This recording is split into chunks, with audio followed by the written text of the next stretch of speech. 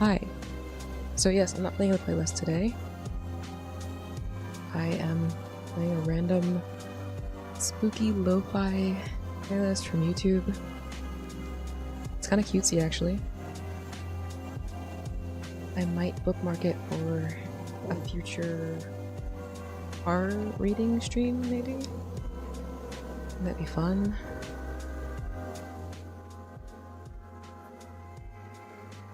Sometimes I do feel like sometimes the vibes can be a little bit disparate on these playlists. Like, be good for a while and then a couple songs come on and you're like, what's going on? What is this? What if we've gone from like chill spooky vibes to like silly spooky vibes, or like, I don't know, like goofy spooky vibes. Why am I so picky? Who knows? But I am. In any case, sorry that I was not prepared to produce the content that I wanted to make yesterday. I didn't know what to expect, and so I think I just came in with not the right energy, as I sometimes do in general for stream, but I didn't feel right about it, and I wasn't able to continue past the amount of time that I'd already taken up, so better to start from scratch. I will be redoing the min route. It'll basically do the same stuff, maybe. Yeah, I think we'll do the same stuff, because I'm pretty sure there might be 2 endings for each chapter route, and what happens will depend on what you do. So I think because we pursued, we got a better ending. Like, maybe if we hadn't interacted with Min, we would have been killed in that final sequence, because there wouldn't have been any like mental connection to get back to during the horror.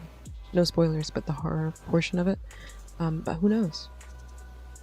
I know for sure in the demo, if you talk to Ver the wrong way, Ver will just kill you. Just that's an ending that you can get. So yeah, try to stay out of trouble, but also have fun. I'm looking forward to it. I have been excited for this for a while. And yeah.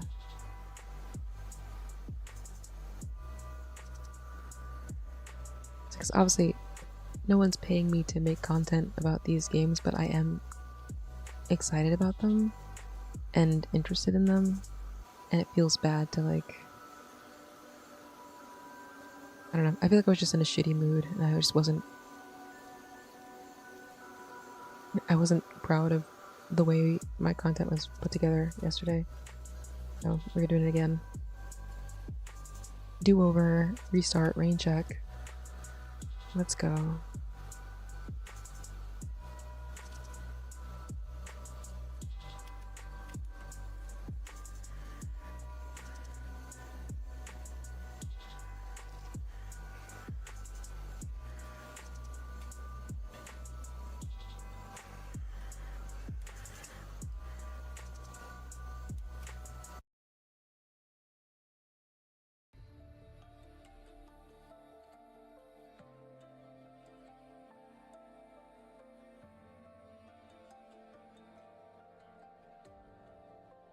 I guess we'll continue from the selection screen.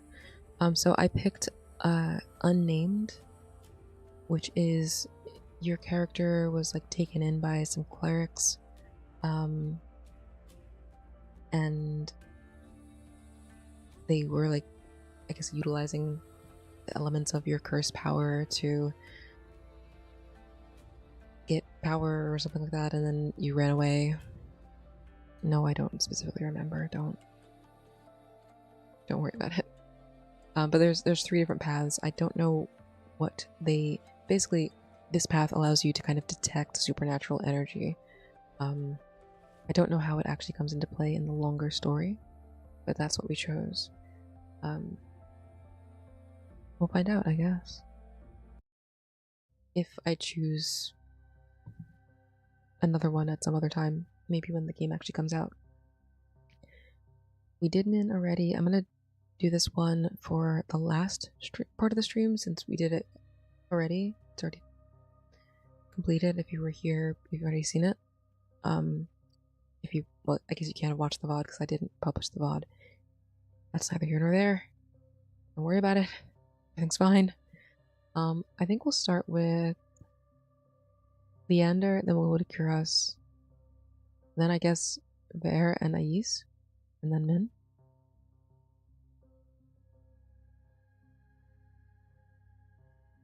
Or you go Leander, Ais, then Kuras, Bear, Min. That might be better.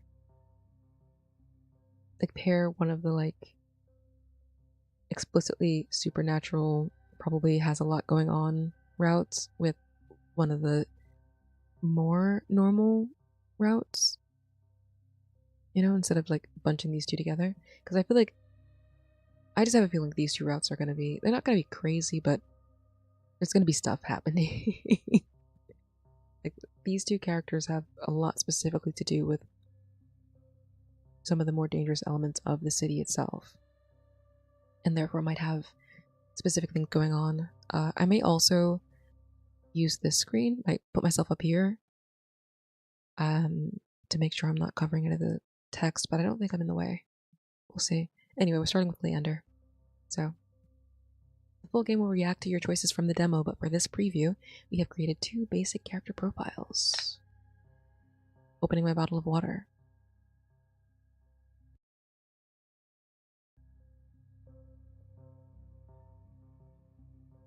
I think we definitely touched Leander's face.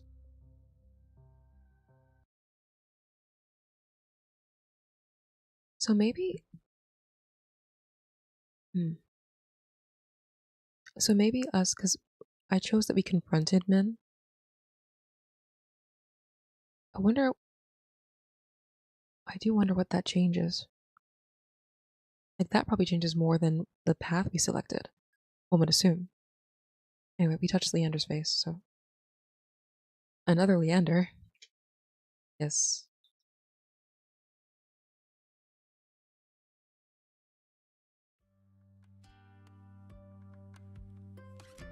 The morning arrives slowly, seeping in through a pale, indifferent sky. I hover at the edge of sleep until a knock stirs me. Let me just see. Yeah, I'm not covering anything on the side anyway. I guess I'll stay down here. It's fine. Gentle at first, then firmer. Morning, Neve. Don't tell me you're still in bed. I peel myself from the sheets. My body resists, each motion slow and heavy with sleep. Last night clings to my skin. The warmth of Leander's palm, the brush of our fingers, the unspoken charge that passed between us. The knock returns, sharper now. Neve, should I be worried? Don't make me break the door down. I drag myself from bed and open the door just enough for our eyes to meet. I was joking. He leans into the frame. Morning light catches in his hair, gold spilling over the dark strands. Glad to see you're awake. Did you dream about me? Or do you need some more time? You're energetic. Are you always this full of life in the morning? He grins wider. Only when I think I might get invited in. Okay. I came to check on you, and to make sure you eat. This city's unbearable on an empty stomach. Trust me. I've tried it. Can I come in? I step aside. He slips in with the ease of someone who's been welcomed for a while. He glances around the room, like he's cataloging every detail. Then he focuses on me. Are you alright? Why wouldn't I be? Last night, I wasn't sure. I thought maybe I crossed a line. I pause. It wasn't discomfort, not even close. I liked it? Fine. I don't remember what happened. Because I did all of the ending sequences for all of them, and it was like 2 years ago.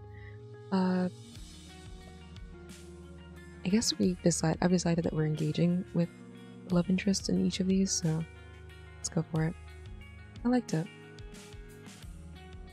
I wasn't uncomfortable. I liked it. You did? A half smile tugs at his mouth, but he doesn't speak right away.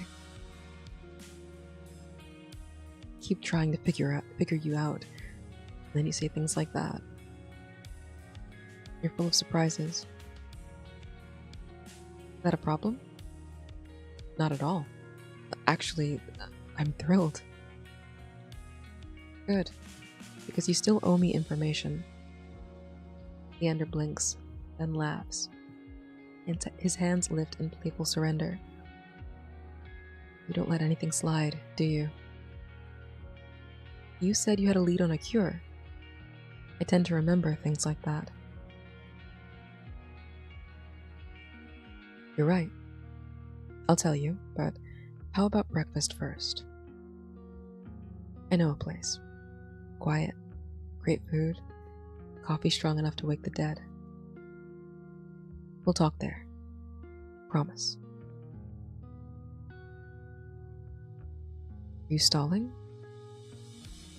He pauses, then gives me an effortless smile. I'm starving, not stalling. He gestures toward the door. His fingers brush my arm as he walks past. I promised you a tour, didn't I? His charm winds around me like silk, smooth and a little slippery. I know what a smile like his can do, but I keep thinking about last night. The heat of his skin, the electricity of his touch, the way, for one moment, I forgot I was cursed. My stomach growls, breaking the silence. I wince. Ignore that. That was a cry for help. If we don't feed you soon, I'll have to carry you. Alright, you win. Let's go. Leander grins, bright and genuine. Before I realize it, I'm smiling too. Lowtown stretches before us, cluttered and alive. Laundry flutters on clotheslines, bells ring from open thresholds. The air carries the scent of hot oil and coals. Oops. People brighten when they see him. Some reach to clasp his shoulder, while others gather close for a glimpse. He returns each smile with ease. His rhythm is flawless. Every nod paced, every glance gentle. Beside Leander, all of the commotion fades away. His presence narrows the world to a single axis, with him at the center, and the rest of us orbiting. I touch his arm and guide us toward the edge of the crowd. Doesn't that get exhausting? What does? This. I gesture toward the crowd, still craning their necks for another glimpse of him. You're their golden boy. Oh, well. His grin falters. He scratches the back of his neck, averting his eyes. It's a performance, sometimes. People need something to believe in. If I can give them that, even for a second, that has to be worth something, right? Seems stressful. He lets out a short, quiet laugh. It is. But the things that matter usually are. Still, some days I feel like a portrait that was never finished. People fill in the lines, pretend the colors are all in the right place. They see what they want. His smile thins, then fades entirely. The stillness that follows feels fragile, as though the words slipped free before he gave them permission. I don't usually say things like that. Forget it, I know that feeling. I push my sleeve up, revealing the bandages. The gauze is clean, but nothing about it feels soft. They used to say I was chosen. Okay, So this is specifically from the route that we chose, I guess. They used to say I was chosen, but only because it served them. My curse makes people forget I'm human. Even I forget sometimes. His attention lingers on my hand. Then he reaches up, his fingers brushing against mine before curling around them. He lowers our hands between us. His thumb smooths over my knuckles. Once, then again. Maybe you do understand. It'd explain why I can't stop thinking about you. You're not easy to ignore either. He laughs quietly. It pulls at something in me. Then he straightens, clearing his throat like he's trying to find his footing again. Come on, let's eat before I try to say anything more embarrassing. I trail after him, our hands still linked. His grip doesn't loosen, and neither does mine.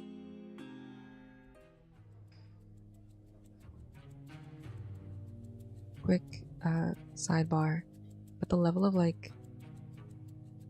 sensuality in the writing still in this route the same as it was in Min's route. It's just the quality. It's just the specific quality of the writing, the intention of the writing. Here, I like it. I haven't necessarily experienced this style of sort of intimacy in writing in the other novels I've played recently. They've all been good, but distinct and different. I like it. I'm enjoying it. It's part of why I wanted to kind of come into it with a different energy and be in the right headspace. Anyway, continuing on. Oop, the cafe rests in the heart of Hightown. Its sun-faded sign hangs above the door. The scent of warm spice drifts outward. We find a table near the back. Dishes arrive at a leisurely pace. Oil-brushed flatbread, broth steeped with citrus, and crushed pods, tangy yogurt laced with rose-colored salt. Sounds tasty, actually. Leander pours his third cup of coffee. Steam curls up to kiss the curve of his knuckles. The scent curls around me, unfamiliar and bitter, yet oddly grounding. This place is older than half of Hightown. The owners knew me when I still had to climb onto a box to reach the counter. Just how old are you? He gives me a wry glance. His eyes glitter in the sunlight, green like moss on Riverstone. I age like fine wine. He turns the cup in his hands, pouring over each fracture in the polished glaze. Lowtown used to be full of cafes like this. Places that held us together, reminded us of who we are. Ever since the Cenobium closed its gates, money's grown scarce. People are scared and hungry, but they're not alone. We're a community. We support one another through thick and thin, and no one can take that from us. I watch him speak, drawn to the quiet pull of his voice, the way each word lands without demand. He's a man built for crowds, but he's quieter here. Impressed? With you or the food? I'll take either. Both, if you're feeling generous. What if I say neither? What if I say neither? Then I'll just have to try harder. I'm not above chasing a compliment, if it's yours. You're really fishing for it, huh? Only when the catch is worth it. He watches me over the rim of his cup, his eyes soft through the steam. I like it here. You've got good taste. I have excellent taste, and more secrets than the Cenobium could ever lock away. Any of those secrets cure a curse? His smile fades. He raises a finger to his lips. Careful. The walls here listen better than the people. You brought me. What did you think I'd ask? The clatter of forks and buzz of laughter rises around us. Leander leans back, gaze drifting past my shoulder. You're desperate. I know how that feels. When you're starving for answers, even poison starts to smell like hope. Then give it to me straight. I want the truth. He sets the cup down. His fingers drum the rim, offbeat. I didn't drag myself across a wasteland for riddles and pleasantries. If you can't help me, tell me now. I'll keep moving. His jaw clicks. Something sharp flickers across his face. I'm not stalling. I want you to trust me. His voice drops lower, nearly a whisper. I want you to like me. I do like you. And I want to trust you. That's the problem. I just don't want to regret it. You won't. His eyes capture mine and refuse to let go. Some people swear they'd stay, then disappear the second you need them most. I won't do that to you. That's what they all say. Then let me be the one who means it. Leander leans in. His hands find mine. The leather of his glove is warm, and beneath it, his grip is steady. Let me show you how we live, how we hold each other up. It's not only about cures and curses. It's about not being alone. I breathe in slowly. The tension in my chest loosens, like a string pulled too tight, finally slackening. Community, huh? Exactly. Let me show you the city. No one forgets their first walk through it. I don't want a tour.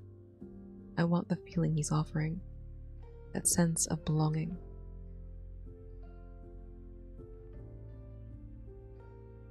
Fine. You win. Lead the way.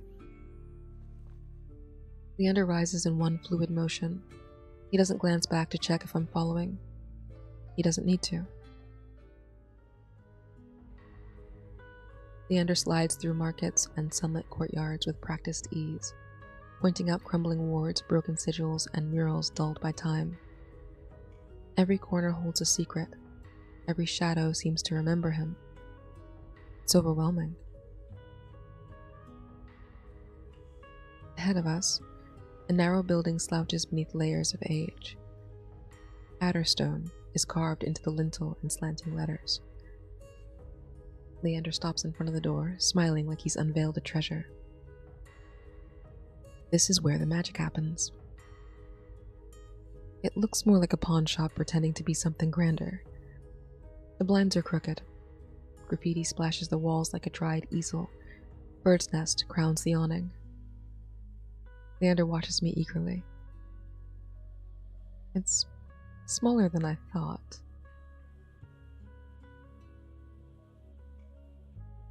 Leander chokes on a laugh.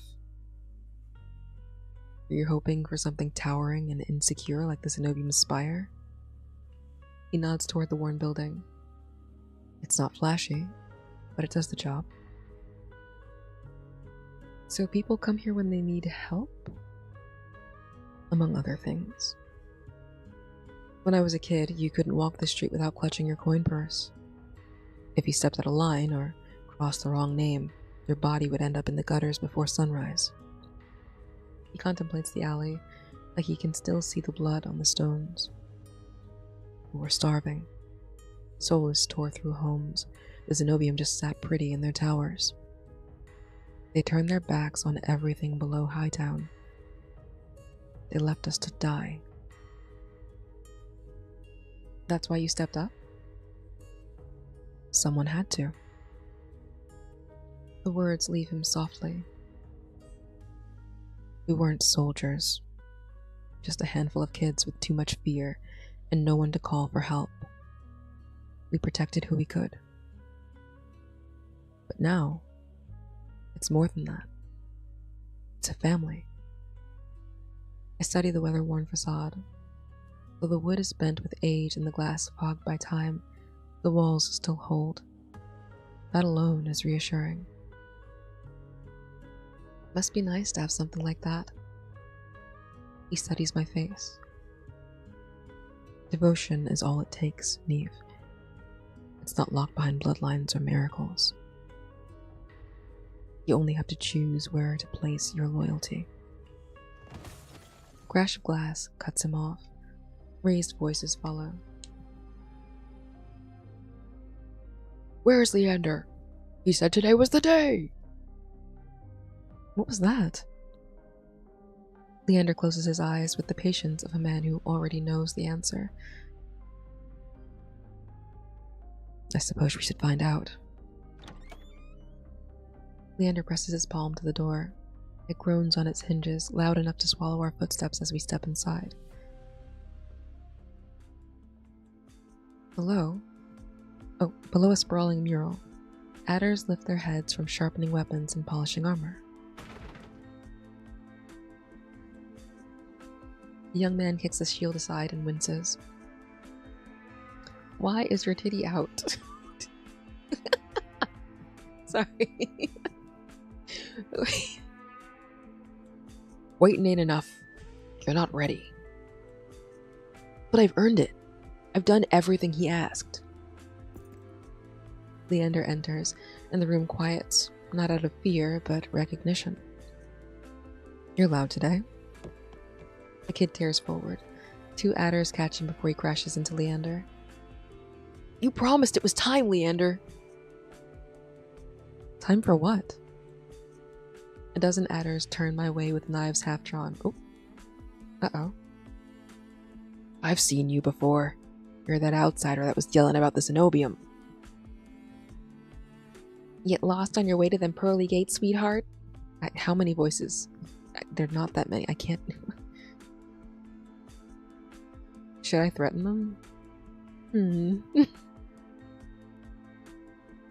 Apologetic, appeal to authority, or just a direct threat? Let's be rude. You want your tongue cut out? Try calling me that again. My voice stays calm, edged with bite. The air crackles with tension until Leander huffs once, half a laugh caught between his teeth. Behind. You heard them. Neve isn't a stranger. They're with me. The tension lightens. Knives resume their slow drags against whetstone. No one else speaks. Now, where were we? He nods at the boy, still tense in the adder's grip.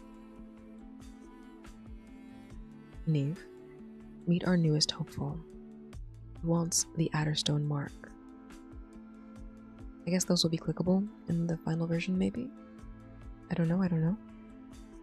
Leander gestures at his neck, and I glance around the room. Each adder sports a raised, spiraling mark on their neck. That what this leads into? Maybe? Not tattoos. Brands. You're branding him? That's right. We don't take loyalty for granted here. It has to be earned. So you burn them to make them prove themselves? The pain isn't the point. It's the test. What matters is who walks through it and stays. Every mark you see, someone bled for it, willingly. The adders nod along to Leander's words, their pride evident. Still with me? Or did I scare you off? I'm not squeamish. I just want to understand. Then watch. Leander leaves my side. Adders step aside to make room as he slowly approaches the boy. Kneel. The boy obeys. The adders push him down, gripping his shoulders and pressing him to his knees. Leander peels his right glove off, one finger at a time, holding it once before tucking it into his belt.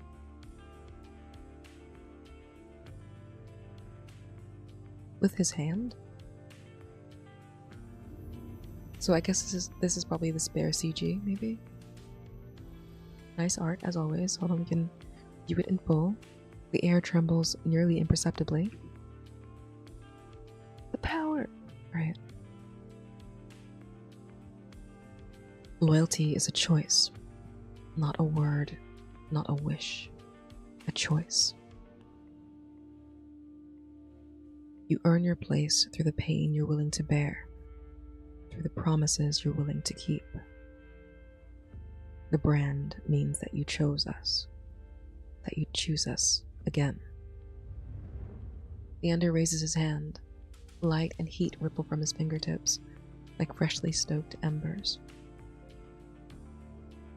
No second thoughts. You still want this? The boy nods, eyes wide and wild. Leander places his palm against the boy's throat.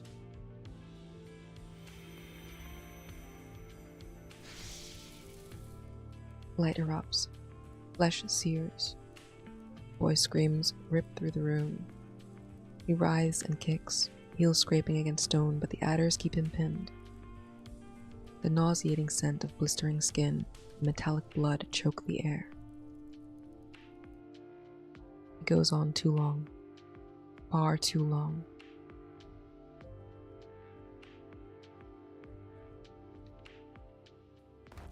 The glow fades. The boy collapses, soaked in sweat, his body trembling. Leander kneels beside him. His hand, still bare, gently lifts the boy's chin. Welcome to the Adderstone. You'll carry this well. Thank you, Leander. The adders gather close. They clap the boy's back, murmur praise, reach out to steady him. I haven't moved. My fists are tight, and my pulse won't slow. Well, Leander chuckles as he slips his glove back on, like no one was burned, like no one screamed. Come on, let's get some air. I follow him on numb legs. Cold is sandpaper against my skin. The sky yawns overhead, blanched of warmth. Leander steps beside me, quietly. You have questions. That's one way to put it. He doesn't seem surprised. He gestures in a silent invitation to walk beside him.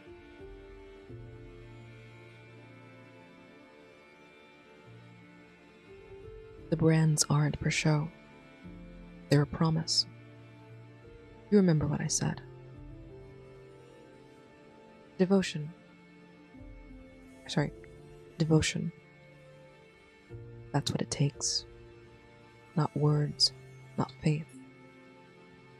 That kid in there, he'll never be left behind again. Not unless he breaks his word. It looked like a punishment. Then you didn't see what I did. I swallow. The taste that rises is bitter. I don't know if it comes from the memory of what I saw, or from me.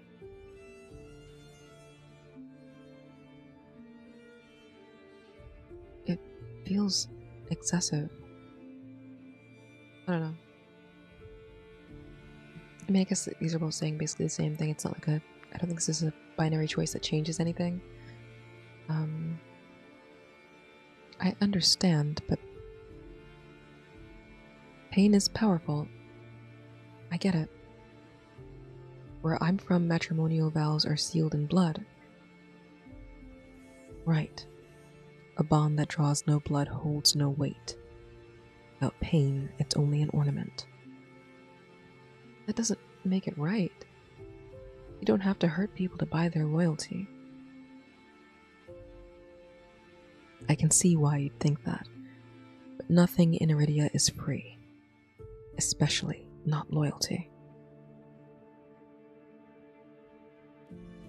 There's no meaning without sacrifice. Leander nods, clearly pleased with my response. And that's what makes us family. I chew on the implications, and a thought rises, bitter on my tongue. Is that what you want for me? To be branded? Leander slows to a stop. If you ask for it, I wouldn't say no. But I'd hesitate, because you're different. He steps closer. The scent of sun-warmed birch and amber clings to him like a second skin. I'd never want you to take the mark because you felt you had to, or because you wanted to prove yourself. You already matter to me, because you're here, giving me your time, despite everything you've been through. That carries more weight than any brand. There's a pause, then a sheepish smile plays across his lips. I don't usually let myself want things that aren't bound in vows or fire. I swallow, my throat suddenly feeling parched. I can relate. I knew you would. Come on, let's walk along the bank. The river glows under the dying light, streaked with gold and rust. It's beautiful like this. More so because of my company. The day vanished faster than I expected. I can't pretend I haven't enjoyed it, even if the Adderstone display still turns my stomach. Leander stops. When he turns to face me, the usual ease in his posture is gone.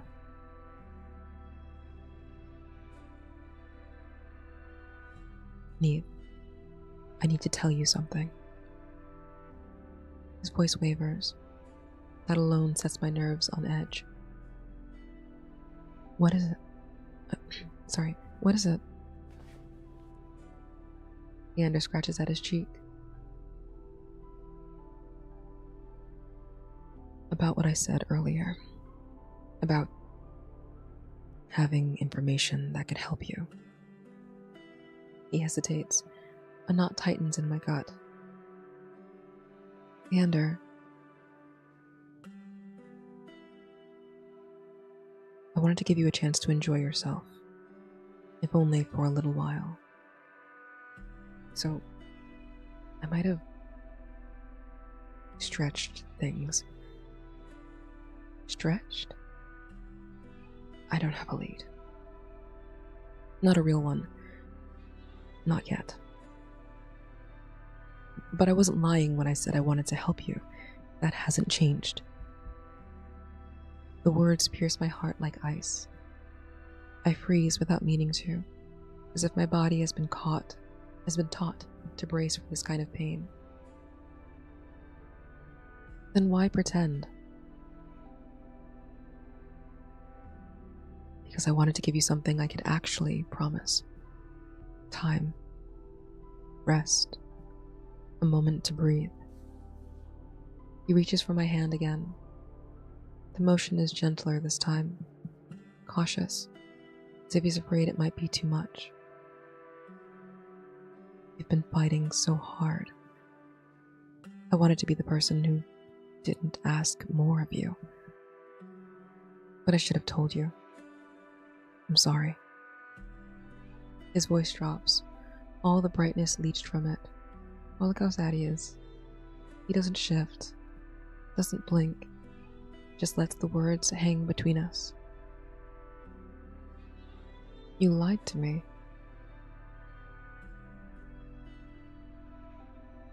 His face falls. I know. I hate that I did. Or I hate that I did that. I pull my hand from Leander's and turn to the river. The light catches the current like fire, all movement and no anchor. You said you wouldn't be like the others. But you lied, like they did. You dressed it in charm, offered it with a smile, and told me I could trust you. When I turn back to Leander, his mouth falls open. I've been manipulated before. The priests called it prophecy and said I was sacred. They smiled when they lied too. I liked you. I wanted to believe you. And you made me feel stupid for that. Leander nods once, slowly. You deserved better than to be worshipped and lied to in the same breath. You're not easy to fool. And I never meant to try. Gods, I didn't mean for any of this to fall apart. He exhales. The sound is small, like he's holding back more than he can say. His hands fidget, unsure where to land. I should speak. I don't. Instead, I watch him, caught somewhere between fury and longing. You got into my head before I knew it, and now you're everywhere. I think of you when I wake up, when I fall asleep. It's like I've been waiting for you without even knowing it. He closes the distance between us. His hands find my cheek, or his hand finds my cheek and rests there, cautious but intentional. My body goes still beneath his touch. I told you. You matter to me. I don't know what to call this feeling, but it's real.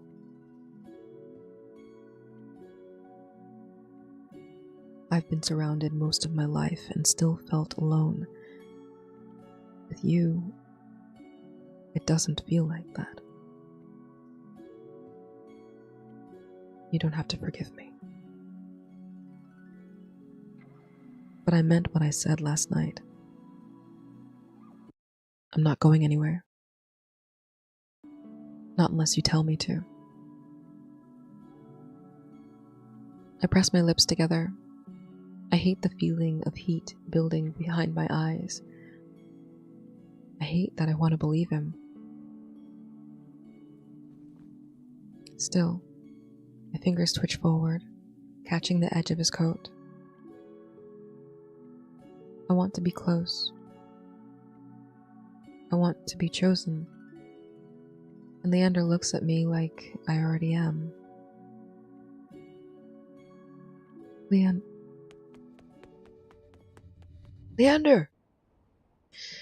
An adder rushes across the dirt path and skids to a halt beside him, their chest heaving.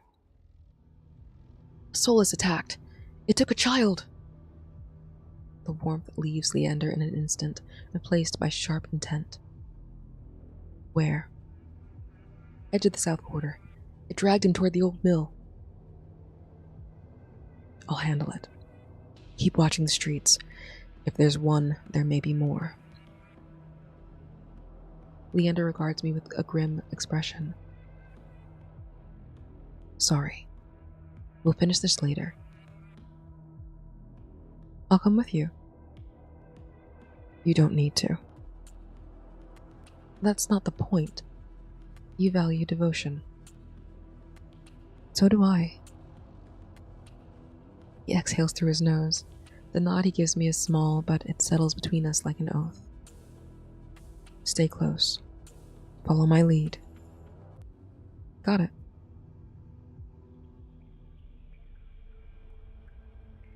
Lanterns sway weakly in the wet breeze. We round a bend and nearly run into a crouched figure.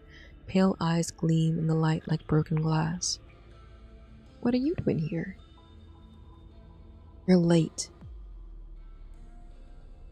We came as soon as we heard. Min's focus cuts to me. There's no surprise in their expression. You really don't take warnings, do you? A low growl unfurls in the dark, so close a shiver runs through me. Something enormous flickers at the edge of the lantern's glow, too fast, too fluid. I spin around, heart punching hard, but dark swallows it before I can find it.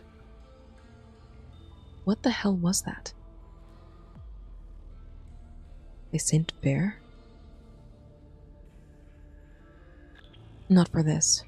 The missing kid isn't worth their time. Of course not. No glory, no Zenobium. This Solus isn't normal. Solus don't take, they kill. They're quicker and brutal without much thought. But this one took a child, and the path doubles back on itself. That's not instinct. It's intentional. Maybe it wants to be followed? Min nods once, their expression sharpening. Then we have to follow. Let's move.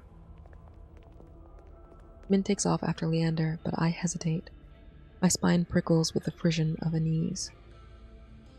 Slowly, I peer behind me. A silent shadow looms, so tall it blots out the moon. Bear's luminous eyes glitter in the dark, watching, waiting. We did not see this form. Sorry, in the demo. It's pretty wild. Maybe we'll see more of it during Bear's route, I don't know. The hairs on my arm stand on end. I scramble to catch up to the others. We push deeper into the alleys bordering Lowtown. I didn't expect to potentially have to do 3 different characters right now. Hopefully not. Hopefully Bear doesn't talk. Fingers crossed. We push deeper into the alleys bordering Lowtown, where the air curdles thick with decay, wet stone, and a sour, cloying tang. A dull clicking pierces the dark. The Solus drops from the wall, its spidery limbs coiled like wire. Its attention fixes on me. Neve, get back! Min's knife flashes, the edge catches skin with a shriek like metal, but the Solus doesn't flinch. Veers sharply, limbs slicing through the air, and crashes into me before I can react. Uh-oh. My shoulder cracks against stone. Can't breathe because of the weight on top of me. My hand breaks free, bandages tear, instinct moves faster than thought. My bare palm hits its flesh. Cold rips through me, pure, hollow, and all-consuming. My skull rings like struck metal. The Solus locks in place, every limb seized in silence. I shove it off, squirming free. Min and Leander watch in stunned silence. Now's your chance. Min. Min doesn't hesitate. Their knife sinks deep. The Solus convulses once, twice, before it slumps into a lifeless heap. What the fuck was that? I wrap my hand, but it trembles. I didn't mean to use my curse, but in all the adrenaline, it just happened. I don't know. It's my curse. We'll talk later. Both of you look. He nods toward the corpse. I follow his gaze, and my pulse stutters. Min kneels beside the dead Solus, turning its head with the flat of their blade. Its eyes are gone. There's nothing left of its eyes but hollow sockets with jagged edges, filled with pulp and blood. Then I see its claws. They're clenched around something soft. I press my boot against one hand and pry gently. 2 slick orbs roll loose. They hit the stone with a wet, meaty sound. Eyes. Human eyes. Small. Fresh. Oh, fuck. I stumble backwards. Leander catches me from behind by my shoulders. We need to find the child. Stone is slick with blood, smeared in thick arcs leading toward a half-collapsed shack.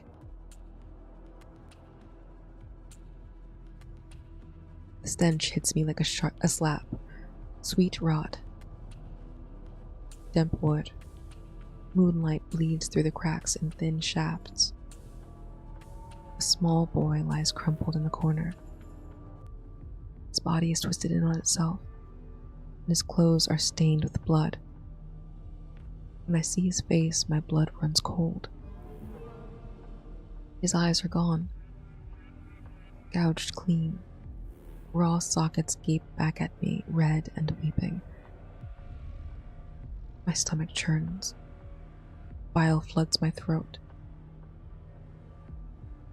I knew it. It tried to fix itself. What? The soulless took his eyes.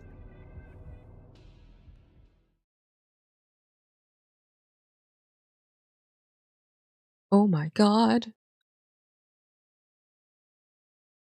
We didn't get any of this during Min's route.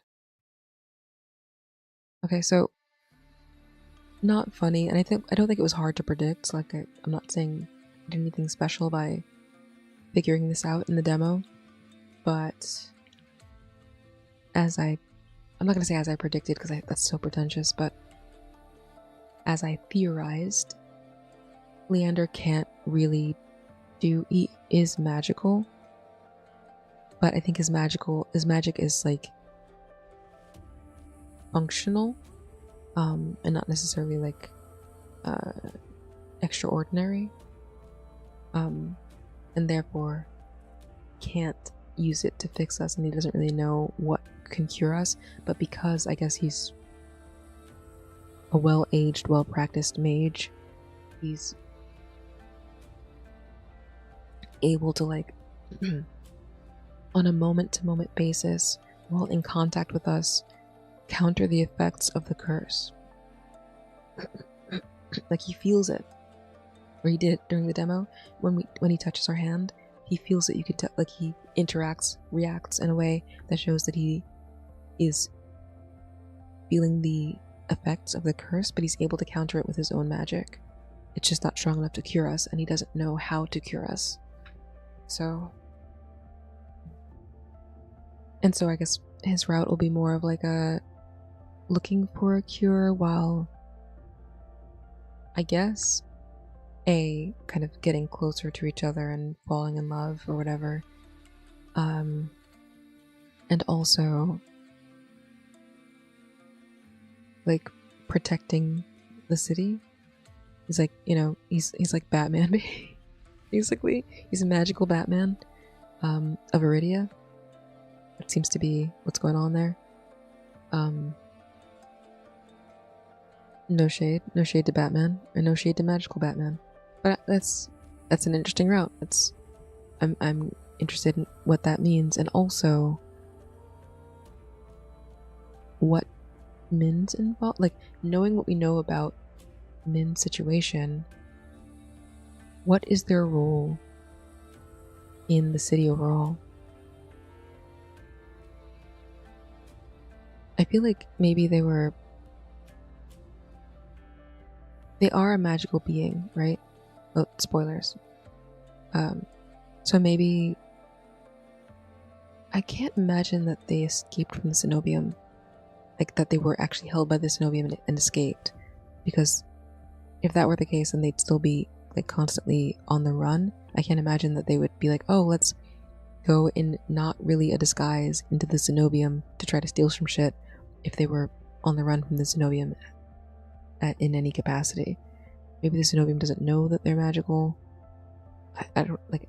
I have no idea, and we didn't get any clues from Min's route, so I am curious why Min showed up here for this specific thing. Maybe Min's primary gripe is just against the Soulless.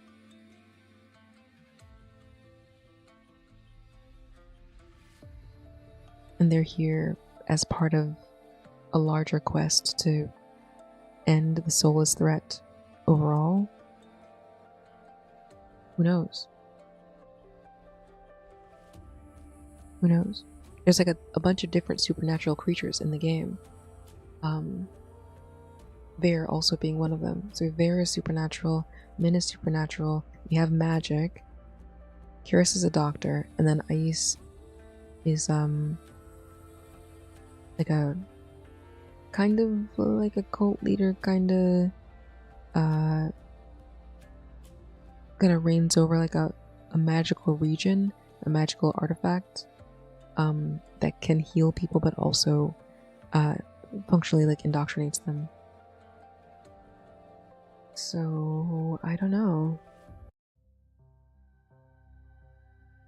We are doing that route next, so I guess we'll find out. Yippee. Right. The full game will react to your choices. Please answer the following question to select your profile. In the prologue, bite. I didn't even know that was an option. Why would we be biting? Why would we be biting Ais?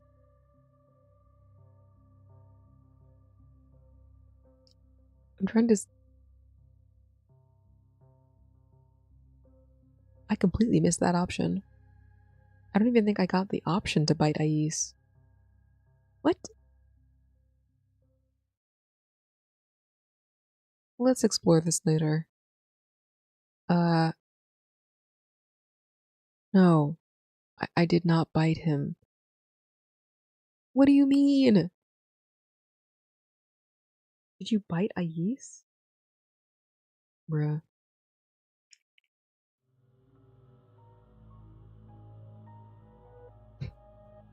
Red light in the morning. Sailors take warning. Silence floods the room in a viscous tide. Darkness drags me under until my body forgets how to move or breathe. Good evening. A pair of eyes hovers above me, pools of vile crimson broken only by the slash of pupils. Yeah, you think? Someone's in my room watching me. Their stare roots me to the bed. I try to scream, to fight, but the eyes pin me in place, absolute and inescapable.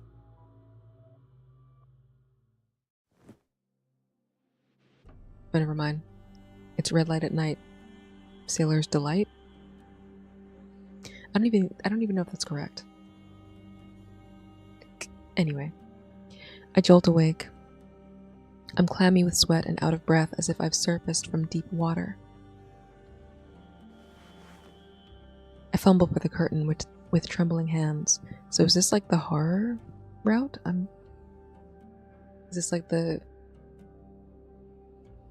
I don't know. So, okay, now... It would be wild and also impressive. I'm gonna stop talking and start reading in a second, I promise.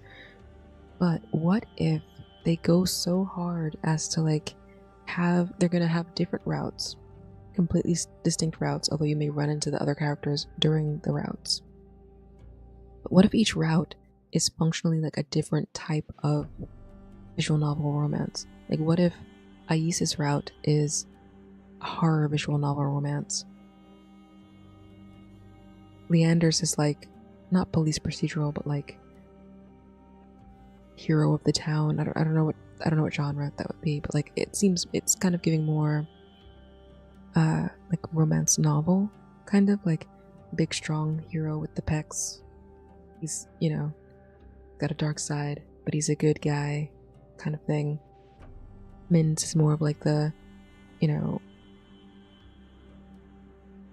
love interest that's like guarded and closed off, and you slowly come to know each other, even though they have a dark secret that they're scared to show the world or whatever. I don't know what Curious and Bears are going to be, and I don't know that many genres of visual novels, to be honest, but wouldn't that be interesting? Alright, back to it. I fumble for the curtain with trembling hands. Cold, colorless light pours in, doing little to assuage my fears. That felt too real to be an ordinary nightmare. You? Why were you in my house? I want waffle fries. No waffle fries for you. Get out. My thoughts circle back to Iris, the red-eyed girl who first led me to the sea spring. Her crimson gaze made my skin bristle the exact same way. Could it have been her last night? Staring down at me? She might be upset that I never drank from the sea spring. I don't know. I need my answers. I need Ais. It's been days since I saw him, but he could tell me the truth. About Iris. About the sea spring. About what I saw. I bite the inside of my cheek. Trusting Ais is like leaping off of a ledge. I can't tell if he'll catch me or watch me fall. He's dangerous. Why are you looking at me like that? You're not even here. Trust has never come naturally to me, and Ais doesn't make it any easier. Especially not after what he did to that man the other night. I've seen the kind of violence he slips into without warning. Like it sits just under his skin. And still, of all the emotions he stirs in me, fear isn't one of them. I throw on my cloak and draw my hood up. Whatever Ais is, he needs to help me get to the bottom of this. He told me to look for people with red eyes if I ever wanted to find him, but I don't have time to scour the city. I'll check the sea spring first. I'm out the door before the sun fully crests the horizon. I retrace my steps from the previous day, the scent of iron and memory pulling me forward. The sea spring calls to me from across the waste, its voice hauntingly insistent. Iridia has always felt odd, but nowhere more than here. Shadows stretch too long, the trees strain as I pass. Even the ground carries a slow, steady pulse. I comb the skyline for solace and come up empty. Instead, the sea spring's hulking frame looms into view.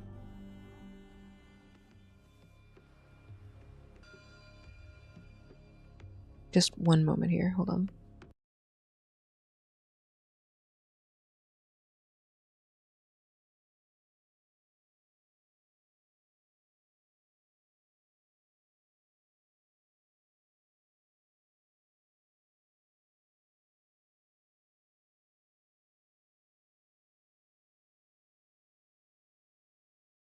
As I step through the sea spring's doors, the air turns dense and syrupy. A thick haze hangs over the chamber. I hate this place. It seems larger than I remember, the wood swollen and buckling outward where it hadn't before. Why Ais picked rotting floorboards and pervasive emptiness as a home, I'll never know. I mean, this is where the sea spring is. I don't know if you get to... I don't think you can move the sea spring. Am I wrong? I instinctively scour the rafters for any sign of him. I find nothing, yet the weight of unseen eyes still prickles along my spine. As I round the corner, a groan of aged wood catches my attention.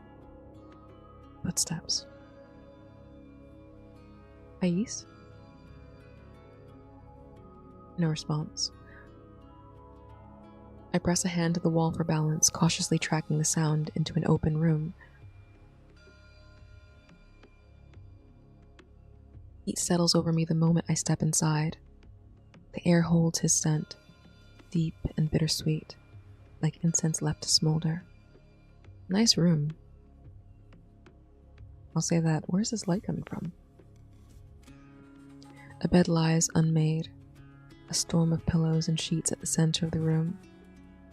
Journals crowd one corner in a leaning stack. This must be his room.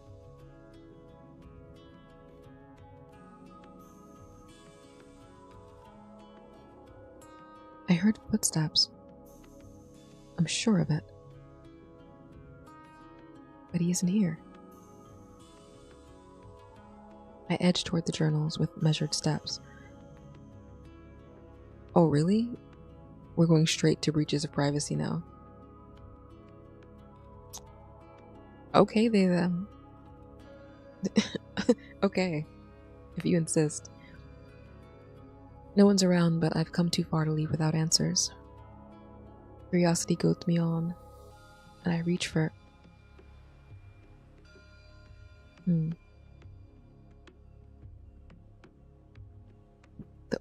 What is likely the least used or the oldest one? What is maybe the most used one? Or something that might have special memories in it? Which one? What should I pick? I don't know.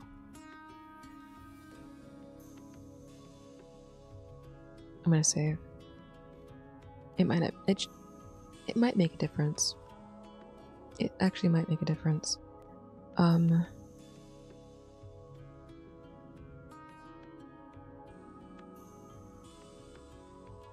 Where do we think the answer to the information that we need would be? In the present, in the past, or as a secret?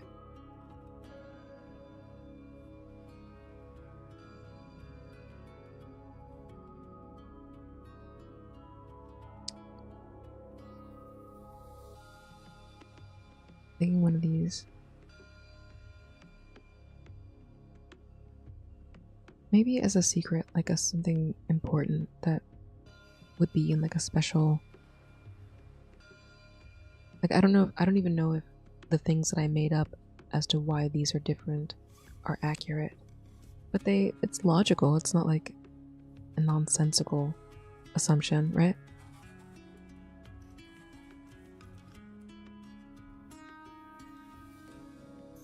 The velvet cover is worn to smoothness, its corners thinned by time. Oops. My fingers glide over it, catching on faint creases as I crack it open. 399. Right, what's his voice? I'm gonna pick one, give me a second.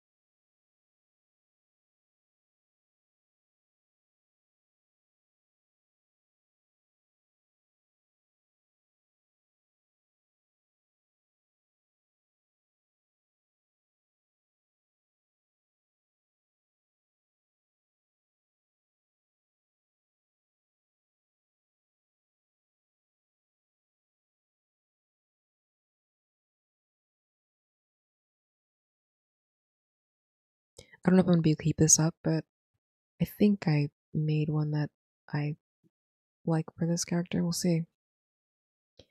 Language here is different. There are several tongues. Don't see the point in mastering any, but we'll learn anyway. 3 tongues added to my repertoire. Not much benefit in knowing them, but satisfying. More to come. Entire alphabets unravel across the page, spiraling into word lists and phonetic curls. The details are maddening.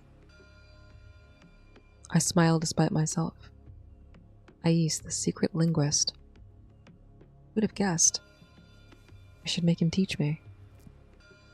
I slide the journal back into place, the stale scent of aged parchment still clinging to my fingers. I shouldn't linger, but one more peek won't hurt. So, I was completely wrong. So what is it gonna be? Let's get the roughed up. No. Let's get the old one. Dust tickles my nose as I lift a journal with a cracked spine. Humans. Fragile. Fragile. Feeding. Not a challenge. I should have lost interest. Haven't. The entries are short but deliberate. Ais documents humanity like a detached observer, indifferent and captivated in equal measure. Humans are obsessed with weather. What is it? Must ask Leander why this is conversational currency. A small laugh escapes me. Didn't he ask me about the weather that night in the alley? He does have a point. He used to watch pilgrims fixate on the weather all day and night. Wind, rain, and sun were all portents they twisted into prophecy. I always wondered why. Forgive me, I'm still figuring it out, but I think I'll get somewhere maybe before we actually have him speaking for real. I tuck the book back into the stack, my interest growing. I'm about to move on when something half-hidden catches my eye. A journal, thinner than the rest, lies nestled in the shadows of a half-open drawer. A black stain mars the cover. I reach for it without thinking. When was the last time you knew? Slipping again. Time is skin, stretched thin, peeling away. The hours bleed out under my fingernails, pour out of your gaping mouth. Where am I? Where am I? Where am I? Ink spills across the pages in a thick, malevolent wash.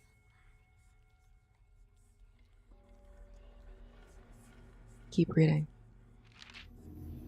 Time is a lie you tell yourself. The seconds crack apart like brittle teeth. When did you fall? When did you slip beneath the seconds?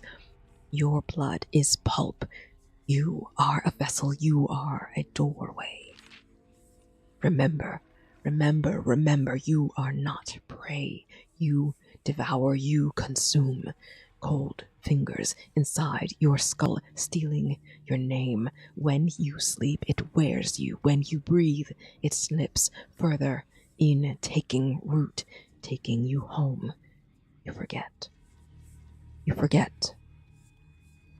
Each word sinks beneath my skin like a hook, pulling at something primal, fear or fascination. I can't tell. The chants I once knew were measured and reverent in their cadence, but this isn't faith. It's corruption. Clench my teeth, nausea rising. This can't have been written by Ais. Okay, curious. Something scrapes behind me. Princess, sinewy form lurks in the doorway, a dozen eyes blinking in unison. Where did she come from? This is her house. Her talent for stealth is alarming, but her eerie stillness is far more terrifying. Princess. Out. Now. I don't know what I'm doing. We didn't come to a conclusion. There's no consensus here. We'll see what happens. My heart jumps as heavy footsteps echo closer.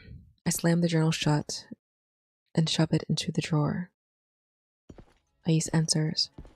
He locks onto me, and the room tightens around us. What happened here? I've been caught red-handed. But so has he. Caught red-handed in his own room? Oh, you mean because he was fighting? Yeah, maybe. Yeah. Blood marks his hand and jaw, running down his neck. Whoa. Like some unholy adornment and staining the weathered satchel slung around his shoulder. Last chance. I'll figure it out. I'll figure something out before the end of the sequence. Before the end of this section. Coming here, trusting him for answers, suddenly feels catastrophically foolish. His eyes narrow. Why are you here? No. Why are you here? I'll just do that one. I was gonna do that one initially, but I was like, that's kind of corny. But I actually, not that I don't care, but it'll be fine. It's fine. Apologize to deflect. I feel like I should apologize. I don't think we have enough rapport to like be fucking around, and I do suspect that these routes can end in death if we're not careful. I falter under the weight of his voice. Sorry. I thought I heard someone in here. I was looking for you. He regards me with guarded hostility. At last, he sighs and lowers his hand to Princess. She nudges into his touch. I was wondering why she bolted like that. He snaps his fingers. Princess startles into movement, claws scrambling before she thunders out of the room. Her back end clips the door frame with a thump. Ace makes a low sound under his breath and brushes past me, the scent of copper sharp in the air behind him. He rummages through a dresser like I'm not there. What's in the leather bag? No reply. Not even a look.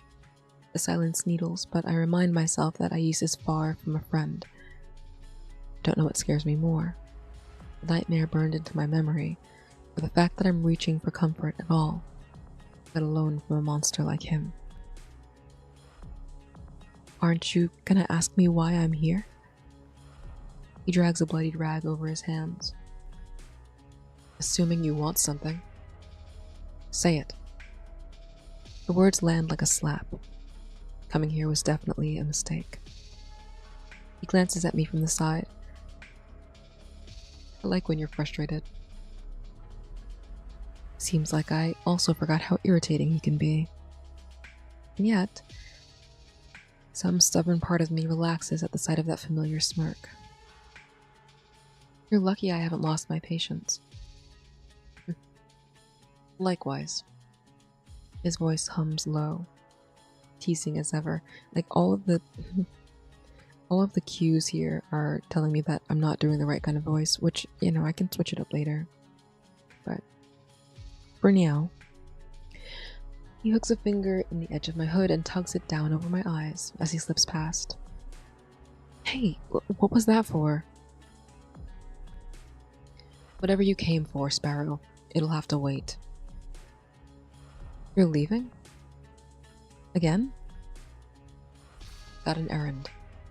Time sensitive. I hate this song and dance.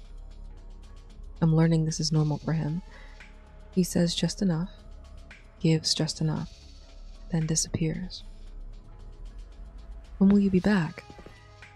He shrugs and turns for the door. I'm already moving after him. Wait. What if I come with you? He stops. Surprise flickers across his face. Gone almost as quickly as it came. I'm getting better at reading the subtleties in his expressions. I won't get in the way. I'll wait until you're done. I came here for a reason.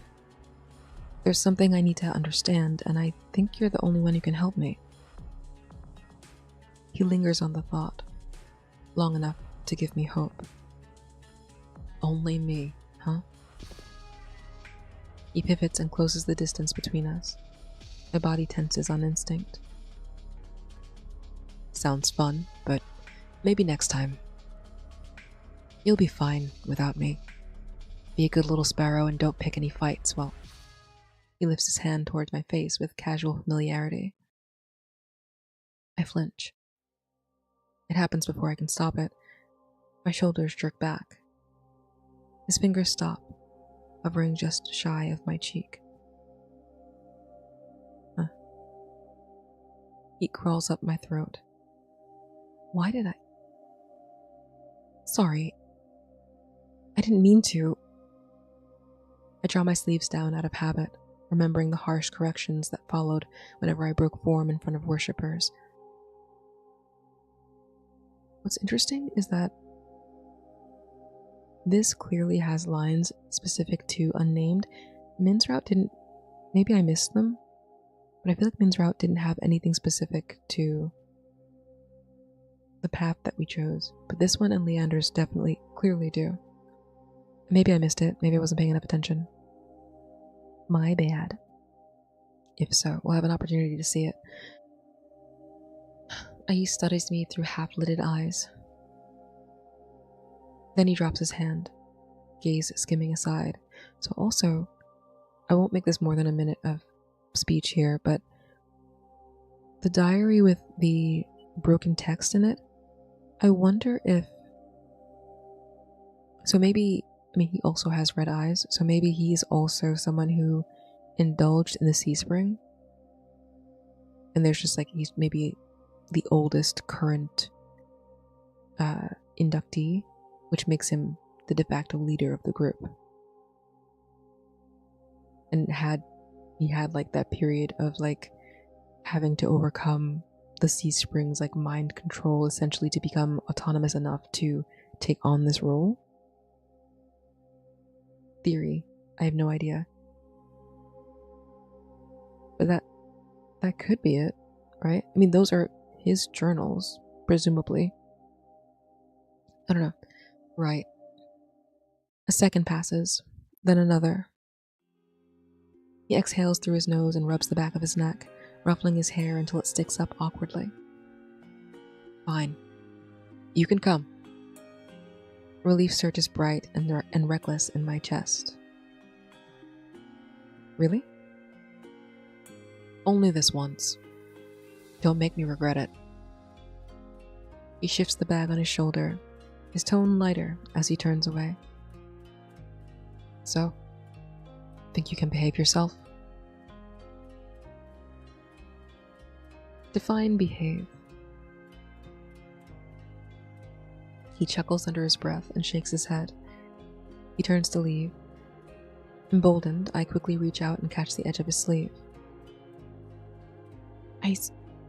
Wait. You've got blood on your face. He blinks, then lets out an annoyed grunt. Where? He rubs his cheek, missing it completely. I step closer before I think better of it. My thumb whisks along his jaw, catching the dried smear. It flakes against my bandages. His mouth tilts into a lazy grin. Not afraid I'll bite? Afraid isn't the word I'd use, says the one who flinched. Can you just forget that? His grin doesn't waver. I'm already smiling before I notice. We've been this close before. We've been this close before, at the edge of the sea spring, and again in that alley. I remember the weight of his hand at my back, the press of muscle beneath my palm. I know better than to trust a monster, but it's easier with him than it should be. Ais nods toward the door.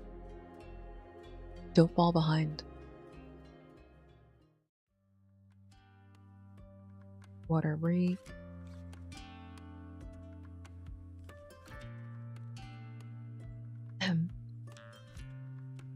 For the first time, I crossed the waste with Ais.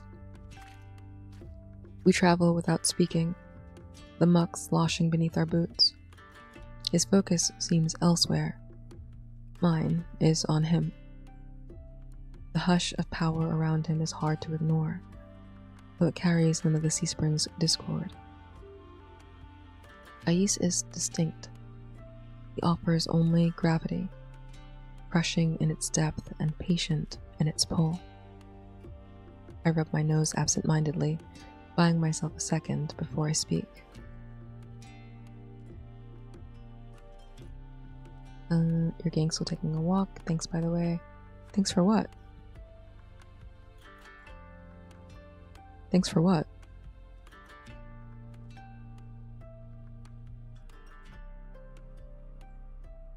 Your gang's still taking a walk?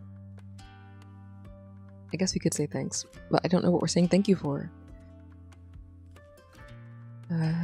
He shrugs, his eyes forward, offering nothing. Because everyone calls you a gang leader, but I've never seen you with them. Or are the group mind members supposed to count as... They're not. He cuts me off with unpleasant finality. I drop the subject. We fall into step again.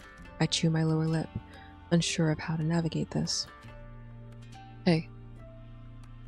Yeah? It comes out too quickly. I hear it and wince. You didn't come to drink, did you? From the sea spring, I assume. I shake my head. Why? Hoping I'd stay away? Didn't say that. You said you'd missed my shitty attitude.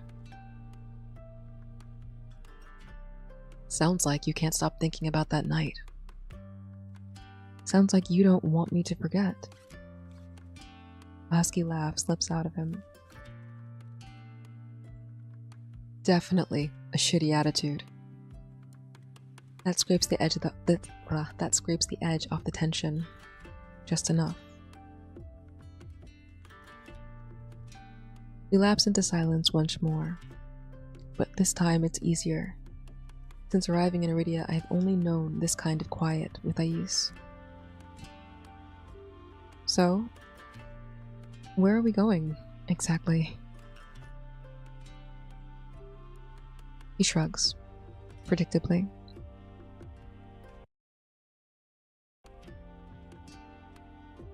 What kind of pets do you like? Oh, sorry. What kind of pets do you like? That was the laziest dodge I've ever heard. Humor me. There's a sly tilt to his lips that makes me hesitate. Honestly, they're all good.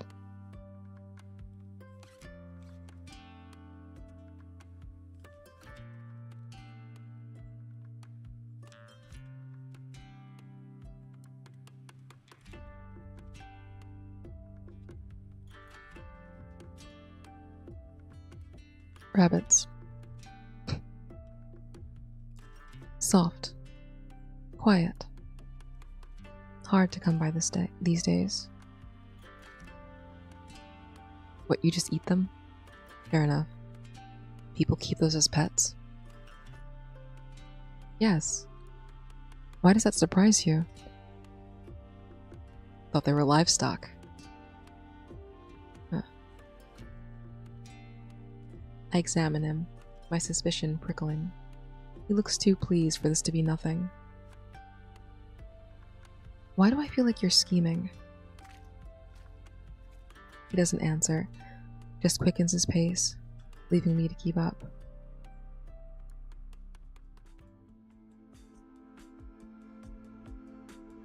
I'm gonna save here too. I just want to see what the other options are. I don't think it makes a difference. Because honestly, that reply could be true for any of these.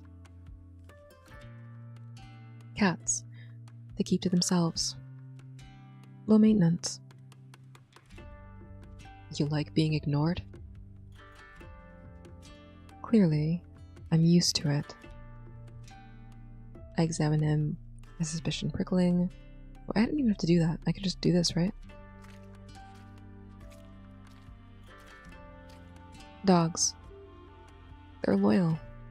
They stick with you. You like being needed, then? If I say yes, does that mean you're the same way? Huh? He actually looks confused. Does he seriously not see the similarity between dogs and his Solus? Never mind. Why are you asking? Who knows?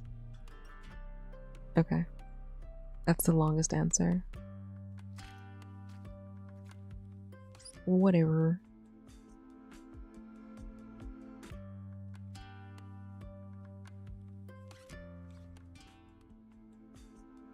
The sun spills gold across the Amaryllis district. Warming streets still clinging to last night's chill.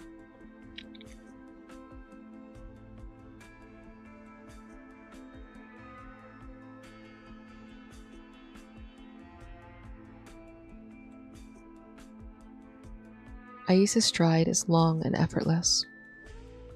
When I lag behind, he slows patiently, without comment. Then he stops abruptly, and I take back every generous thought I had. We stand before a mansion, its planters teeming with blooming flowers. Silk curtains veil lustrous double doors. Brothel. Ais. Sparrow. What are we doing here? I told you. Errand. Is your errand getting sucked off? Why? Wanna watch? Only if you pay me. He adjusts the strap of his bag. I need to make a delivery. To a brothel? Just don't speak unless I tell you to. I'll contain my excitement. An escort greets us at the entrance. Their lips gleam, catching the light with a glossy sheen. Business or business? Don't be like that, Sehan. Sehan? They're on a first-name basis. How often does he come here? Oh, now you're charming. You brushed me off like a stranger before. I was hurt. Did I? You really forgot? It was only 2 nights ago. Huh. I guess I was out of it. Let me make it up to you. I brought a gift this time. The escort arches a perfectly shaped brow. I assume Ais means the bag on his shoulder. Instead, his arm circles around my waist, pulling me flush against him. A new recruit. Cute, right? My brain screeches to a halt. They asked for an introduction. A little nervous, but practice makes perfect. Goes by puppy. Okay, so I think depending on which one you pick, that's what he picks here. That's so... Okay, hold on. Hold on.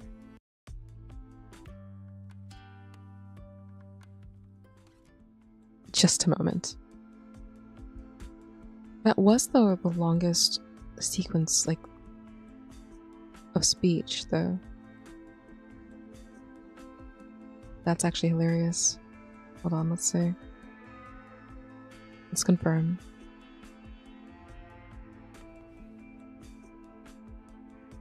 Yeah, it is. It's literally that. That's... well... I whip my head toward him. He doesn't even blink. Escort sighs, unconvinced. I'm not really in the mood to break in another one. Ace's grip tightens at my waist. My breath stutters. Brethren. Don't worry. I'll do the breaking. My face goes hot. The escort snorts, waving us off with a flick. Very funny. Don't keep the boss waiting. They step aside. Ace guides me forward, hand firm at my lower back.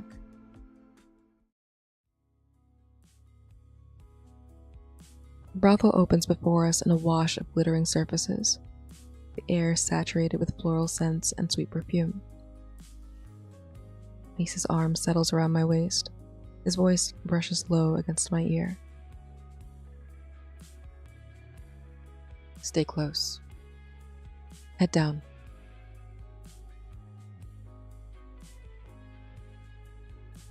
What the hell's going on?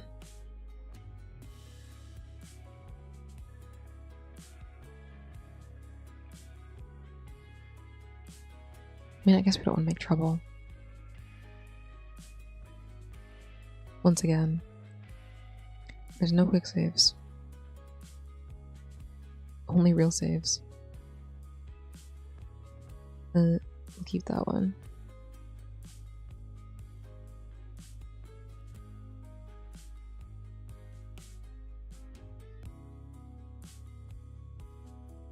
I lean my cheek against his shoulder. Right, so this is... the purpose of this actually is as cover, I guess. He glances at me. I can play along. Can you? What was your name again? Oh, right. Want the door closed or open? Funny. Don't call me that. He smirks, nudging me forward. There it is. Back to business, Sparrow. We ascend a grand spiral staircase. Voices fade, replaced by the oak. What am I? I'm like, I read a slow creak of wood and said oak. Yes. Voices fade, replaced by the slow creak of aged wood. I keep my head down, tracking the intricate weave of the rug beneath my boots. We stop before an imposing door with carvings etched deep into its surface. Wait here. Ace lifts a hand to the handle. The door swings open before he can touch it. Who's that? Draped in fur and indulgence, the monster before us radiates power. He moves like poured silk, every gesture fluid. You're late. Don't know what you look like, don't know what your voice is going to sound like. We're going with it. This is the exact problem I had last time when I played this, and also with that other game. And it's that there's too many characters. Not a problem with the game, just a personal problem with me and my own ability. Eyes, lakes of shadowed cerulean, catch mine before I can look away. And who's this you've brought? I don't know. And who's this you've brought? Ace blocks me from view. The stranger still stares. I feel the weight of his attention like a hand around my neck. You have a way of collecting strays. Something we have in common. The man's laugh is pleasant, but it carries a barbed undercurrent. I'm afraid I fail to see the similarities between my flock and your vacant thralls. Ace doesn't react. Well, what are you waiting for? The man gestures toward the leather bag. Ais shakes his head. In the room. No. Here is fine. There's a standstill. Ais drops the bag between them. Alright, so there's people more powerful at least than he is. Within like sarcastic distance, but not like he's not controlling whatever is happening in this room. The man doesn't move. Ais moves instead. He lowers himself, unfastens the flap, and reaches in to pull out some kind of organ or something. Yeah, a severed head. Blood-matted hair clings to a crushed face. One eye is gone, swallowed into bone. The other is fixed on me. Nausea spikes in my gut. This is why Ais was covered in blood. At the end? No. You certainly made a mess of him, but I suppose this will do. The name I promised you is Vulcan Caradere. Caradere, sure, is Vulcan Caradere. Alchemy District. Enjoy. I can barely hear the words over the buzzing in my ears. I only see the head, what used to be a person. Ais was carrying that all this time? Even as he held me only minutes ago? I convinced myself to feel safe with someone, only for them to hide something like that from me. I'll give you two some privacy. I don't wait for a reply. I calmly descend the spiral steps in a blur of perfume, gossamer drapes, muffled laughter. It all falls away as I push through the doors and into open air. The cold air bites, sharp enough to sting, but it can't cut through the knot in my lungs. I should have known better. The shrine showed me the price of believing in anyone. I don't trust anyone anymore. I came to Iridia for a cure. That's all I should be focusing on. At some point, day ebbs into night and the city grows still around me. My legs ache. My breath fogs with each step. The alley reeks of piss and rot. The anger that brought me here has dulled, leaving me hollow. It's getting dark out. His voice carries down the narrow passage. Don't tell me you've been following me. He stands at the far end, caught in a crooked slice of lamplight. It wasn't hard. Because of your red-eyed thralls? Did they point you here? I echo the brothel owner's insult. He doesn't answer, which tells me it landed. Why did you find me? Didn't want you getting hurt. I'm fine. If you say so. I grind my teeth at the sarcasm in his voice. The anger comes back swiftly. I'm not useless. I can handle myself. I don't care. Wandering at night is a death wish. Don't act like this is about me. You're just bored and looking for a distraction. Regret hits the instant the words leave my mouth. His expression hardens.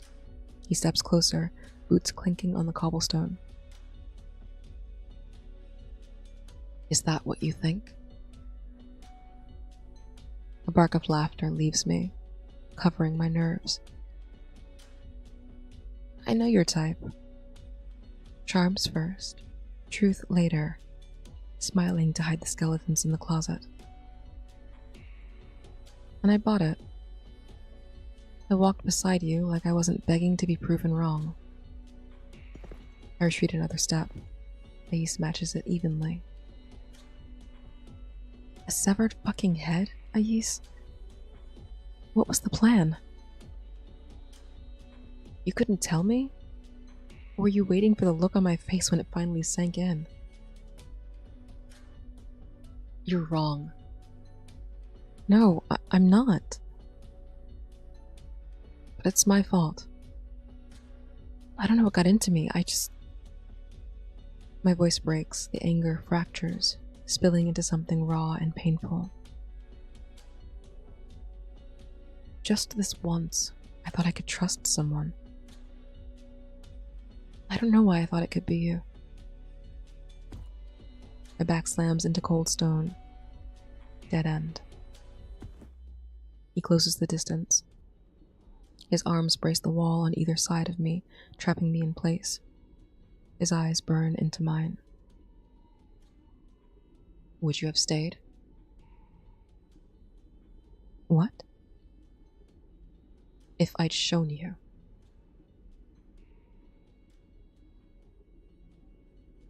I don't know if I would have stayed. But do I tell him that?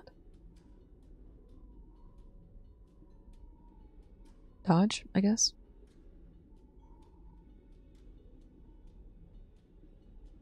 I don't get scared that easily. He searches my face, his own impossible to read. A faint smile lifts his lips. Your pulse says otherwise. His breath leaves him slowly as he pulls back. The tension in his face eases into something quieter.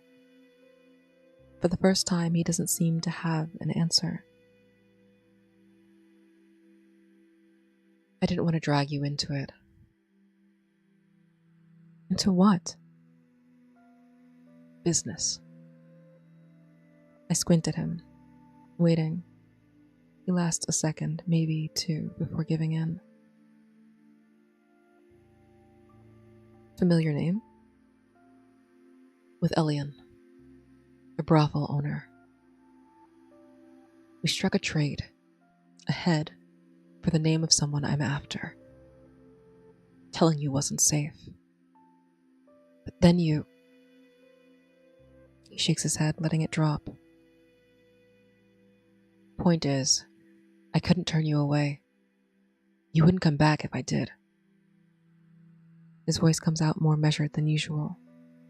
I should press him about the bargain, yet it's that last confession that lingers. You hid it because you thought I wouldn't come back? Or I've gone soft. Who knows? I scowl. I want to believe him. But the words refuse to settle.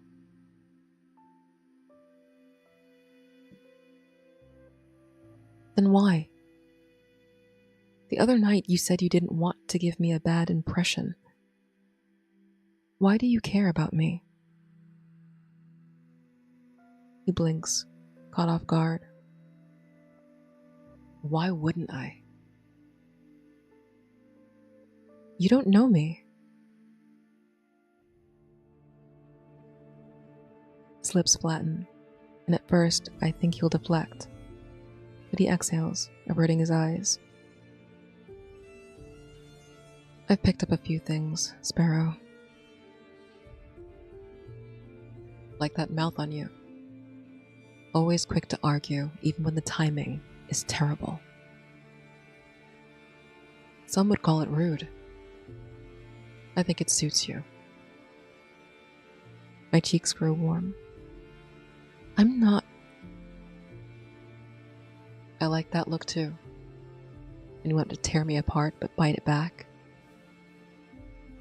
He lifts a hand, slower this time.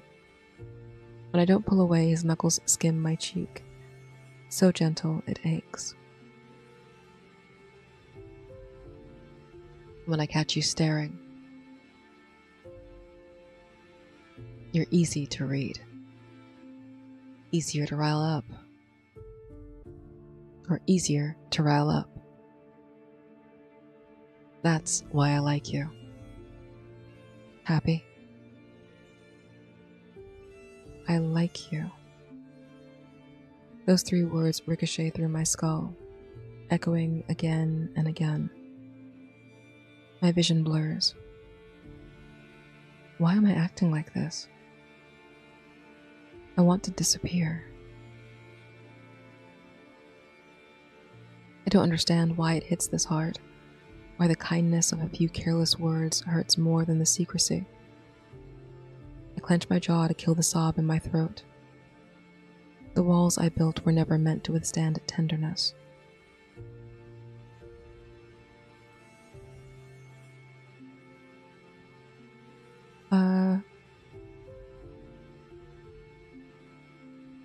This is...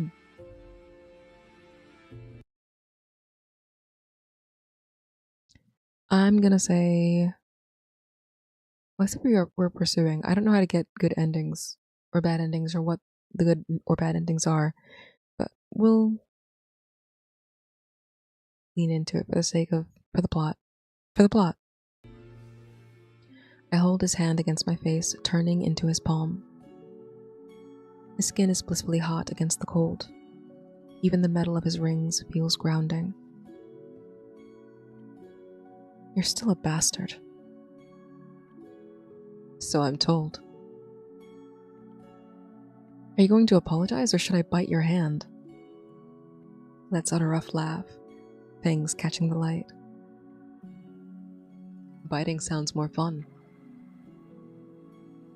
Well, you don't get to have fun. None of this would have happened if you had been honest. So yes, I expect an apology. I don't think I'll forgive you easily. The smile fades a little, losing its bite. He takes my hand and lifts it. I falter as his breath brushes over my bandaged skin. His eyes stay on mine as he presses a light kiss to my fingers.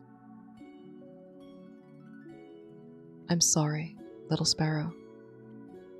I'll be more honest. Do you forgive me?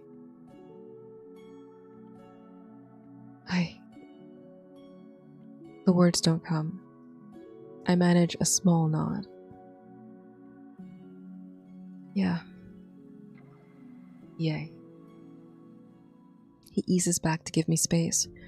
In the same motion, he pulls my hood down over my face again. Will you stop doing that? Earlier, at the sea spring, what had you so upset? I sigh, shelving my irritation. My fingers clench reflexively at my sides. It was a nightmare. Kind of. I know how that sounds, but I don't think it was a dream. It felt too real. Like someone was watching me. And it hasn't stopped. I thought it might be Iris.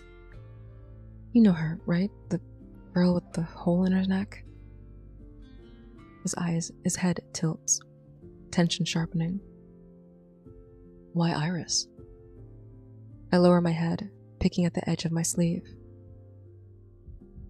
Someone was in my room. Dark eyes and rectangular pupils. They didn't blink, didn't move, just stared. I only felt that way once before, when Iris looked at me. That's why I came to you. I thought you'd know more. I risk a glance upward, half expecting him to laugh or tease me, but his expression hardens like steel. In your room? Fear coats the back of my throat. Yeah, why? What's... The twang of a bowstring splits the air. An arrow whistles through the alley, stopping just short of me with a sickening thud. It buries itself in Ice's arm, deep in the muscle. My eyes go wide. He shielded me. But from who? Whoa, the gang's all here. Leander's crew. There's no time to think. 6 ambushers flood the alley, weapons glinting in the dark. I recognize them. Well, maybe not, actually. This guy is the one that came to get us. To solve the problem of the Solus. I think the guy from Leander's crew had like brown hair, so it's not the same guy. And that the guy from the Adders had a dark beard. He had a dark beard. I think it's just the same character model. Anyway, I recognize them. It's the same gang from the other night. Thought you could crawl out of your hole and claim our city. Ah, monster. We'll gut you and take our time with it. Ais brushes the back of his hand against my arm, nudging me aside. Look away, Sparrow. They close in, 3 cleavers, 2 hatchets. If you say so. The archer draws again. Ais tears the arrow free, spins once in his hand, then drives straight into the closest man's throat. Before the man collapses, Ais has already turned on the others. Blood spurts across the cobblestones in a hot, steaming fan. Screams fill the alley as bone breaks in brittle staccato snaps. I'm captivated. The temple once smothered every stray whimper of violence beyond the altar, but there's no pretense of sanctity here. But a flicker of steel catches my eye, and a hatchet is already mid-air, hurtling toward him. Time slows to a dreamlike crawl.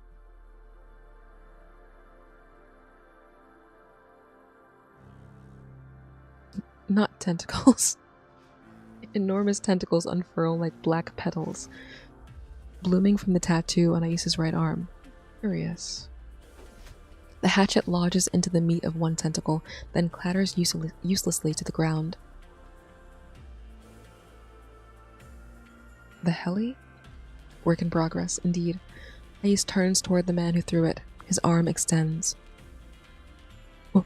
What in the... The tentacle snaps forward and plunges into the man's gaping mouth. He jerks, choking.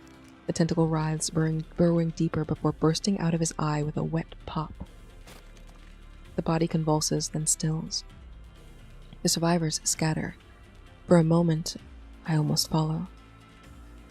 Is this why he told me not to look? A deep, underwater thrum fills my ears. Lanterns die out, dousing the alley in unnatural darkness. Goosebumps ripple across my skin. Whispers slip in around me, low at first, then stacking, overlapping, pressing in from every side. Ace stumbles. His hands clutch at his head.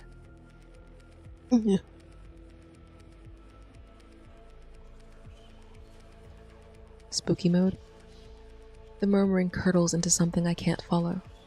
I feel it tearing at the edges of my mind. Unspeakable horrors unfold before me. Okay, so maybe it's not that. It's not what I thought it was, what I was guessing it was earlier. I suppose whatever this entity is within him, being controlled by him, but is not completely under his control. The tentacles thrash in a wild, convulsing frenzy. Come on now. The tentacles thrash in a wild, convulsing frenzy. They whip across the alley, snaring fleeing men and tearing them apart in sprays of red. Suckers latch and pull, stripping skin in reedy sheets. Ropes of muscle and glistening viscera sluice across the stone. I can't breathe. I mean, he could kill us. We could die. My breath breaks apart, thin and frantic. I clamp my hands over my eyes. He told me not to look. Don't look. Don't look.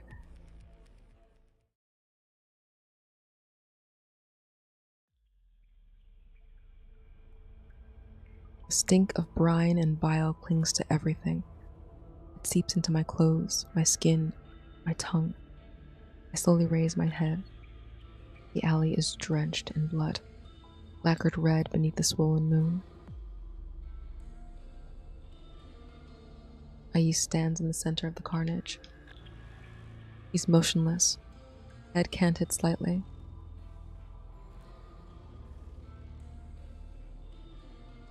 All out?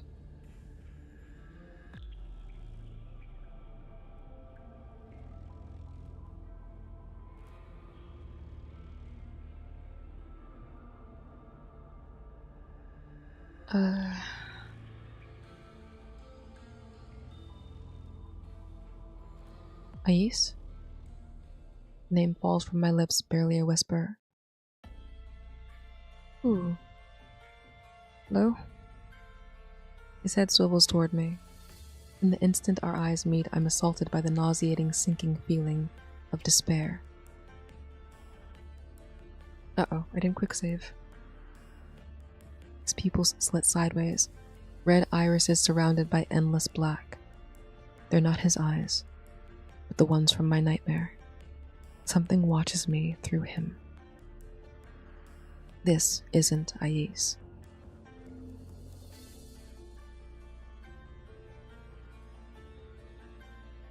Why would we know the name? This must be Acudius. Acudius? Acudeus. Acudeus. Whom the fuck is Acudeus? Where did we get that name from? The tentacles vanish as suddenly as they appeared, recoiling into nothingness.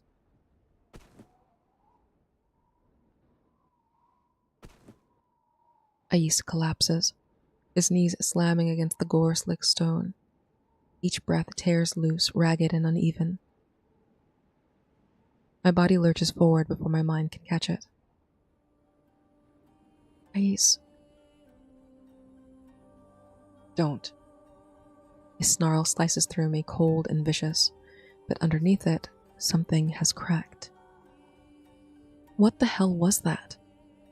The tentacles, your eyes. What's happening to you? He staggers to his feet, swaying. Blood runs from the arrow wound in his arm, trailing down his wrist in dark, sluggish drops. Don't come to me anymore. Not unless you're ready to drink. He leaves without an explanation or an apology. I'm abandoned among the slaughter.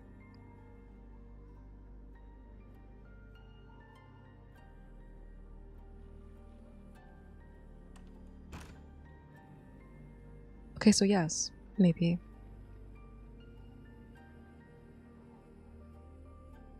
So I guess, theory, he also has, imbibed from the sea spring at some point in the past, but was chosen by the sea spring as like the vessel for this entity. Doesn't have complete control over it, but can utilize it at will. And it wants more people to drink from the sea spring.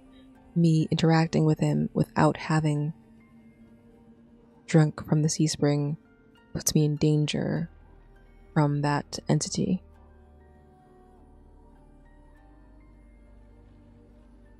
Not that hard to, not that this is like a 500 level analysis, like that just seems like what is being presented quite clearly in the text. So that's interesting. And that also like humanizes him, because it's like whatever the power is going on around him, it's not that he's in complete control of it, he's just kind of embraced the situation that he's in and the power that grants him. Knowing the sort of slipperiness of that hold and trying to exist as a mortal being within it, I guess. Which, again, humanizing storytelling, given the context of what we know about him and his power compared to our own, in the situation. Like, obviously there's a power dynamic there, but there's also a power dynamic within his actual, like, secondary storyline. Anyway, again, engaging writing that I am curious to see fully developed. My room at the Wick brings little comfort. I fumble through the motions of getting ready for bed, each step dragging as if I'm wading through mud. The bodies, the blood, the way he looked at me. He was begging me to leave and to stay.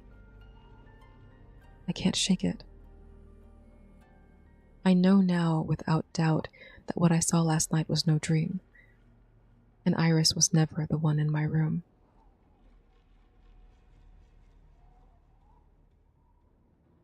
Despite my desperation to stay awake, sleep pulls me under like a riptide.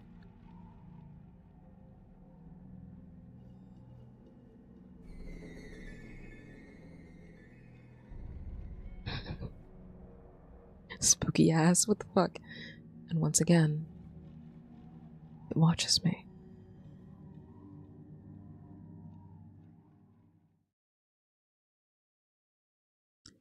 Very interesting, but also maybe correct in the genre aspect. It's giving horror monster romance. I don't read a lot of actual romance novels, but I do feel like from what I like this, yeah, I'm not gonna, yeah, I feel that. I feel that. I'm observing. I'm finding it. But as suspected, although not quite, not necessarily more or less. Okay, maybe more. Maybe more than Leander, but they both had like heightened energy parts. I think the pacing in all of these is very good. Might say that.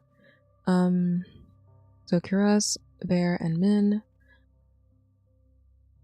like it has like a calm portion and then an exciting portion and then another calm portion where you kind of get a little bit of more interaction with the character and then another heightened energy. Like it's very loud, quiet, loud. If you know what that is, if you know you know about loud, quiet, loud. But we love it in music. It's also great in storytelling, at least here, in the context of keeping and holding attention and pacing over what is basically an hour, but doesn't quite feel that long. Alright, Kuros. Did I charm Kuros? I think I did. I don't know what that implies.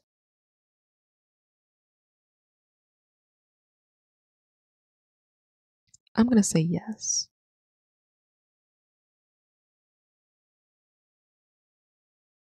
But now I'm really curious because is the yes and no, are the yes and no's on this completely distinct paths?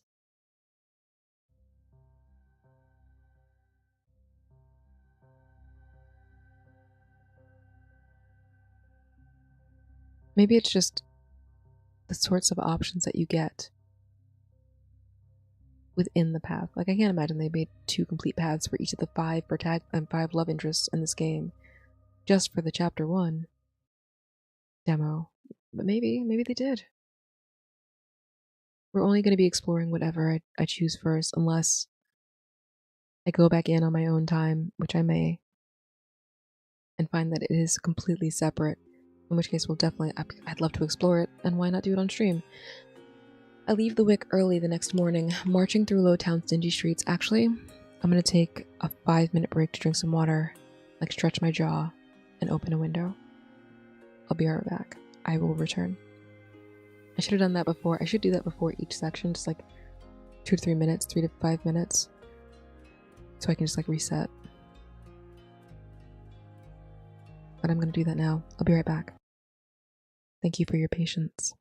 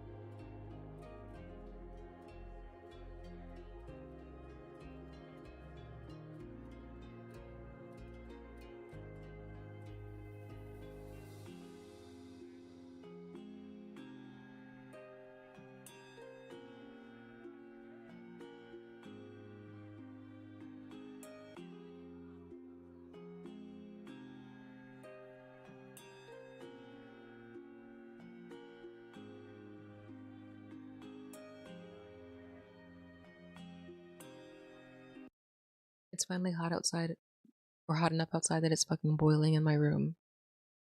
What a time to be alive. Can't wait till the next time I play fucking Marathon. Can't wait to see how that affects my computer. Wish me luck, LMAO.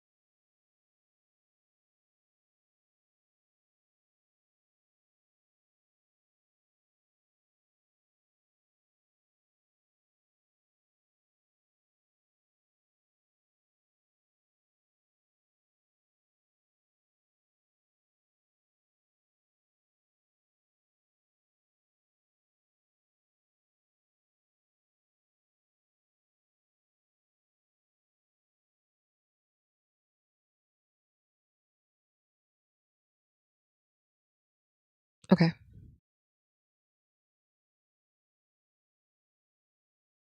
I kind of want to make a timer widget so I can put it on the BRB screen for things like this.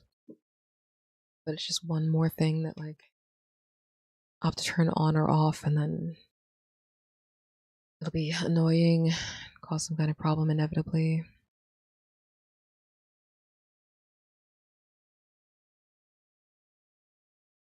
Or it'll break, and then I'll be mad. Alright, almost ready.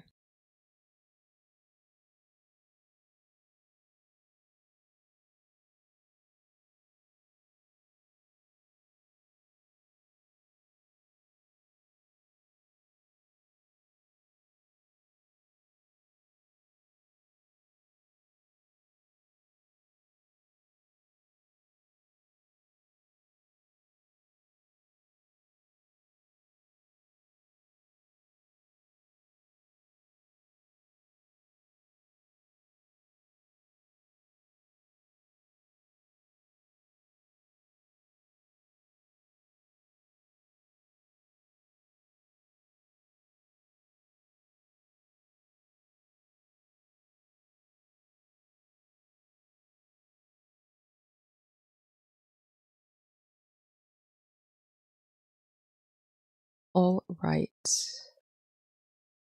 Hello, hello. Oh, why is... Thank you. Get it together. I leave the Wick early the next morning, marching through Lowtown's dingy streets. A damp breeze coats my cloak in tiny, clinging droplets. As I walk, my hopes and anxieties mix in an uneasy churn. Caress saved my life and offered to help me. Even my clothes were a gift from him. He's literally keeping me warm. Surely the doctor who wrenched me from death's jaw could find a cure for my curse. I pick the pace, hoping to catch him alone before the clinic fills up with patients. Despite my early start, the line is just as interminably long as ever. Nobody talks, though the occasional coughs and groans of pain speak for themselves.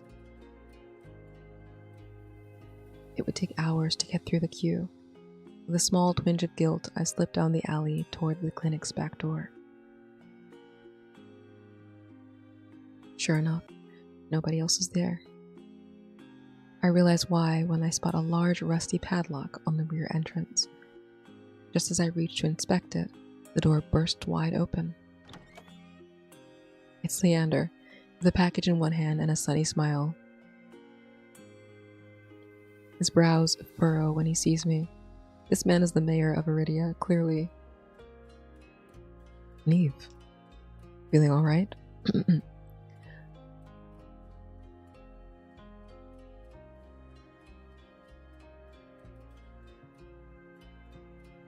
Yeah, I'm fine.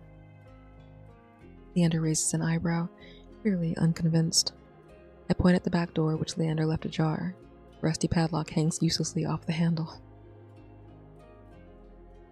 It's just for show, isn't it?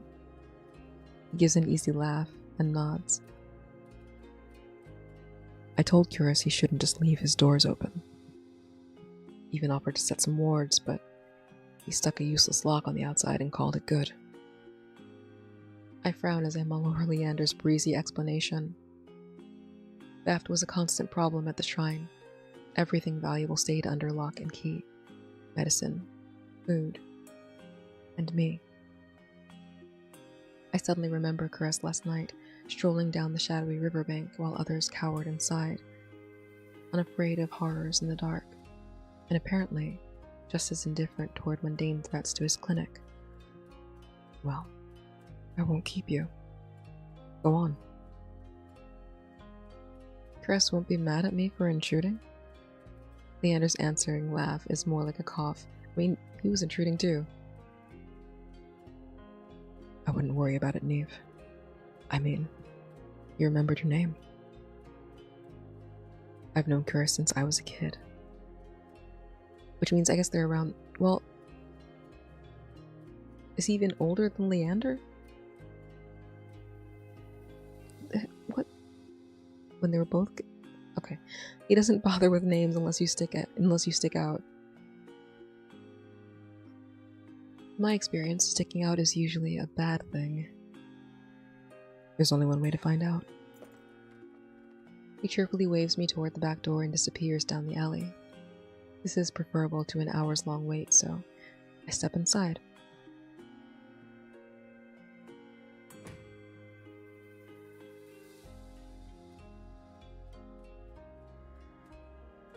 Hello? Curus?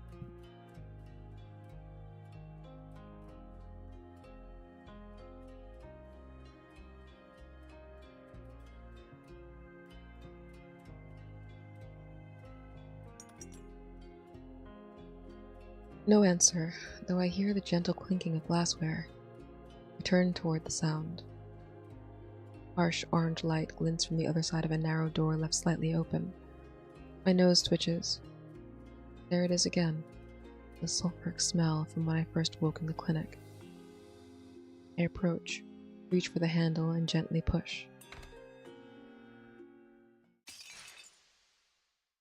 There's an ear-splitting crash, followed by a cloud of acrid smoke. You broke it! I fling my cloak over my nose and mouth, trying not to inhale any of the fumes.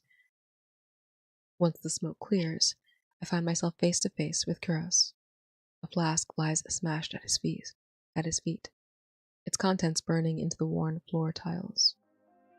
With a thunderous expression, he steps around the smoldering mess and firmly grips my elbow, backing me toward the door.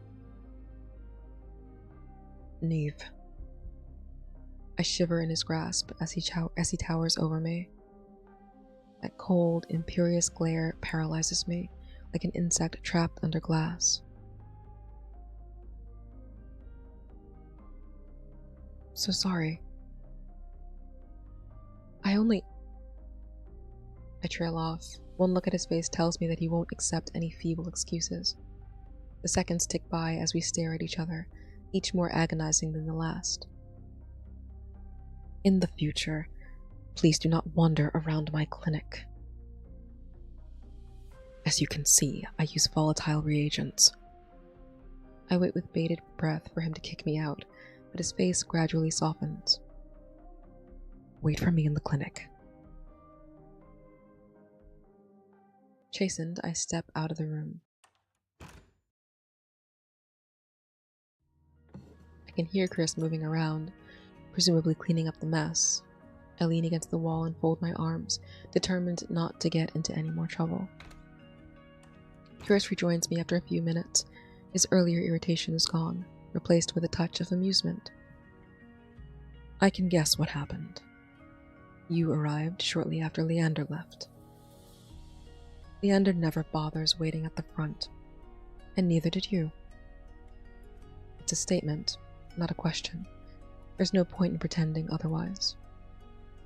That's pretty much it. Curse's eyes crinkle, and he makes no further comment on the matter of my sudden appearance. I scan the clinic. For now, we're completely alone. Curious, I came to ask you about... He holds up a hand, crosses to the front door, and throws it open. An older child stumbles in, cradling an arm covered in scaly sores. They stare at me when Caress directs them to sit. Do not mind my assistant. Wait, what? If you wish to skip the queue, aid me. Medical instruments are in the drawer behind you. Stitches and threads are in the cabinet. You already know where I keep the bandages. I didn't agree to this.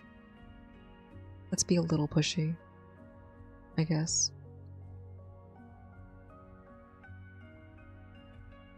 Maybe not here. Let's just help out for now. I'm not being asked to do anything objectionable. Sure. I'll do my best. No promises, though. Not like I have much of a choice. It's a little late to back out now. I shuffle over to the medical supplies, careful to keep my own bandaged hands out of the child's sight. Curis pauses, regarding me with a thoughtful expression that softens to genuine warmth. Thank you, Neve. Well, you drive a hard bargain. He ducks his head, shoulders quaking with barely suppressed laughter. Just one adjustment here, give me a moment. Just a moment.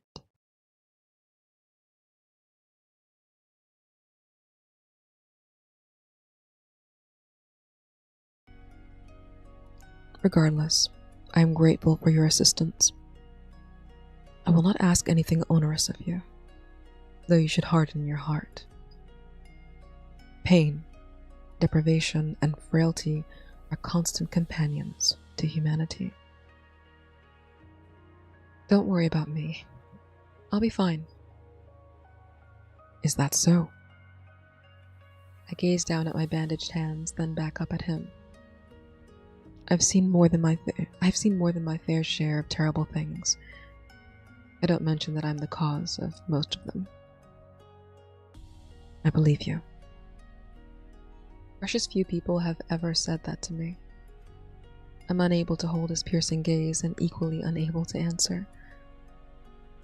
I promise. You will have my undivided attention later.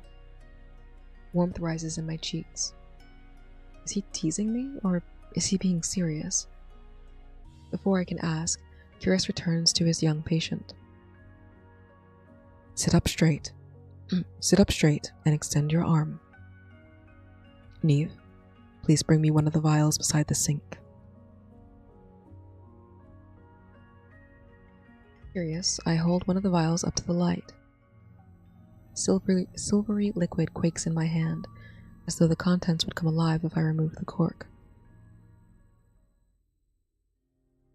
Curious clears his throat, and I relinquish the vial. I watch, fascinated as the contents begin to bubble and dance in his grasp. What's that? Chris offers no answer or comfort. He turns their palm up to expose more weeping sores. It hurts. Comfort the child. I am supposed to be a doctor's assistant here. Let's be helpful. I know, but be brave. It'll get better. Their only response is a watery sniff, but the child does stop fidgeting. Curious grasps the vial stopper, looking from me to his young patient. What? You have a gentle heart, Neve. I hold back a scoff, though it takes far longer than I would like to answer. I think that's a little dramatic.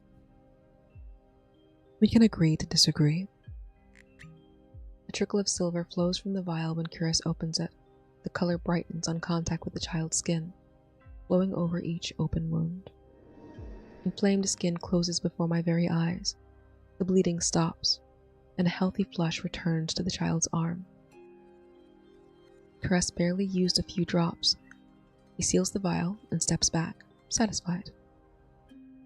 That's a miracle! He's right. I stopped believing in miracles after escaping the shrine, but this is nothing like the parlor tricks and false promises I once delivered. Where did you hear that? My aunt. She told me to take her spot. Curtis looks from me to the child, choosing his words with deliberate care.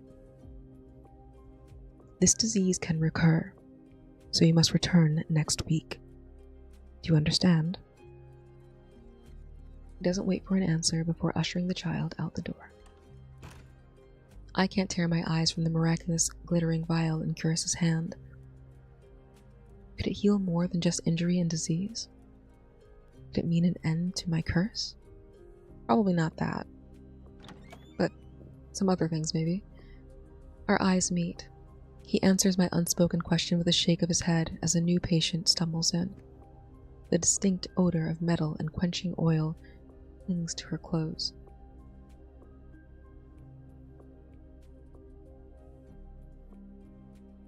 Excuse me.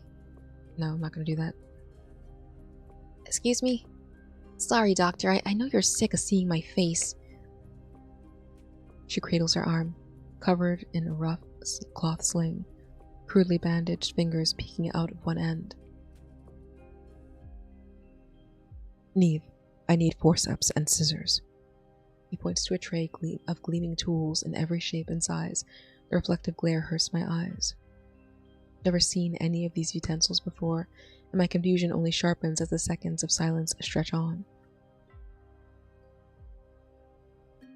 Let's be professional. Which tools are those? Never have I felt my sheltered upbringing more acutely. Curtis gives me a long, measured look, and I fight to hold his gaze. I need the forceps on the far left, and the large scissors in the middle. Picking up each one carefully, I drop the tools into his waiting palm. He returns to the blacksmith and begins snipping her bandages loose. Didn't know you had an apprentice, Doc. He doesn't answer, so her attention naturally falls on me. I'm not his apprentice. Just helping out. Ain't that what an apprentice does? Someone should tell mine. I'd be better off with a sack of silver sludge. She tries to wave her bandaged arm, and Curious's scissors briefly catch on the cotton. Do not move. He takes the same tone with grown adults and children. Even distant, and curt. Meanwhile, the blacksmith keeps recounting her hapless apprentice's latest mishap. Can't tell a pair of tongs from her own arse. We'll be out on the street if she weren't of my own flesh and blood. All these burns, because she couldn't remember to quench the... When she forgets herself and moves a second time, Chris lets go. His eyes flash, a surge of irritation quickly suppressed. Be still. That's new. Instantly, the blacksmith's hands go slack in her lap.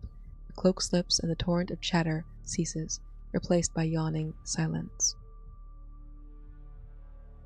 Chris's words rattle my teeth. I taste smoke, feel bones jangle beneath my skin. Without comment, Chris resumes his task. He holds her limp arm up with one hand and reaches for another vial. Please clean these tools for the next patient. I'm still transfixed by the blacksmith. She doesn't react to anything Cuirass does, not even when he applies medicine to her painful burns. What did you do? I told her to be still. That's not... That isn't... I take a cautious step back. I don't know what he did, but it was far, far more than mundane speech.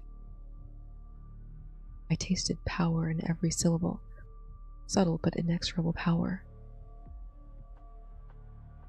Neve. A chill runs up my spine. If he gave me an order, would I comply without thought or choice? Curious opens his mouth to speak again, and I fight the paranoid urge to clamp my hands over my ears. Are you frightened? Yes. That was simply unnatural. Nobody is charismatic enough to just stop another person mid-sentence. You are not the first person to fear me, despite my best intentions. If you wish to leave, I will not stop you.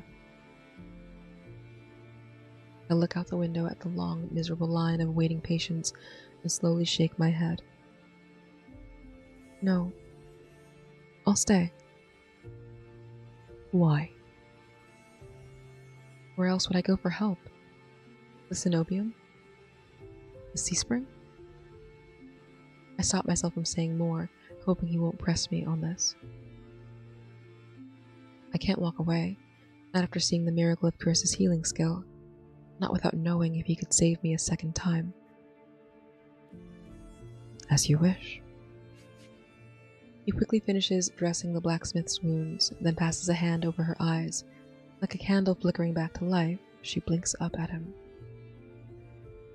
Gods and devils, that was quick. Gods and devils, that was quick.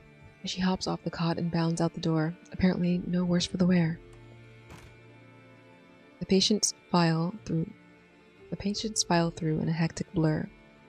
Each one receives the same treatment of a few silvery drops. Each one leaves whole and healthy.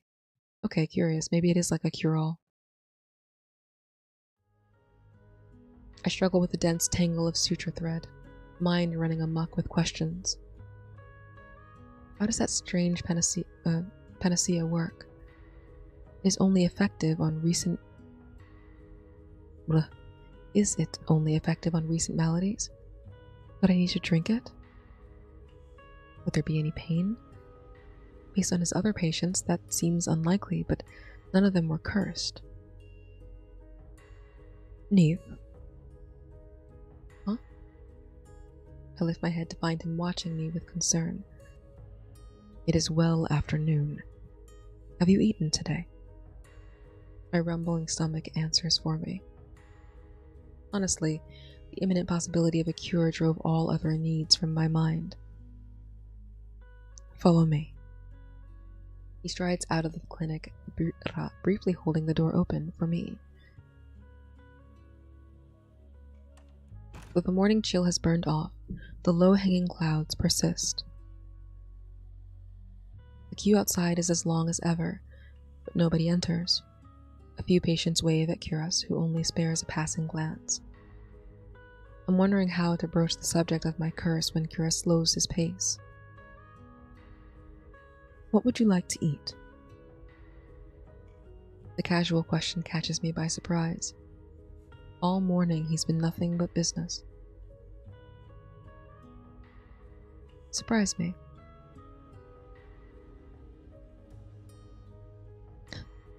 You may regret that. I have little regard for food, and even less knowledge of what others find appetizing. Alright. Are you a vampire or something? A vampire that is also a doctor. An interesting twist. An interesting twist. A good one.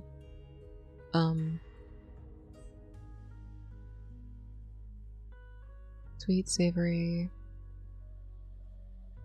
Savory.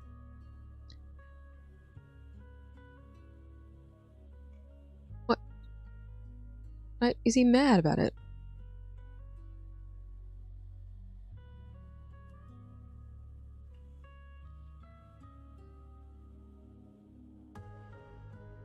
Alright, let's... This seems like a choice that changes something. Because his expression changes after we say savory.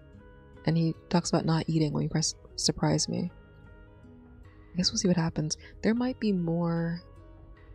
I'm curious... I don't have time to make a choice. I'm picking sweet. Something sweet. I liked the pistachio cookie last night. I believe those cookies are a specialty, but we can find other sweets.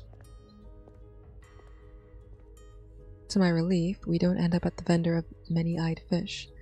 Chris finds a rickety stall selling bread and fruit. There aren't any confections, so he reaches for a small basket of golden dates. Hey, you gotta pay for... Oh, doctor! The old merchant's eyes crinkle in a friendly grin. On the house. Husband's still alive and kicking thanks to you. If you insist. Chris hands over the food but purchases nothing for himself. I take a bite, musing over the many faces I've seen him wear today. Respected doctor, secretive alchemist, miracle worker. Is it not to your liking? Oh, the dates are delicious. I was just thinking about you. What about me? It seems you've helped everyone in Lowtown. My efforts are mere ripples on an ocean of suffering. Damn. Learn to take a compliment, doctor. Sorry. Getting to that point, I need to drink some water. He stares as though I've grown another head, all traces of melancholy vanishing. I confess, simple gratitude feels insignificant to me. That would make sense, though, if he's a vampire and Leander's a long-life mage. That would explain how Leander knew him when he was a kid. The patients come and go with the years, and I lose all sense of how they see me. I peer up at his ageless face. Just how many years has he been doing this? Wouldn't you like to know? I also really I feel like, I don't know if they changed his outfit, but I like what they've done with the gilded halter top with the little neck space on the sides of the jacket. It's very nice. It's like if Sunday from Honkai Star Rail wasn't scared to be a little bit slutty, and we know that Sunday absolutely is scared to be a little bit slutty, mind you. Indulge my curiosity, Neve. How do you see me? He asks so gently, like a prayer whispered upon the wind. Caught off guard, I blurt out the first thing that enters my head.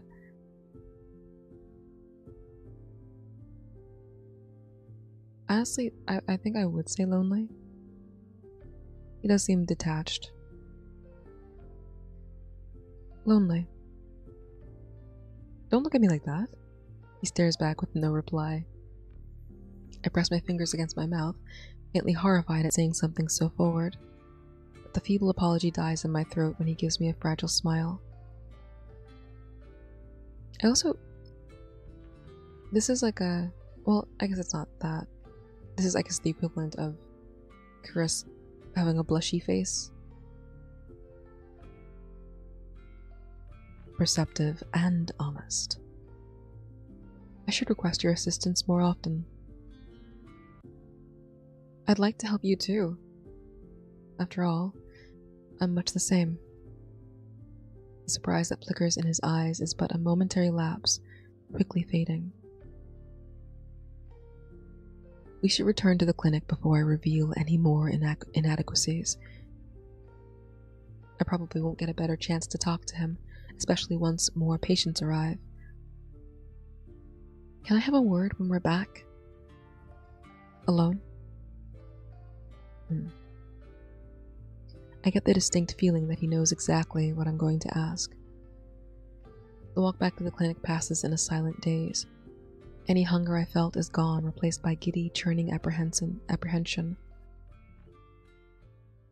He could save me. The suffering, the isolation. He could take it all away, just like he did for all those patients.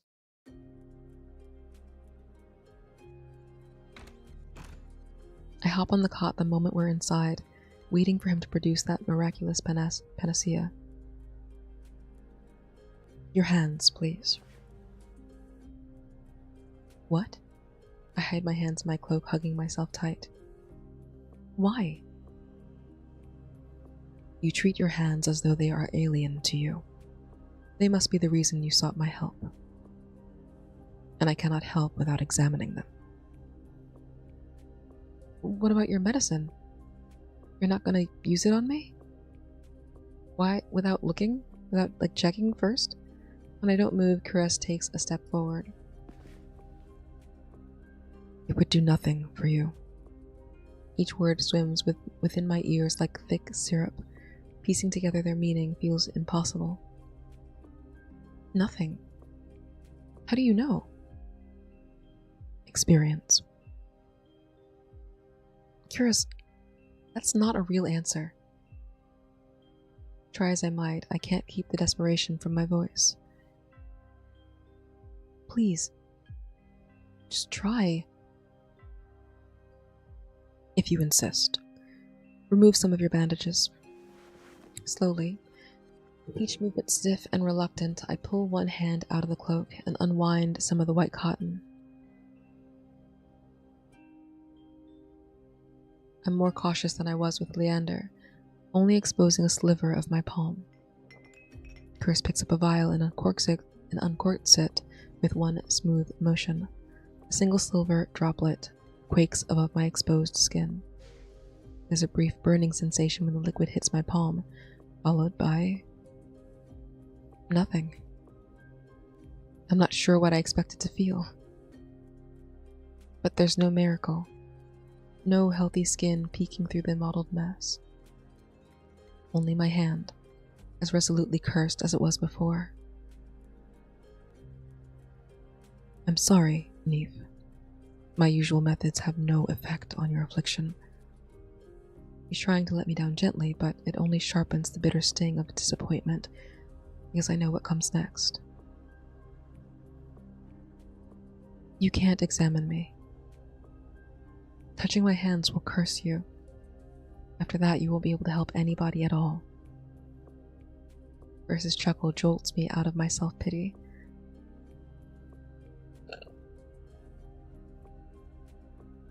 Forgive my candor, but I doubt you could harm me. Think back, if you would, to how we met. I carried you here from the... Oh, I haven't even been doing the voice. Think back, if you would, to how we met. I carried you here from the wastes and treated your wounds. You may draw any conclusions you wish. To me, it is obvious that your touch will not curse me. Hearing him lay it out so starkly forces me to play out the events in my mind's eye. If he's telling the truth, he must have touched me while fixing my arm. I cast a surreptitious glance at his hands. He wears no gloves.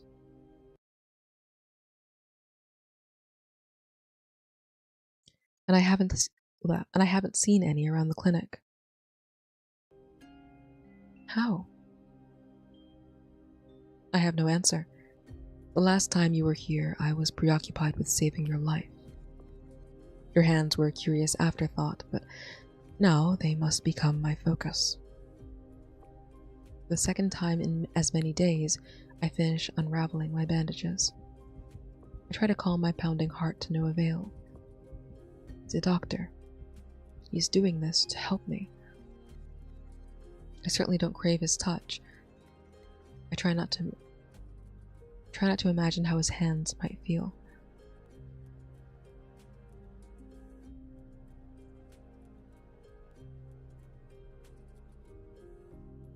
Nice. I guess this is the CG for... So I guess the extra CG, or one of them, is the 2 forms of Ais. And then you get whatever, or some, close-up interaction with most of them. And then you get poor Min's transformation sequence. Thank you. Curse's long fingers curl around mine and hold fast. Warmth. Radiant, glorious warmth. It's the last coherent thought I have before searing light engulfs my vision. Maybe he's like an angel. Or some kind of like a deity? Or of some kind?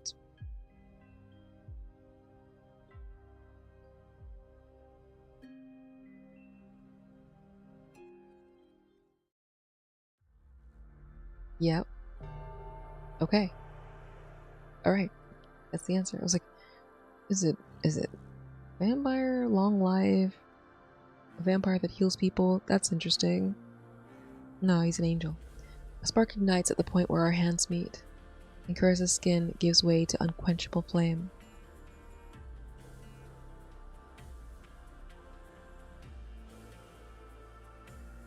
The agony and ecstasy blaze along my nerves, reaching a fever pitch when a sweet chorus whispers to me.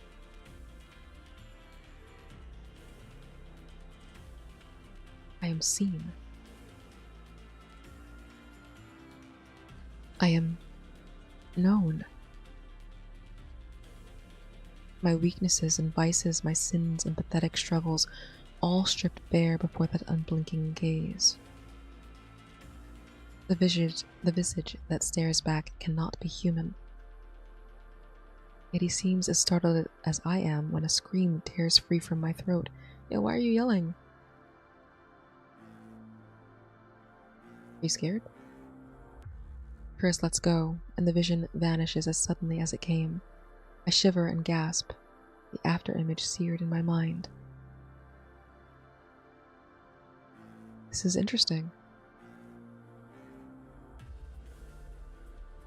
I was wondering how grounded Kurisa's story would be. We didn't get really any hints of what kind of magic. I thought maybe they'd have him be like just a human alchemist. And so part of your journey would be like being with him to gain the reagents needed to create the possible cure. But he's an angel, so it's gone completely left, which no complaints here. What are you? I can barely form words. My voice rasps as if smothered by smoke. When Chris finally answers, each word trembles. Your salvation. Or at least, I hope to be.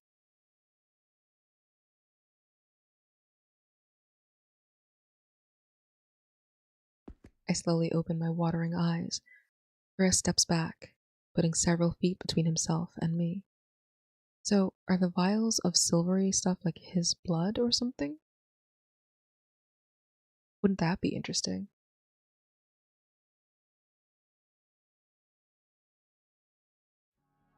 He looks as awestruck as I feel, an unusual expression on his face. What does that even mean? Curious, what did I see? I suspect the answer, though admitting it to myself feels like madness. The shrine where I grew up peddled sham divinity and illusory miracles. But that brief, radiant glimpse was the real thing. A divine monster of sublime beauty and terror. Okay, so monster is just the term used for supernatural beings. What you glimpsed would sear any human to ash and dust. But here you are.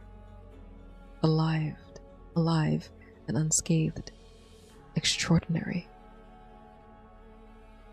He stares at me as if I were the otherworldly creature and not him.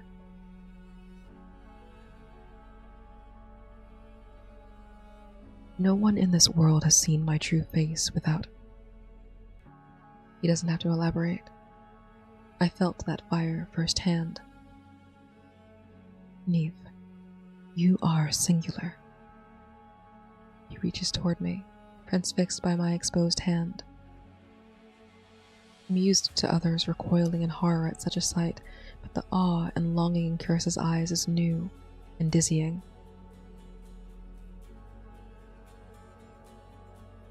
Reach out. I stretch out my trembling fingers toward his. Neve. Okay. Touch me again. Please. The words sound mad, even to me, but I don't regret them, and I don't pull away. He wants to. Desperately. Tension holds him as still as a bowstring. That would be unwise. Instead, allow me to assist you. Chris reaches for my discarded bandages rather than my upturned palm, skillful fingers swiftly untangling the cottony mess. I'm curious what the red options mean. Like here, like this one I feel like is very different from the other one where we just grab some random tools. Is it because it's an emotional option that gives you kind of more detail about something in like a heightened moment? I guess we can go back and check it out. Not right now though. He lays the first strip of cloth against my wrist, just beneath the thumb. My shallow breaths flood the space between us. Then he smiles, and my heart leaps into my throat. Be still for me. Second by agonizing second, loop by loop, he rewraps my wrist. The cotton feels so warm after passing through his hands. A gentle echo of the searing heat from before. Yeah, they did really well by Kuras. I feel like they made him so... He was kind of like a little bit aloof and dry in the demo. And I was like, well, what are they gonna do with this guy? They made Leander all exciting, got the Sea Spring. Min was also kind of underdeveloped in the demo. But I figured that's just Min's character. Chris seemed guarded, but not in a way that was readable. And I guess they just hadn't decided what they wanted to do with him yet. I love this. Like, I feel like this is very... I don't know, this is very nice. It's nice in the same way that the Min section was nice. But obviously very different. And the routes are like really distinct. I mean, you have 5 different love interests. I think you'd want to make their personalities incredibly distinct, right? So that people latch onto them. They're all really good. Like, as someone who's planning to buy this game, I will probably play all the routes. I will probably play through all of the routes.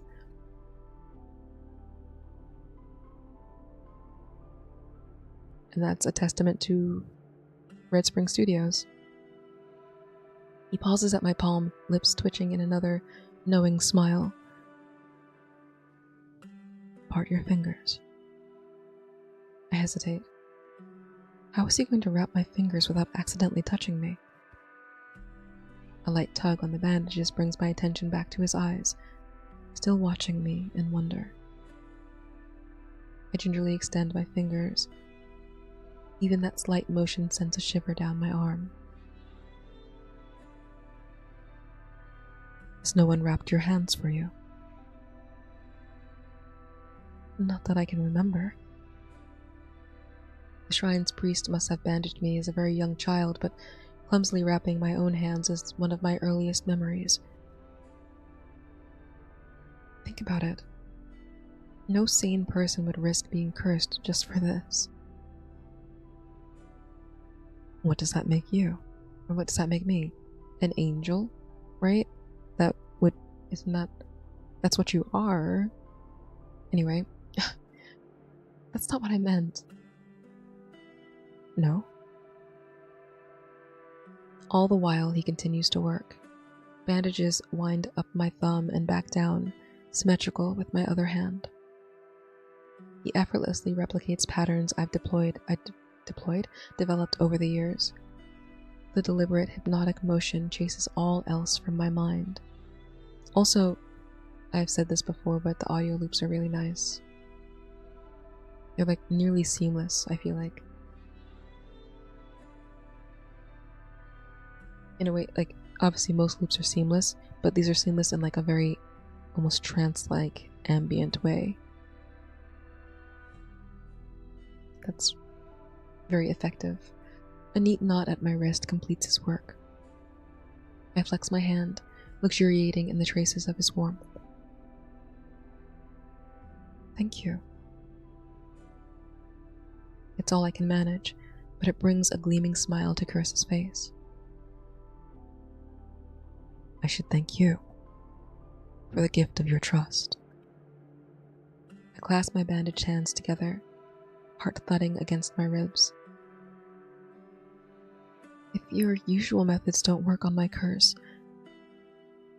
are there other options? I'm almost afraid of the answer. Judging by what I saw when he touched me, healing can't be the full extent of his powers. But such power, focused entirely on me? It's beyond my imagination. Chris paces twice along the length of the room before answering. Your curse is as unique as you are. That's not what he said, but that's what I said. I confess, I am uncertain how to proceed. Well, I'm not. I slide off the cot to stand next to him, interrupting his restless pacing. Chris, I've lived with this curse my entire life. Despite my nerves and the lingering shock, I sound more sure of myself with each word. I almost died on my way to Iridia. If you think there's any hope, any possibility of curing me, I'm willing to try. Chris draws in a sharp breath and exhales slowly. I cannot promise success. I'm not asking for a promise. Just a chance. The seconds tick by, sharpening my anxiety. He wouldn't refuse me now, would he? Very well. Let us hope that I am worthy of the task. He crosses to the window, regarding the endless line of patients with a sigh. Please return tomorrow. I hang my head, pressing my lips against the howl of frustration bubbling within me. I can't just ask him to drop everything for me, but the flicker of hope makes any delay feel torturous. I need time to research alternatives. There will be no other patients tomorrow, no interruptions or distractions. I do not claim to understand your suffering. I only ask for your faith. A lifetime of experience screams at me to say no. Instead, I try to smile. Faith is hard when we don't know each other very well. True. Yet under such conditions, mutual faith is the only path forward. When he smiles back, I breathe a little easier. I slip out the back and slowly meander down the alley. Every now and then I look over my shoulder at the clinic's nondescript door. What transpired within feels beyond surreal. A powerful monster hides in Lowtown, and he agreed to help me, all people. I hope it was more than mere pity or curiosity that moved him, but how would I know? Lost in my swirling thoughts, I don't notice the woman rounding the corner until it's too late. Who is it? Oof. Our shoulders collide and she quickly steadies herself against the grimy wall.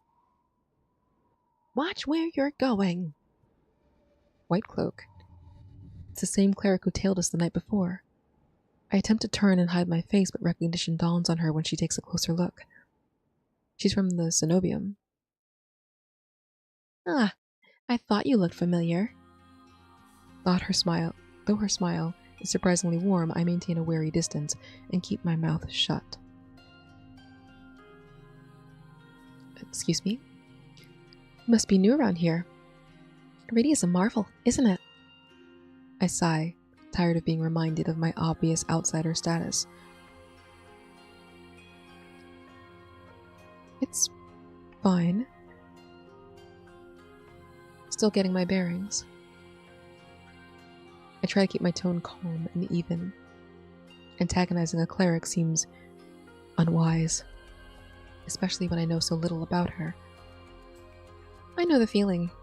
When I first looked up at the Cenobium Tower, I wondered how anything so grand could exist. She glances in the direction of Hightown with a wistful smile. It seemed like I could pierce the heavens, if only I reached the summit. I gnaw on my lip. Maybe it was just a lucky guess on her part, but I felt something similar. I chased an impossible cure all the way to the Cenobium, only to be met with cold white walls and sealed iron gates. Bit of advice from someone who's been here almost a decade. She points down the alley toward the clinic. Mind yourself around Curus. He's not as saintly as he seems, and the locals aren't discerning customers. She places particular emphasis on the last few words, and I frowned back. Does she know about his true nature, too? More importantly, does she know something I don't? I search her face, but her serious expression gives little away. How do you know him? How does anyone know Curus? I asked him for help. But I wanted knowledge and not charity, so he turned me away. The doctor does love his secrets. Her words ring with uncomfortable truth. Curus wasn't exactly forthcoming when I met him either. Though I don't respond, she seems to come to a resolution of her own. She leans in, her voice a soft whisper. If Curus can't help you, you've placed your confidence in the wrong person. Come to the Cenobium. Tell the guard that you're a friend of Sophia, and they'll let you in. Sophia? Is that your name? She only gives me a small smile before turning and walking away. Well. The wet wick is mercifully quiet when I return. I beat the evening crowd. I hasten up to my room, taking the rickety stairs 2 at a time.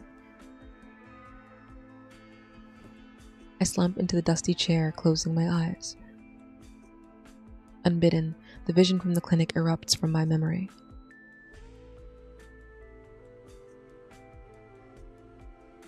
I've uttered more false prayers and empty litanies than I can count. But the brief glimpse when Curus touched me was a genuine divinity in all its radiance. I can't stop shivering, as though a fever rages within me. Eventually, I wrench my eyes back open.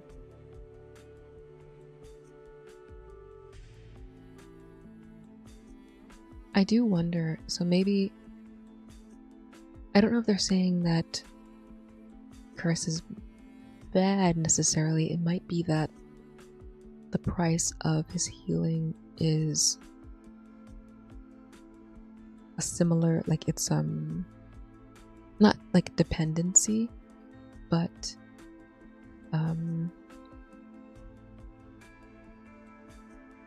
like a power of suggestion thing. Like if in the hypothetical that the cure-all silver stuff is his blood, right? Then using it to cure people sort of like binds them to him in a much more free will having way than like the sea spring, but maybe in a similar kind of way. Which would be like the, not the downside, but the negative aspect. But because he's like an angel or a divinity, a divine creature, he chooses not to use that in most cases, except for where necessary for what he would say is the greater good. I feel like that could be it. And if so, very interesting. This morning, all I wanted was relief from my curse. Curse gave me so much more than that. A fleeting touch, a tantalizing vision, a shadow of doubt to cloud my newfound hopes.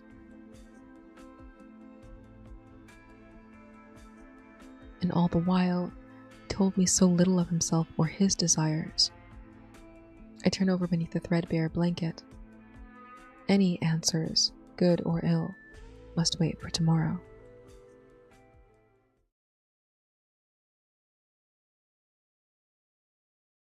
You're welcome for playing Red Spring Studio. Wow. Please keep cooking. My god. Alright. But, even though it wasn't... So it's not like he's just a mundane mortal alchemist. He is a divine creature. But, again, what I was talking about, like the level, like the balance of like Leander, Ais, Caress, Ver may still be in place. It depends. I'm sure Ver will get up to some nonsense.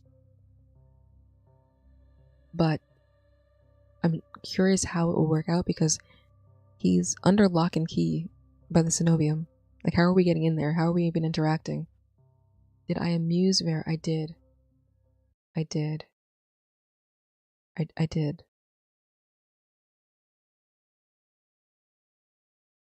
Because I think if you don't amuse him, he kills you. So, there's that. Back at the bar. The commotion in the wet wick carries deep into the night. 3 drinks and the dull roar of a dozen conversations help take my mind off there. I've long lost track of the late hour by the time I trudge upstairs to my room. After undressing, I flop onto the creaky old bed. But my brush with sleep is all too brief. Get out of my house! A loud crash startles me awake. I sit up blinking into wan light. The moon is little more than an eerie glow, limming the drawn curtains. A muffled cry comes from the wall behind my headboard, followed by a thump that shakes the wall and rattles the bed frame. Oh, no one's in the room. That's great. Love that for me. I should have known this would accompany the strong drinks and cheap beds. What more should I expect from a place called the Wet Wick? Bang on the wall. Yeah, that's Quiet down over there. I bang my fist against the wall. There's a soft moan, a muffled thud, and then nothing but merciful silence. Fatigue lulls me back into a dreamless sleep. But this time, an unsettling sensation wakes me.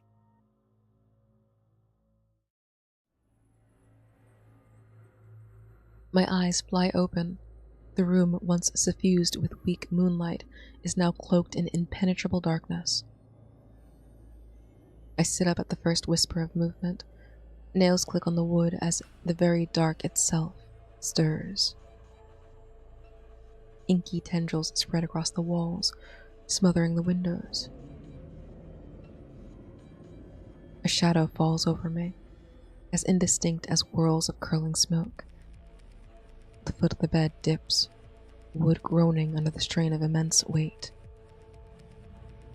Get out of my house! Instinct urges me to run, but fear stills me as the beast lowers its massive head. A pair of eyes, molten pools of light, bore into me.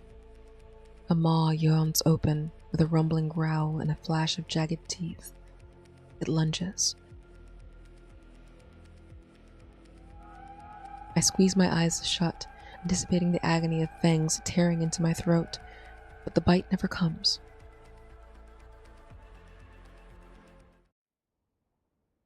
When I open my eyes, cold, faint sunlight pours into the room, dispelling the shadows. My heart gallops. I touch my face, expecting my fingers to come back wet with blood, but the bandages are clean. There's no monster. No baneful eyes, no teeth closing around my neck. I'm alone, trembling in bed. I throw off the sheets and cross the room to pour myself a cup of water from the pitcher on the dresser. As I lift the cup, a shiver of unease slithers down my spine. Reflected in the water is a faint symbol drawn on the crook of my neck. Too geometric and symmetrical to be natural. A monster's mark, used to single out prey. Never seen one on a human. Livestock bearing these were offered to the shrine for sacrifice. No amount of prayers or rites can save something marked for death. The room swims. The cup slips from my hand and clatters to the floor. My eyes strain to focus as I take gulping breaths, trying to stifle my mounting fear. The monster seems to have vanished with dawn's first light. Yet I'm all but certain it was the same beast that stalked me in the streets yesterday. I don't remember that part. How did I catch the attention of something so horrible? Could it still be here? Hiding in the shadows? Or does it plan on playing with its food? I press my trembling palm to the mark, and pain flares like a searing hot poker pressed against my skin. This isn't something I can scrub off with soap and water. Whatever marked me will return to finish the job. Iridia was supposed to be a sanctuary, but it's only been 2 days and I'm already marked for death. My mind reels with too many terrible possibilities. There's nowhere to run. I can't risk fleeing into the wastelands again. I can't stay here, suffocating with fear and waiting to be caught. I have to find help before it's too late. I throw on my old clothes and pull my hood up, careful to cover the monster's mark. Then, after bounding down the stairs 2 steps at a time, I race out the front door.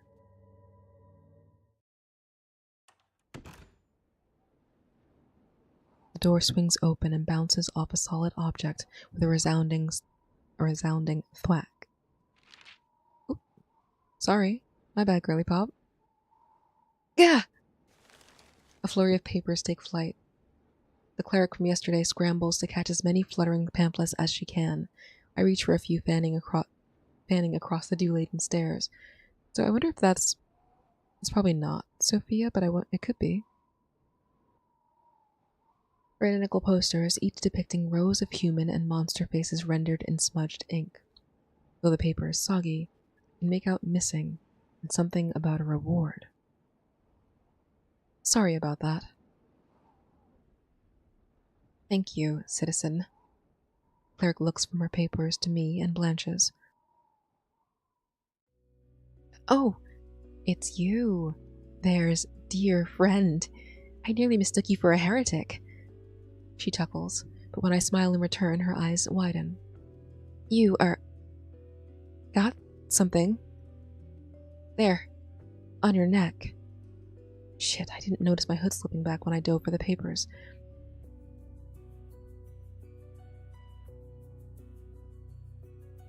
I mean, I think she's like a monster hunter, so maybe she'll know something about it.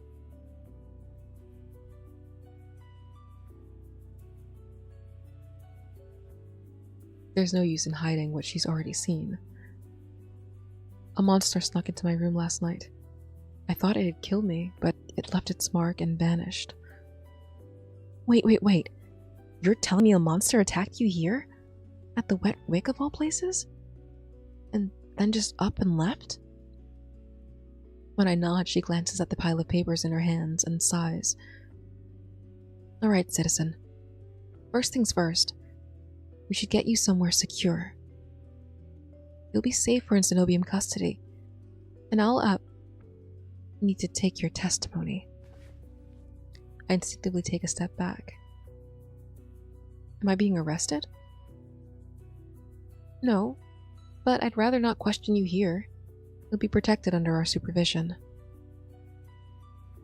Does that mean we're going to the Cenobium? Of course not. No offense, but they wouldn't open the gates for something so trifling as this. Let's get moving, shall we? I haven't got all morning. The cleric motions for me to follow her. As friendly as she seems, I can't help feeling uneasy. But what other options do I have? By the time we reach Lowtown, the sun has finally emerged from the persistent gray haze blanketing the city. My stomach rumbles at the sense of roasted onions and sizzling garlic as we pass through the market. But there's no time for breakfast, not with the cleric striding purposefully through the crowd. It doesn't occur to me to ask where we're going until she beckons me into a dim alley filled with detritus. Does the Cenobium normally operate out of dark alleys? Ordinarily, I'd take your testimony and then escort you to the Hightown office for a full evaluation. But there's a mandatory function at the tower this afternoon, so there won't be anyone around to assist you. I'm not sticking around for that monster to show up again. Don't worry. It's unlikely to return until after the sun has set. Fewer witnesses, that way. Her forced laugh doesn't inspire much hope. Marks like yours aren't so hard to dispel with the right reagents. Honestly, the paperwork's the most tedious part. A weight lifts off my chest. I manage to crack a smile. I can't even imagine Bear doing office work. I'm afraid he's not much for the paperwork. Or the people work. But we're a team. I suppose. I'm surprised you trust him at all. How do you not recognize what I'm assuming is his mark? Questions on questions, since we know the fox-looking demon is there. It slips out unintended. The cleric pauses to look over her shoulder at me. I'm assuming this isn't Sophia though, because Sophia had I think there was a curl on the outside of the hood, but it was going outward like that. You don't think Vare marked you, do you?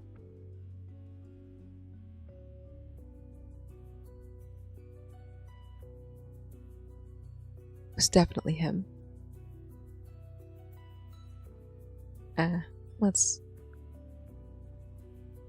Couldn't he have done this?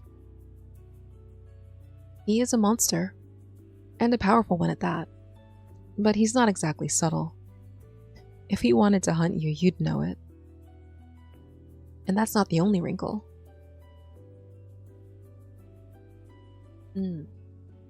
Okay, but...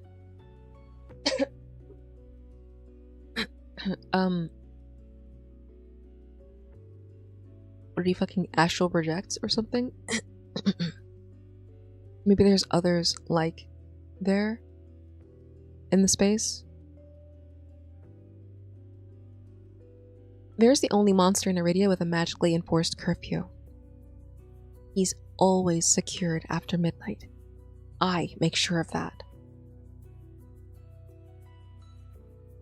Other thing that I'm thinking here is, but it still doesn't make sense, because Min has the same sort of red pupil with a light colored iris.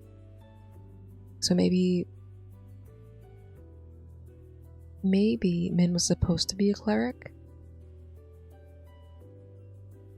or something. It seems like such a unique feature to not be relevant, but there's no way of knowing. We don't have the information. He can be shifty, but he doesn't go around town. He can be shifty, but he doesn't go around town marking people. He's more of the pounce first, ask the quivering remains questions later sort. It's cold comfort, but I suppose she knows him better than I do. I'm Acolyte Basilea, by the way. I didn't catch your name. Neve. Rest assured, Neve. We'll get this unpleasant situation all sorted out. Just don't tell a soul I brought you here, okay? I nod, even though I can't imagine why anyone might be interested in an alley littered with dried chicken bones and rotten fruit peels. Basilea places her palm on an inconspicuous brick and something inside the wall clicks. A passage yawns open before us. My stomach clenches as I gaze at the shadowed stairs. It's not too late, and still back out, that it'll only be a matter of time before the monster finds me. I'm better off taking my chances with Basilea. I just hope this isn't a trap. The click of Basilea's heels follows us down the twisting stairwell, lit by her conjured lantern. The farther we go, the more questions I have.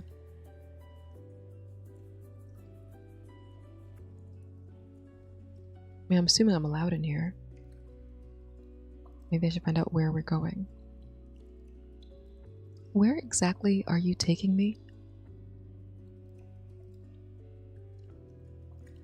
An outpost. It's not as elegant as the Hightown office, but it's got a sort of rustic charm. Are most Cenobium outposts hidden away like this? No. This one is unique. Originally, it was built to contain some of the Cenobium's most dangerous subjects. You don't normally allow citizens down here, but I'd hate for you to get eaten on account of due process. And seeing as you're friends with my associate, I expect he'll be very eager to assist you. Let's just hope he's decent.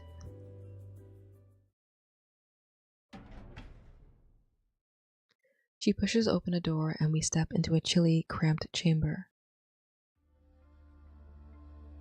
Hello. In the flicker of candlelight, I can make out a plain, unadorned cell completely at odds with its sole occupant.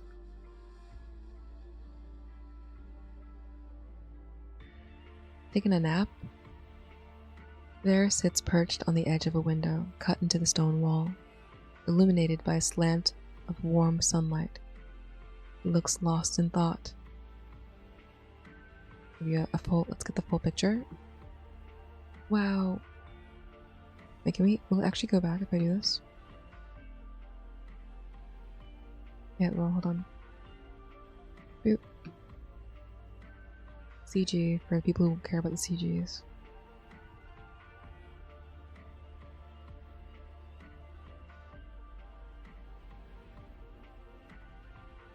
What voice am I gonna do for Ver? Give me a second, I'm gonna come up with something.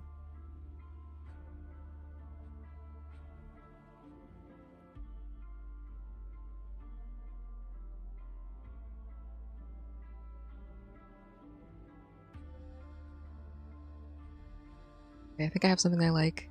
It may waver. Bear with me.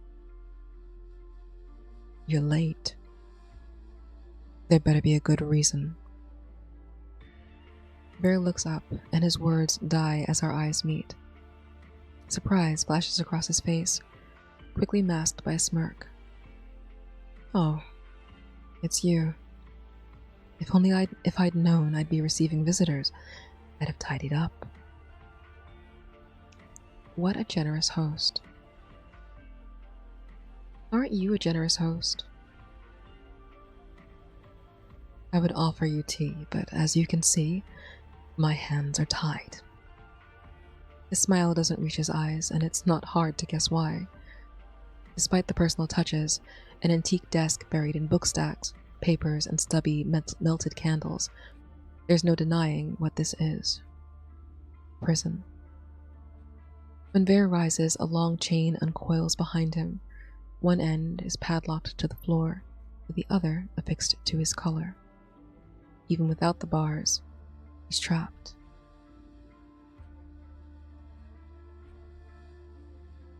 I ran into your friend on the way here, and well, it's been a busy morning. After stacking her pamphlets on a cluttered shelf, Basileia produces a heavy rusted key from the dozens looped around her chain. She unlocks the cell door and I flinch at the shriek of long rusted hinges. Opening.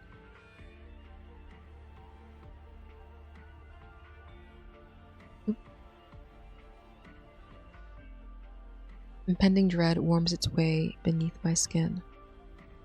This is why Vera warned me to stay away from the Cenobium. It's all too easy to imagine being trapped alone in this cold, dark cell, condemned to the same fate as him. Simply for being different. Cursed. Is this what you mean by securing him? Leaving him locked up in here? Basileia frowns at the note of revulsion in my tone. It's only overnight. Keeps the civilians safe from Ver and vice versa. Besides, He's free to stretch his legs and roam as he likes, as long as his performance meets our expectations. I glance at Ver, but his eyes remain fixed on the ceiling while Basileia takes hold of his collar. You're such a stickler for rules. You're such a stickler for rules. Yet you've brought Neve here. Why? He speaks pleasantly, but there's an edge to his voice, the smoky suggestion of a growl. They need help. Look at their neck. Padlock springs open and the chain crashes to the floor in a loose spiral. Ver strides out of the cell. He gives me a cursory glance before grinning. What's this you're hiding? A love bite. You'd like that, wouldn't you? Depends on who's doing the biting. Basileia clears her throat, and I quickly move on. A monster snuck into my room this morning. It marked me and disappeared. Oh, you really can't stay out of trouble, can you? If you're going to lecture me about danger again, save your breath. Can you help me or not? Let's see. When I lower my hood, Vera moves closer to me. My face burns with the memory of his breath tickling my neck yesterday, but this time he only gives a nonchalant hum. Well, have you ever seen a mark like that? Can't say I have. I wait for him to make a snide remark or gloat about how easily he can fix it, but he only shakes his head. I fail to see why you brought them here, but I wish you both the best, nonetheless. He passes me with a lazy over-the-shoulder wave until Basileia cuts him off. You're not going anywhere, Ver. I'm requisitioning you for duty. I need you to take Neve and track down that monster. What? I thought it was safest here. You never said anything about hunting a monster. I have to report to the tower, and all the field offices are closed today. Ver's the best monster hunter we've got. He's more than capable of assisting you. Ver opens his mouth, but Basileia speaks over him. I know it's a stretch, but what if this case is related to, you know? She mouths a few words. The most I can make out is river case. Whatever she said doesn't have the effect she intended. Ver's tail gives an impatient shake. I have plans. Important ones. All you have is a hickey and a half-baked hunch. Isn't Neve your bosom buddy? Bro. Isn't Neve your bosom buddy? I thought you'd be eager to help. He looks at me and the corner of his lips twitch up. Hardly. I barely know them. He says it lightly, as though he'd never lured me into an alley to threaten me. What about last night? I'd say we're well acquainted after what happened last night. Basileia's mouth drops open. Vera only shrugs. Care to jog my memory? You were all over me. Was I? You nearly ate me. Ver! Basileia glares at Ver until he gives a weak shrug. Don't be so literal, Basileia. They meant purely in the carnal sense. My face burns, but Basileia looks oddly relieved by this excuse. I may have overindulged and gotten a little sloppy. I'll exercise more restraint in the future. There's that edge again. In the lines of his smile. He couldn't be more insincere if he tried. I've got to get going. Track down that monster. Kill it if you can. Failing that, bring Neve back here by nightfall. Once I've returned from Hightown, I can remove that mark myself. No funny business. Don't make me use the word. Ver's smile falters. Basileia turns to me and, seemingly sensing my confusion, flashes me a stiff smile. Worry not. For all his boasting, he's harmless. He can't even hurt humans. He kills us. He kills us in the demo. Unless they changed it. I mean, I guess they changed it for the purposes of this, but he does kill us in the demo, I'm pretty sure. I was surprised because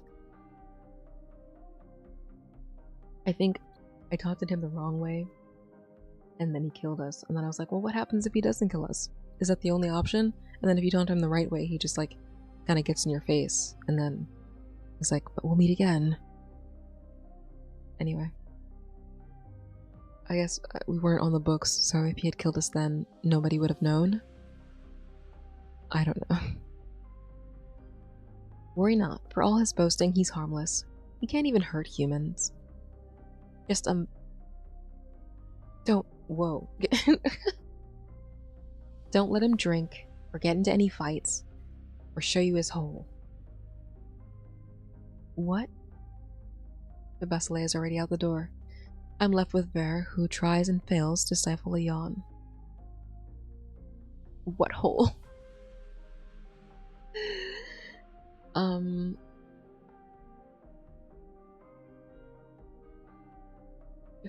Actually, we don't have to do it. You don't have to do this way. I can just scroll back. What hole?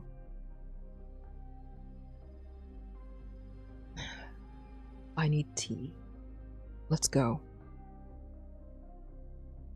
No answer. I'm stuck with you?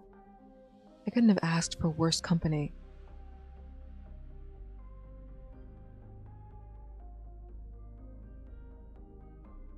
Same answer.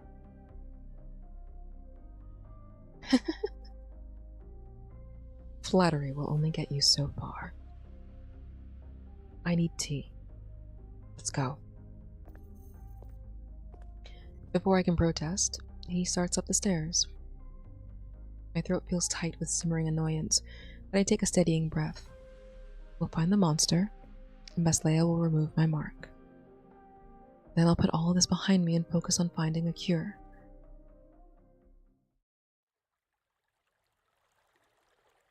We walk in silence through Lowtown and along the edge of the riverbank. Oh, I get to see this area during the day. To a small alcove where a few stalls and tables have been arranged. After vanishing without warning, Bear returns with a tray loaded with dishes, a chipped teapot, and a pair of steaming bowls that he sets between us. As much as I want to protest, my mouth waters and my stomach rumbles at the smell of fresh ginger. Noodles and diced vegetables float in a milky broth laden with wrinkled strips of fried bean curd. Wow. It actually sounds really tasty. The food that they've described in this game is all really good sounding. Very, very tasty sounding.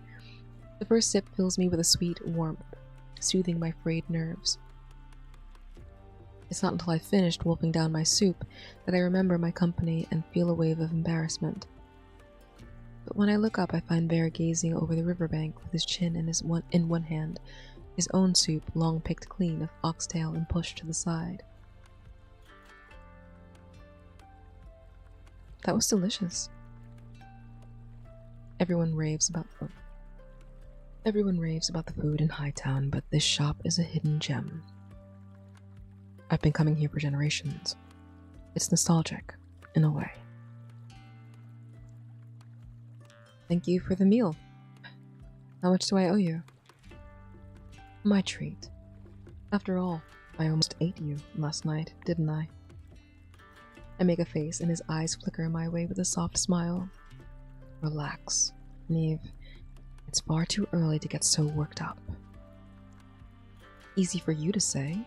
You're not the one marked for death. He takes a slow sip of tea, savoring it before speaking again. Basileia is hardly one to inspire confidence. Basileia is hardly one to inspire confidence. A remarkable feat given the sheer incompetence of the Zenobium. She'll remove your love bite easily enough, regardless of what we do today. In the meantime, I fully intend to enjoy my day off. It takes me a moment to fully grasp his meaning. You never intended on hunting that monster, did you? What if it comes back for me while you're screwing around? Didn't you hear, Basileia? My life is in your hands. The expression he wears is infuriatingly smug. Should your new friend be foolish enough to return, I'll sense it long before you will. You say that, and yet you failed to notice it stalking me in the streets yesterday. Wait, actually, I do remember. I did think in the demo that it was just there, hanging around, off the leash. But I guess there's another fox creature demon in town. And probably the reason why he's not worried about it is because he knows that. Might even know who they are. And probably enjoys the idea of fucking with them and is hoping that they show up. Probably that one. That monster, likely the same one that marked me, was right beneath your nose, but somehow you missed it. The Amaryllis is full of monsters. It positively reeks of them. Yeah, I noticed, goddamn. Not like that stopped you from sniffing me. Vera sits his cup down and looks me in the eye. Such a sharp tongue. I suggest you put it to better use or make your point already. If you're accusing me of something, say it plainly. Ooh.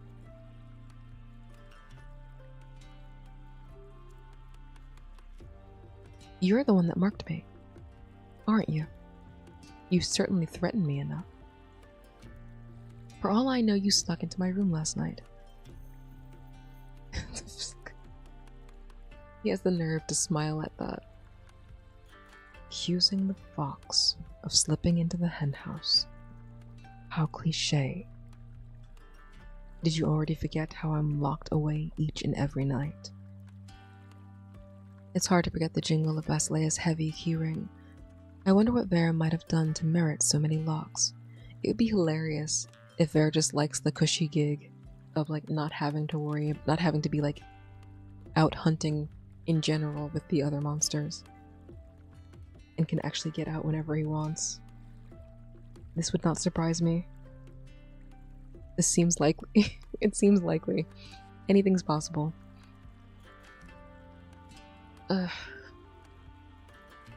Let's say I slipped my chains by some miracle, returned to the wick under the cover of night, and stole into your room.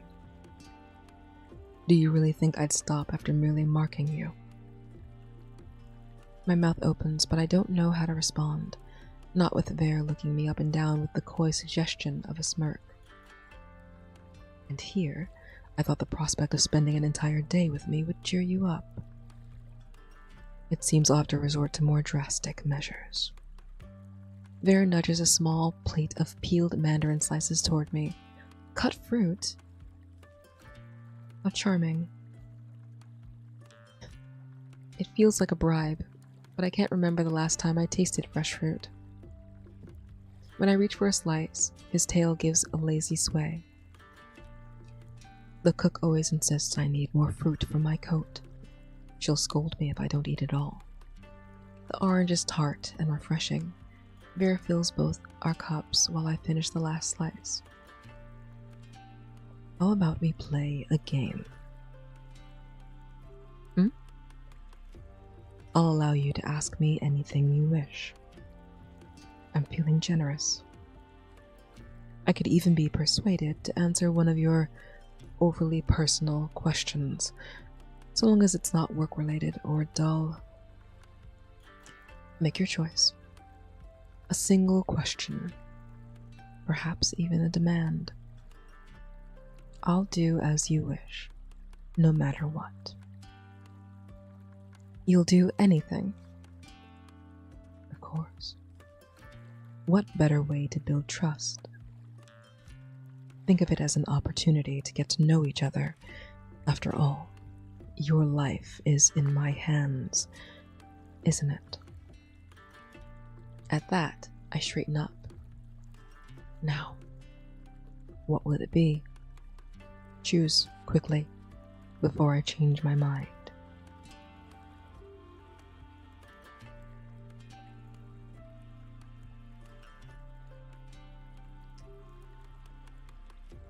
Everything feels super heightened, even though we're just having a conversation.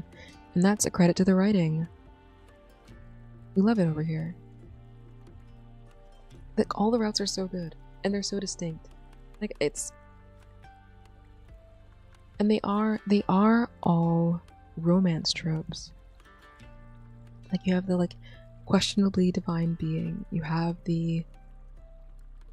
You know, which these are things that appeared in the other stories as well, but you have, like, the, you know, vigilante, but maybe is also, like, low-key criminal mastermind, but with a heart of gold. You have the, like, aloof sort of outcast with, I wouldn't say a heart of gold, but like a heart of stone. But is it precious stone or is it lead? You have the, like, both Ver and Ais are like the dangerous, like, love interest, like, they're a killer, but they would never kill me type beat. Except Ver might just kill you. Like, Ais is cinnamon bun, but might kill you. Ver is looks like would kill you, might kill you. You know? And these are all distinct archetypes. Obviously not like completely, they're archetypes obviously, so they're not completely unique, never appearing before anywhere else, but they are very distinct. And all interesting in their own ways. And all stories that, like, just as this person who enjoys storytelling, things that I would like to explore, and they're all written in ways that make me feel like the romance that they are going to be about, the romance that's going to be about them and their interactions, will be interesting.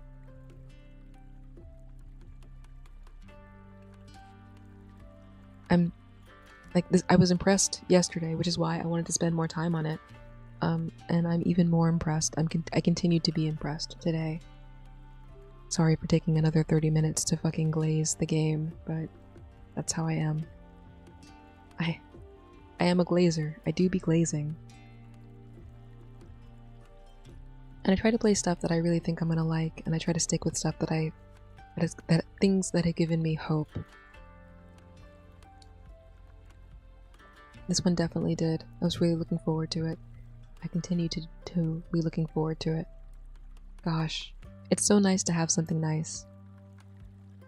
Like, not that most of the games I've been playing lately have been enjoyable games, right? But I don't know. I feel like this is personal, and I'm not gonna go much further. This is the last thing I'll say about it before going back into the story. But like, with how shitty things have been and have been, I feel like I'm getting like constantly getting little treats and enjoyable things that are making me happy, that are worth waiting around for, worth participating in, engaging with, sharing, even. Alright. It's a little quick stretch for me. Note, it has been 4 hours. I do feel. I'm also gonna plug in my phone, it's dying. I'll be right back.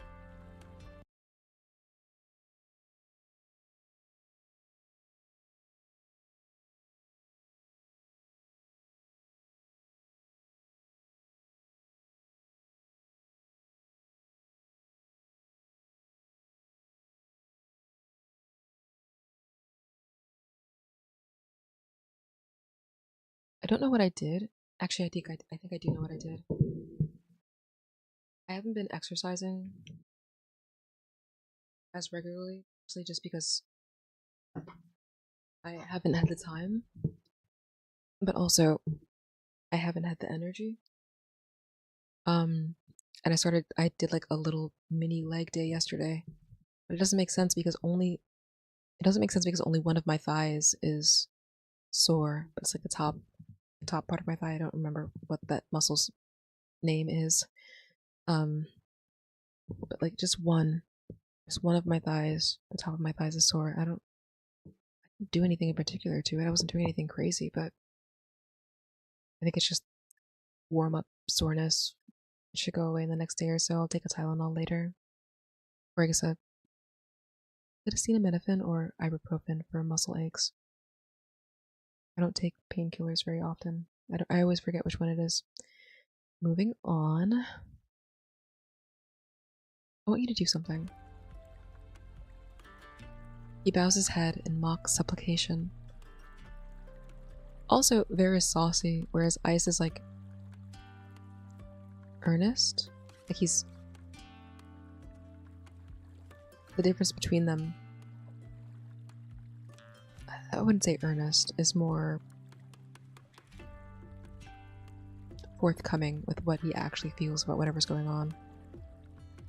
Which is, you know, a twist with that's the cinnamon roll that might kill you. That's what that is.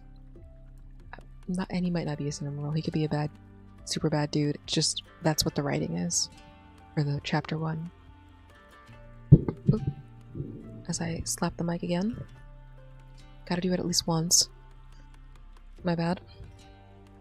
What would you have me do? Oh my god. Let me pet your ears. A soft noise escapes Vare. His lips twitch with displeasure. Also, he's a anthro, which is... Is Ice also an anthro? He's a octopus. He's like a... He's not an anthro. He's like a Lovecraftian monster kind of thing. You can't be serious. Can you even feel anything with all those bandages? Breaking your promise already. What happened to earning my trust? Bear stiffens, then grits his teeth. Fine. Make it quick, and be gentle. Now faced with the prospect of touching Vare, I hesitate.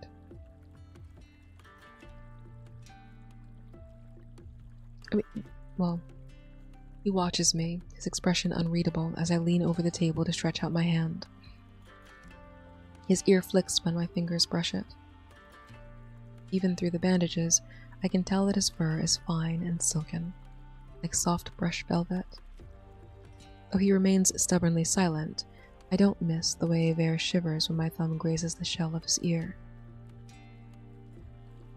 I knew I'd enjoy this, but I didn't expect the overwhelming desire to feel him without gauze separating us. He shudders with a sharp inhale, and I yank my hand back before my thoughts drift any further.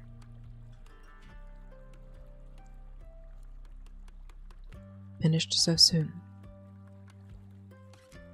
He tries to sound casual, but I'm close enough to catch the touch of color in his cheeks and the subtle hitch in his breath. Did you enjoy that? Don't be ridiculous. It takes a lot more than some clumsy fondling to excite me. The slow drawn-out wag of his tail as he quickly sips tea says otherwise. Vare tips the teapot, or lifts the teapot, and empties it into his cup. So, if you're not going to do your job, then what's next?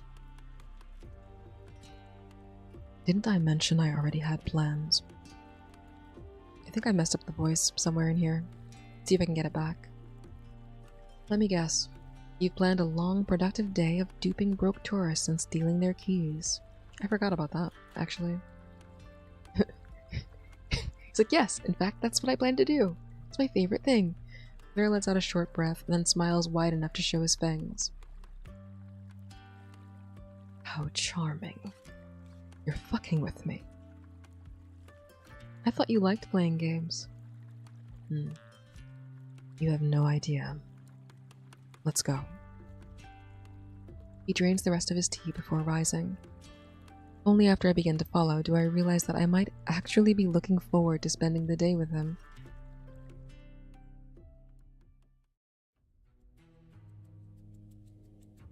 Our next jaunt takes us across a few bridges and up the steep slopes that lie between Lowtown and Hightown. As I trail behind Vare with my neck craned to take in the dome buildings around us, I feel the prickle of a dozen eyes. While I'm no stranger to the stares of curious onlookers, for once it's my company drawing all the attention instead of my bandages. People don't even bother to hide their stares. A woman hushes her pointing child and steers them away from us. Now that I think about it, ever since we first set foot in Hightown, I haven't seen a single monster. Are there usually monsters roaming about? Did I miss that from the other sections? Do monsters not come here? They're here if you know where to look. Yeah, I don't know what I'm doing. Hold on. It's not right.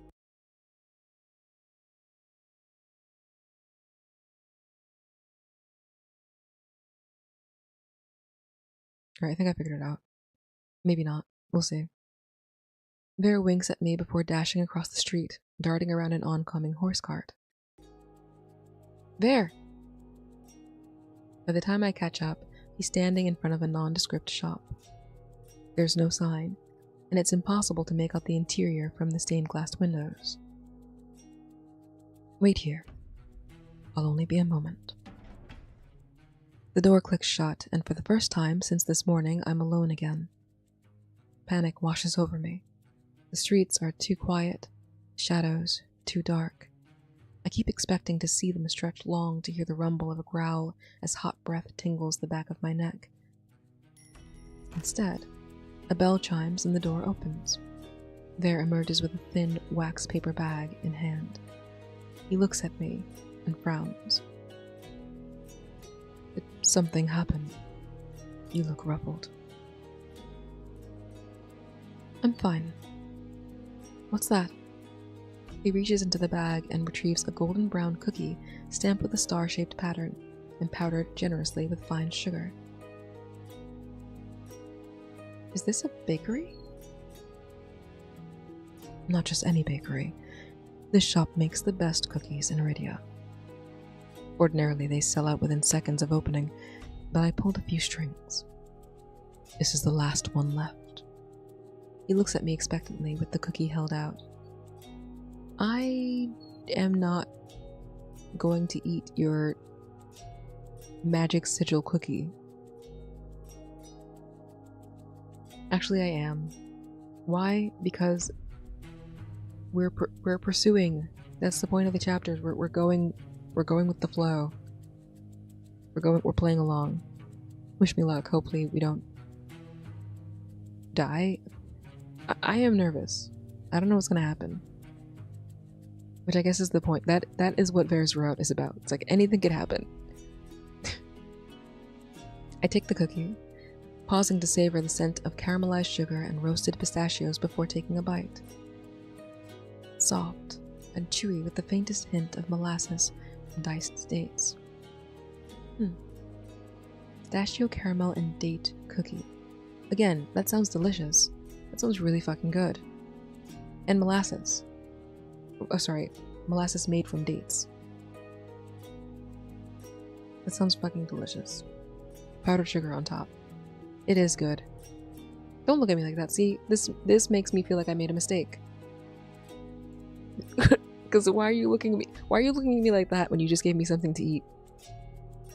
That look says, I can't wait to see what happens now.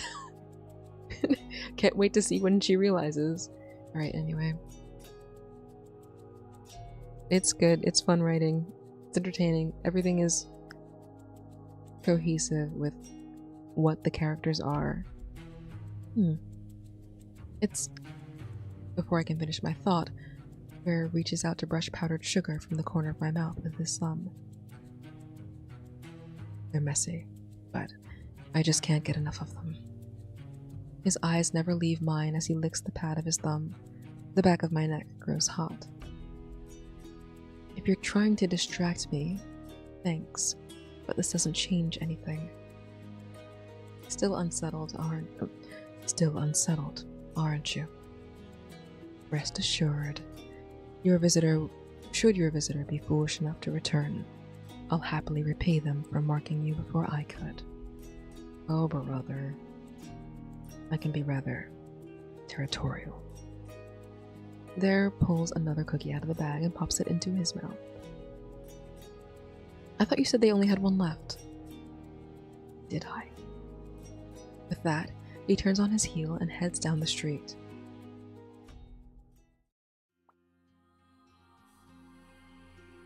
After a few turns, the gleaming spire of the cenobium rises before us. This was the last place I expected to revisit, especially with Bear. Can you even go inside? You came here yesterday, didn't you? In spite of my warning. I nod. To my surprise, he looks satisfied. If you're so set on whatever brought you to Iridia, perhaps I could call in a few favors and smuggle you inside. He's under lock and key, but he has pull. Somehow he's, as a prisoner, he still has motion somehow. What's going on? You would do that for me? Even though you warned me to stay far away? If that's what you desire.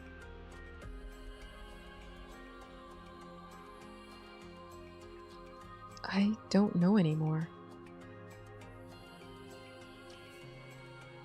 Even if I got in, I have no idea if they actually help cure my affliction. They might just put you under lock and key to be used to hunt other monsters or for whatever interior purpose that the cenobium requires. That is a real risk. You could end up on the Suicide Squad. Vera looks curious, so I quickly pivot. Or if they just imprison me, alongside you. I doubt they have answers. Honestly, I'm not sure anyone can help me. And that's assuming I can get rid of this stupid mark. This would be far more simple if you'd This would be far more simple if you'd simply tell me why you're so desperate for help. What spurred you to visit this godforsaken city in the first place? He may not be looking at my hands, but I understand the implication. He asked as much last night. The cenobium was supposed to hold all the answers. I thought I'd be safe there. I know it's ridiculous, but I can't shake this feeling. Like if I could somehow get in, everything wrong with me would be fixed. Do you think there's safety in a cage? If it's one like yours, maybe. I know it's not easy, but you seem somewhat free to do as you please. When I was first imprisoned, I didn't see the sky for a dozen years. It took decades of suffering and loyal service to earn an inkling of freedom. Some might prefer to be kept and colored like exotic pets in beautiful cages, but even birds with clipped wings yearn to fly. When I first saw the cenobium spire piercing the sunlit clouds, I held a glimmer of hope that somewhere within it lay the key to my curse. Now the gold rock gates only remind me of the bars of Vera's cell. If the cenobium can't save me, who can? Vera glances over his shoulder at me. Need a moment. When I blink, his eyes narrow with amusement. You've gotten that look. The one you get when you're lost in thought. I have a look? Several, in fact, but I like that one most. Ver crooks his finger, beckoning me to follow him as he descends the stairs. I know better than to brother asking what he's got planned next. Ooh, new screen. Where are we? The sun mirrors our descent, slipping below a pall of mist that covers the riverbank. Unlike Hightown, the bridge teems with activity. Gawking children, peddlers selling garlands, and people kneeling before wooden shrines. I didn't know there were this many faithful in Iridia. I keep my voice low. It feels wrong, somehow, to speak loudly here. Not with worshippers lighting votives at altars and offering prayers before stone effigies. With so many deities on display, there's always something to be celebrated or mourned. He sweeps an arm, gesturing at the stunning array of statues arranged across the bridge. It's impossible to spot more than a few of them among all the worshippers in the thick, red-tinged smoke billowing from their censers. Procession approaches, so large that the crowd parts to make room for it. I'm buffeted by congregants rushing to move out of the way until Vera's hand closes around mine. Here. Which one? He pulls me up onto a pedestal, a narrow strip of stone circling the crumbling statue of a saint. It's a tight fit, even with his arm circling my waist. My heels hang over the edge of the bridge. But falling's the last thing on my mind, with Vera so close that my nose brushes his jaw and my lungs feel with the leathery scent of his collar. Turn around. Vera guides me with one hand on my hip, turning me so I can take in the sight. A sea of robed bodies stretches as far as I can see. The air trembles with their rhythmic chanting. As they pass, Vera murmurs close to my ear. Fascinating, isn't it?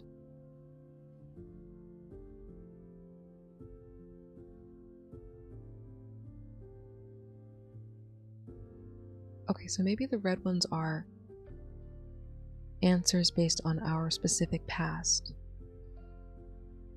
I do wonder how that's going to play into the full story. But this kind of cements that for me. At least, yeah, this kind of cements that for me. Pardon?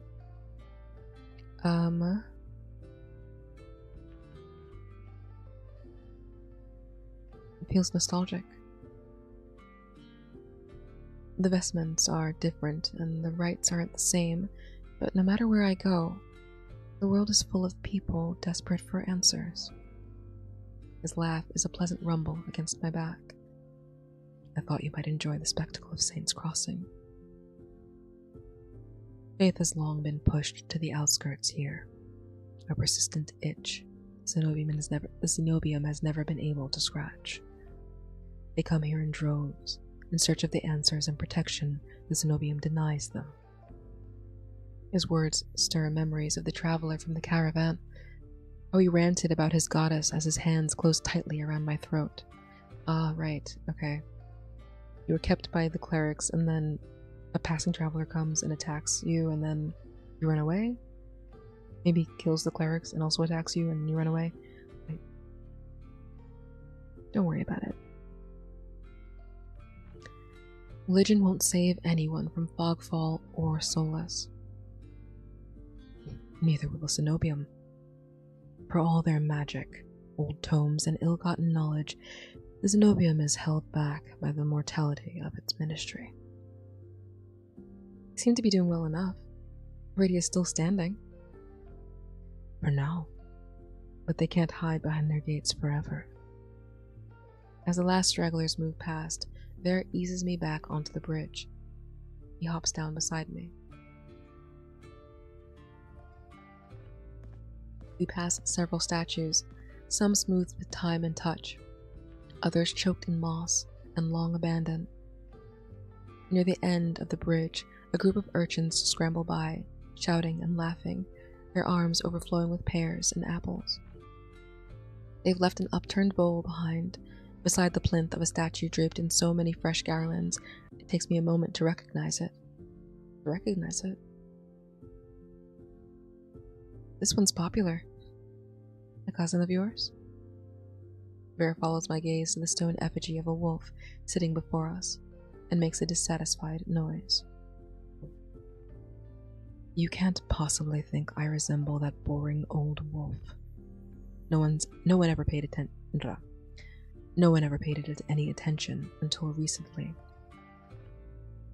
It's just another ancient monster memorialized by humans as a god. I can understand worshipping the sun, or seasons, or the elements, but monsters? That's a first. Is that really so surprising? Humans have always sought protection from higher powers, real or imagined.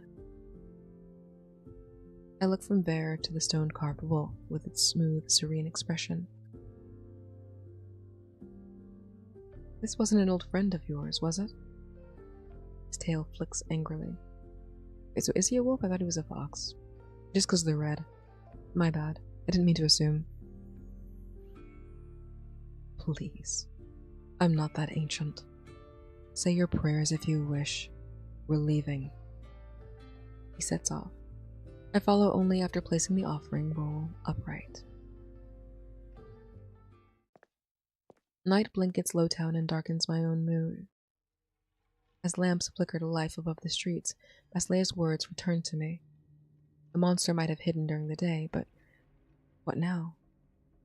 Even with Bear by my side, I feel ill at ease walking through the darkened streets and stick to the pools of light collected beneath windows.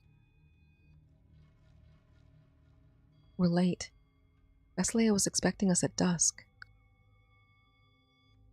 Time does have a way of escaping me when I'm enjoying myself.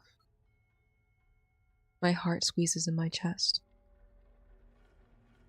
Today was fun. I wish we could. Before I can say more, something catches my eye.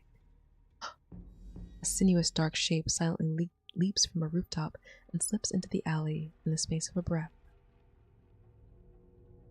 Do you see that? I look back, and my stomach clenches like a fist. Bear crouches over a path of paw prints emerging from a puddle of thick, black blood. It would seem we've interrupted someone's dinner.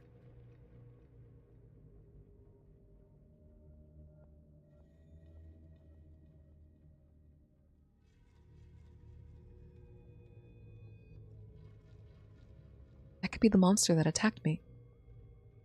Should we follow it? Bear starts to smile, then shakes his head. I'll find it after I've escorted you back to the outpost. But I told Basleia I'd return you in one piece. Come along. Bear takes off at a sprint, and I race after him through the twisting dark alley. I strain my eyes, searching for the outpost. A sound rises above my thundering heartbeat, labored breathing and the sharp click of claws growing closer with every step. Curiosity gets the better of me. I glance back just in time to catch a glimpse of glittering eyes receding into the dark. There! It's behind us! But when I turn back, Bear's gone. I skid to a stop. Did I fall behind? But I only looked for a second. Can't see a thing, but I'm certain that someone is watching me. There? There! Puff of hot breath, sour with the tang of fresh blood, eats the back of my neck. I turn, very slowly, to find a Solus crouched behind me. Thick rivulets of drool drip from its bared teeth. No one's gonna save me this time. There's only one way of getting out of this alive. Touch the Solus. Slowly, so as not to startle the beast, I unwind the bandages from one hand. First my fingertips, then my knuckles, and finally my palms are free. The Solus' gelid eyes wobble as it tenses. Come here, you ugly bastard! My voice shakes worse than my hands, but it takes the bait and lurches forward. A sick thrill of excitement rushes through me. Time seems to hang in suspense as the Solus barrels toward me. I meet it halfway with my hand thrust out. I twist at the last moment so my fingers graze its rubbery hide, and the creature falls limp. Lies sprawled on the ground, pacified by my curse, but not for long. I clench my fingers until my hands stop shaking and take one slow breath. I'm safe. But I need to move before... Impressive. No idea. A disembodied... Oh. Is it the monster? Impressive. A disembodied voice echoes throughout the alley. I was wondering what kind of trick you were hiding up your sleeve. Oh no, just you. Spooky ass. Impressive. I was wondering what kind of tricks you were hiding up your sleeve. Where moments ago there was nothing, there appears, veiled by the shadows. No, not veiled by the shadows, but emerging from them. Darkness peels off his skin and hair in wisps as he leans over the twitching soulless to prod it with the toe of his boot. Poor thing. You really did a number on it. Where the hell were you? My ears fill with a low roar as dread coils in my gut. I fumble for my bandages, but it's too late. I'm caught. What did you see? Bear's eyes flick from the soulless to me, thinning with amusement. Enough. Now, do me. What?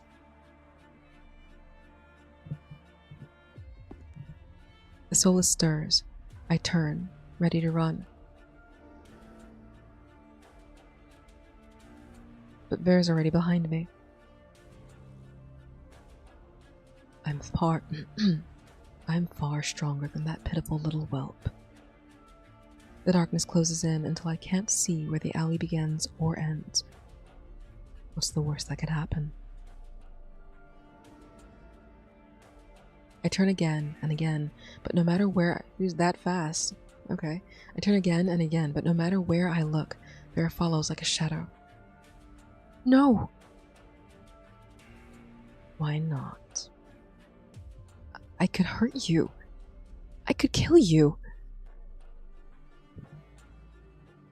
A bluff. I've never used my curse on a monster. I don't even know what would happen. Bear takes a step closer. This pose is so funny. This is so good. Like, just thinking. It's just very funny. It's very smugly nonchalant. It's appropriate for this character, I think. You're lying. You bared your throat to me this morning. If you thought you could hurt me, why didn't you fight back?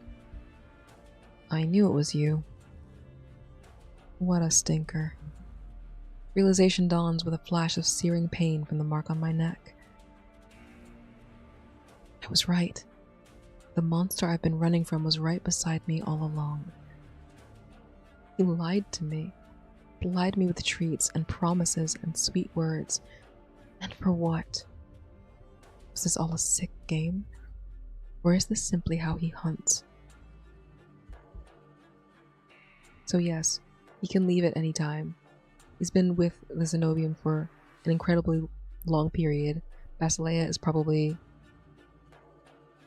not adept enough to be certain of his security to stop him from going wherever he wants. And at this point, it's basically a cushy gig where he doesn't have to worry about having a place to stay ever and can also do whatever he wants while hunting monsters. Or I guess probably mostly soulless.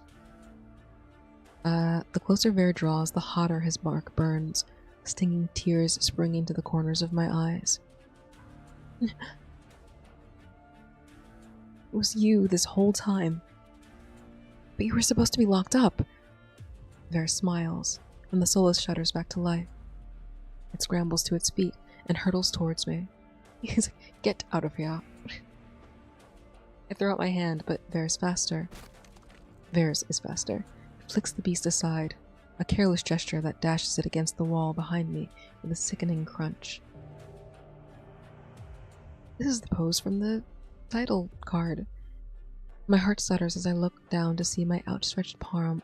My heart stutters as I look down to see my outstretched palm resting on the smooth expanse of Ver's chest.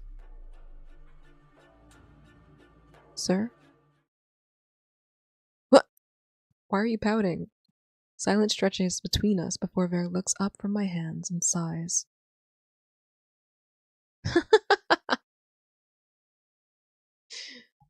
That's all.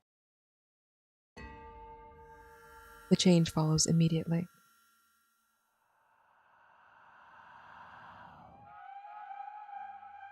One moment, my hand is touching hot skin.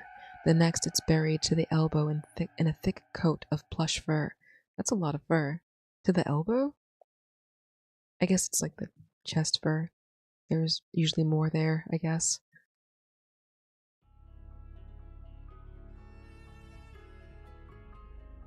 A strangled noise escapes me. I recoil only to lose my footing entirely as the monster rises again.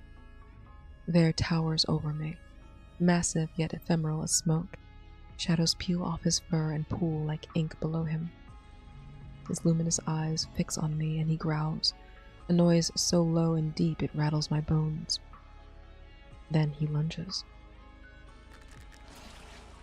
I watch his jaws clamp shut around the soulless, and my blood runs cold. Bear snaps the creature's neck with a violent shake of his head and drops its limp body at my feet. I should run, or fight, or scream. But fear locks my knees and chokes my voice as Bear lowers his head, blood dripping from his stained muzzle as he regards me with great, glowing eyes. Adite! Stop! A voice cuts through the dark. You're in trouble. Bear freezes immediately, as though turned to stone. Only his eyes move, darting from me to Basileia as she breathlessly rushes to my side. Saints preserve me. Are you all right? I'm fine. He didn't hurt me. I shove my hands into my cloak. Thankfully, her focus is entirely on Bear. She draws her shoulders back and hisses. Down. He snarls, but obediently lowers to a stiff crouch, humbled by a single word. Basileia helps me to my feet. My lips move, but nothing comes out. My mind drowns in a flood of emotions and impulses. I'm saved. But from what, exactly? I was waiting for you both by the outpost. I heard the uproar from a block away, and... He didn't attack you. He didn't attack you, did he? Bear whines, a long, high-pitched note that I feel as much as I hear. No. It was a solace. It cornered me, and then I catch myself.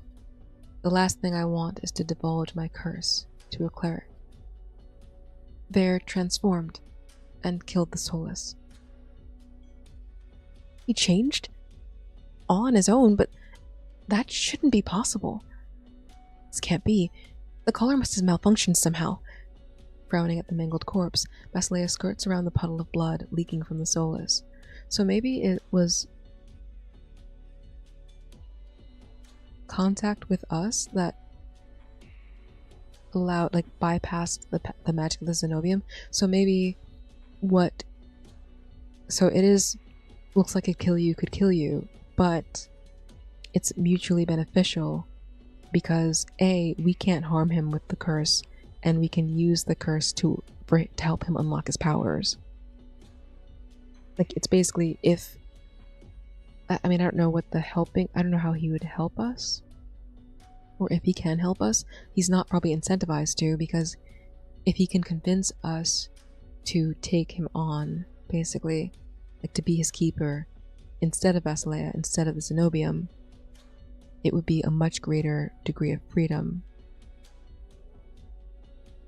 And we would have, within this context, a partner that couldn't be harmed by the curse. We'd have to probably, we'd have to leave Iridia and perhaps be chased by the Zenobium forever. Maybe not. I think they don't care that much about their functional detainees. But who knows? We gotta wait to see what they write. We gotta wait to see what the story is. But if that's the case, that'd be kind of cool. But I don't really know. It's not clear. Because unless what is holding him is a binding curse that has nothing to do with the Zenobium. Maybe he was actually cursed by someone else and came to the Zenobium Actually, maybe that's what it is. Maybe he was cursed by someone else. And that curse binds him to... That doesn't make sense either. Because he appears in fox form in Leander's fruit. And according to Basileia, he shouldn't be able to transform with the collar on. I guess unless granted the ability to do so by his Zenobium keeper. I don't know. I think it's possible. It could also be... Maybe that's wrong. Maybe it could also just be that he's amused by us and wouldn't mind, like, having an interesting, like, he's being kept as a pet by the Zenobium. He would rather be free of them. He wouldn't necessarily be kept as a pet by us, but would rather keep us as, like, not a pet, but like as a fellow dangerous creature that he can't be harmed by, basically. He's like, I can make a break for it at any time, but I just haven't wanted to. There's been no one of interest to me for me to make a break from this place because it's pretty cozy. You know, there's lots of good restaurants with nice food. I like hanging around here, and I have a pretty good degree of freedom at this point. There's no reason that I feel like I should leave, but interacting with us is interesting enough for him to be like, maybe it's time to hit the road. I could do it anytime I want. But I don't want to be by myself. So I'll go with this chick. I'll go with this they, them. I don't know. It's not completely clear.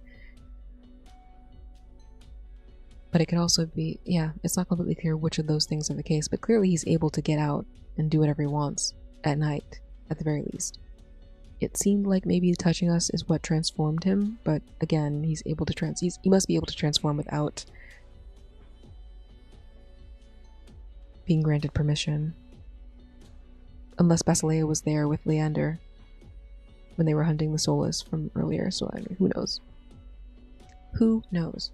Maybe he can just get out of the cage room, but he can't transform. Like No, that wouldn't make sense either, because he was the fox demon in the room. I think it's probably the last thing that I said. The secondary theory. I think that's probably it. Curious to see how that pans out. Curious to see how all of these pan out, because they're all really interesting. They did a really good job. I'm going to be spending hours and hours on this game trying to complete all the routes. Can't wait. Very excited for it. Anyway, when she claps, Ver flinches. Audite, change and explain yourself.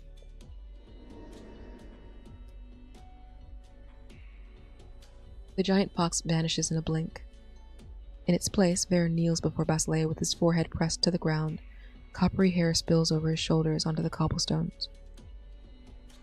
I wasn't going to hurt them. His voice trembles.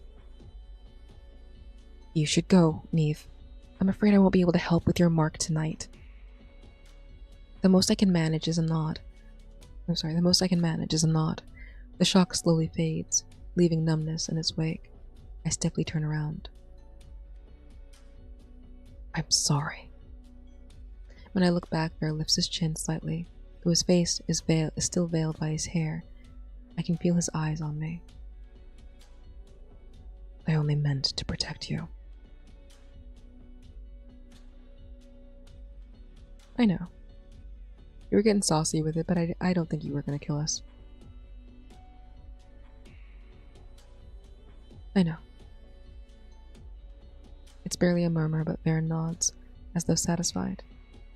Reluctantly, I tear my eyes away from him and will my legs to move one step at a time.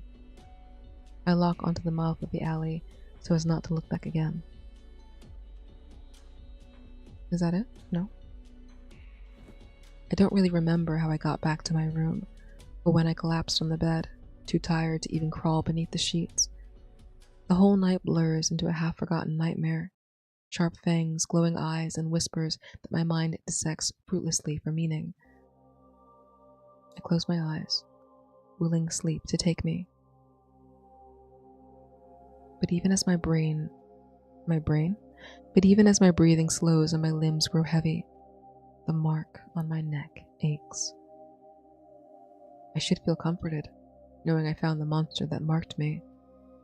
Instead, I'm stuck wondering if he wanted to kill me or keep me safe. Rum pum pum. That's close, yeah.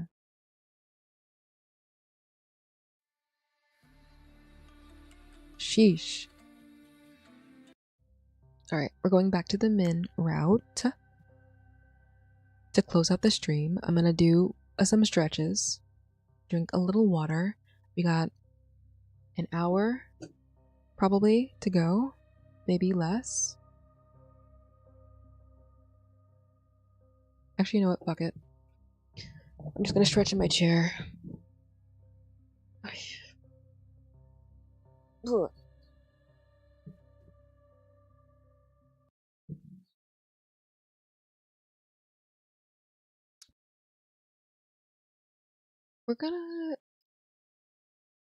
We actually already have a save from here.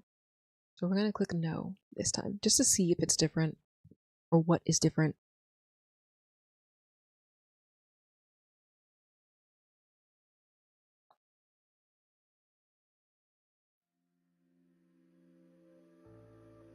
I'm gonna quickly gargle some water, so I'm gonna mute the mic.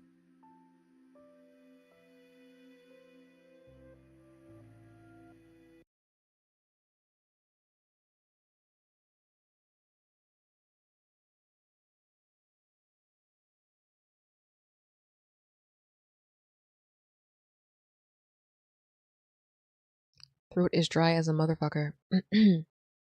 Sunlight presses through the window. Morning has already come and gone while I was lying here staring at the ceiling, turning the same memory over in my mind.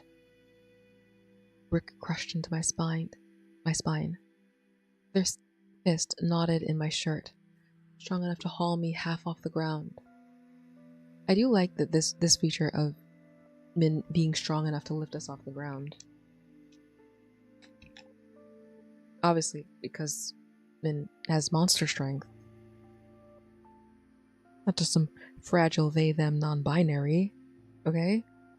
This is a non-bestiary. It doesn't even make any sense. Non-brawlickery. I don't know if I like that one either. You shouldn't be around me. Alright, going back to the voice.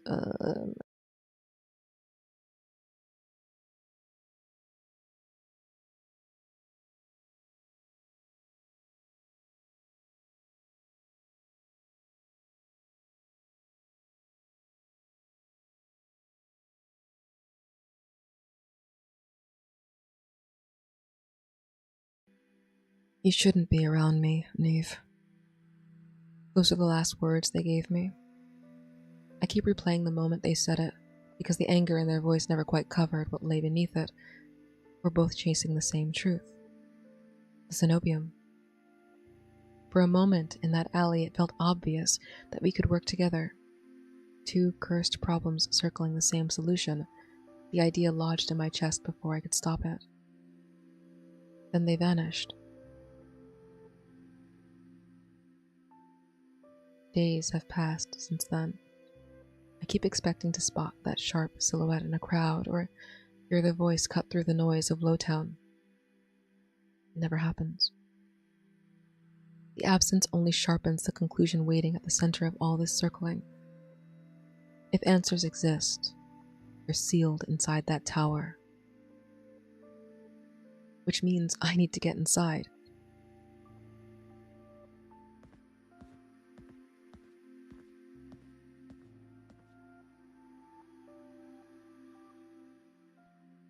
The climb through Hightown is stiller than it should be. Balconies arch like fossilized petals. Gilded walkways curve beneath glass lanterns long since gone dark. Stone lions leer from garden walls dusted in soot. It's beautiful in the way ruins are. Grand and gutless. I have no idea what it used to be like. Only the weight of what should fill it. Boots hammer the streets ahead of me. A column of figures in white armor surges into view, Cenobium guards driving forward with clipped urgency. Instinct jerks my shoulders tight, yet they charge past without a glance and disappear around the bend. I wait until their footfalls fade, then follow. We're going to make different choices, I think, generally, except for the places where I think it might matter. The road spills into a circular terrace where the guards have formed a ring around the dark shape on the ground. Blood streaks the tiles in violent arcs. At the center lies what remains of a body, collapsed in a ruin of torn flesh and splintered bone. Flesh puckers where it has been torn. One arm is missing. A boot remains, laced with care, now slick with congealed red. The smell hits next, thick rot and copper flooding the air until each breath drags across the back of my throat. The young guard bends over and retches behind their helm. The others hold formation while voices slip through their ranks, too low for me to catch. A handful of civilians cling to the edge of the terrace, drawn close despite the horror before them. God spare us, it's happened again. So, it's finally reached Hightown now. The stone beneath the remains bears deep gouges carved into the tile, long slashes driven into the cobbles with brute force. Dark feathers drift through the blood. Their edges are shredded. Some end in wicked barbs, others lie snapped in half. The thing is though, Min's feathers are bright, but also in the transformation sequence there are some dark feathers, so maybe there are dark feathers on the body somewhere and I just didn't see them in the CG. All of you, clear the area. The command slices through the murmuring crowd and sends people peeling back at once. 2 clerics stride through the ring of guards, boots grinding feathers and gore into stone. One of them I recognize from my second day in Iridia. Good grief, another one? We need that dog of yours, Basileia. Basileia leans toward the other cleric and answers too hushed for me to catch. I hover where I am, curiosity pulling one way while instinct begs me not to be noticed. Let's ask some questions. I move toward the edge of the square where a few civilians have begun to mutter among themselves. Their voices come fast and low, but I catch enough. Another one torn apart. That's 3 this month. Underbridge first, Lantern Row after that, and now this poor bastard. Underbridge, Lantern Row. The names mean little to me, yet the dread in their voices lands all the same. This is a pattern they've come to expect. My mouth has gone dry, though I force myself to speak. Do the guards ever say what's doing this? So, Min has been killing lots of people. What is their deal? One of the men cuts a glance toward me. The guards talk plenty. They just never arrive in time. If they want it found, they'll find it. If not, keep your head down. So they're not blaming the Cenobium. If anything, it sounds like they expect them to handle it, or fear what happens if they don't. That might make sense. I ease back into the crowd and let the press of bodies swallow me again. Whatever carved that corpse open has turned the street into a spectacle, and the guards keep arriving in stiff white ranks. That chaos may be the only gift I'll get. While the Cenobium's attention fixes on the killing, it gives me an opening to get past the gates. I pull my hood further down and step away, quickly continuing my ascent toward the spire. I stop short of the bars, careful not to brush the iron. Why, I guess, are they covered in warts or something? Probably. Through the gaps, the world glows with cultivated elegance. Columns rise through manicured groves, while delicate blossoms fall across paths. Academics in white weave between the trees, deep in conversation, untouched by the filth below. This place wasn't made for people like me. I can feel it in the air, scented and still, untouched by sweat. You there, step away from the gate. A guard steps forward from the shadows of the archway. Damn. I guess the Cenobium has more than a few to spare. If you have business here, state it. If not, turn around. Sorry. Can you help me? I was told the Cenobium might know how to treat an illness. The tower isn't a refuge for the broken, it's a sanctum. We don't open our doors to every stray who wanders uphill. Move along. That gate won't open for you. His stare stays fixed on me while I step away from the gate, and it takes a surprising amount of restraint to keep my temper from spilling out. I didn't claw my way across Iridia just to stop at a locked door. There has to be another path inside those walls. I follow the curve of the outer wall until I'm hidden from view. Here, the Cenobium's careful order begins to fray. Dense greenery presses against the marble while ivy twists across smooth surfaces. I try the climb, but the stone leaves little room for error. I'd also be seen before I ever reach the top. It won't work. I turn sharply and come face to face with Min's familiar glare. Naturally, they appear the moment I stop looking. Strip away the cloak, and they're almost unrecognizable, except for that stubborn scowl. Without the extra layers, they seem strangely exposed. I guess the eyes aren't that similar to Basilea's, but I think the red with the light-colored eye, I want to imagine it's significant, but really, there's all kinds of different eye shapes in this game. It's not actually completely unique enough for it to be something like that, but who knows? Who knows?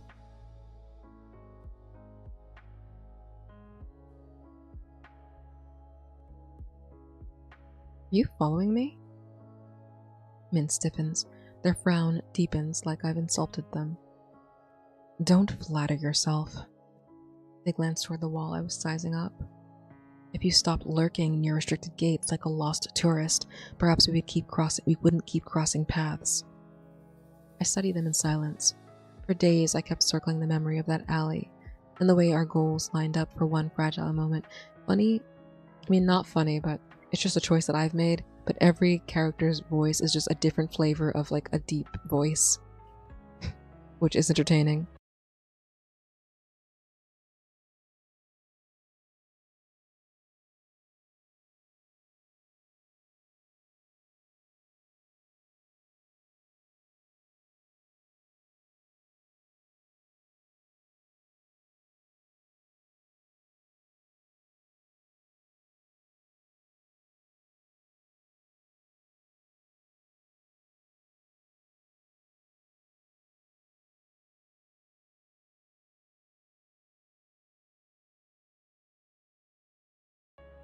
Seeing them here confirms the suspicion that refused to leave me alone.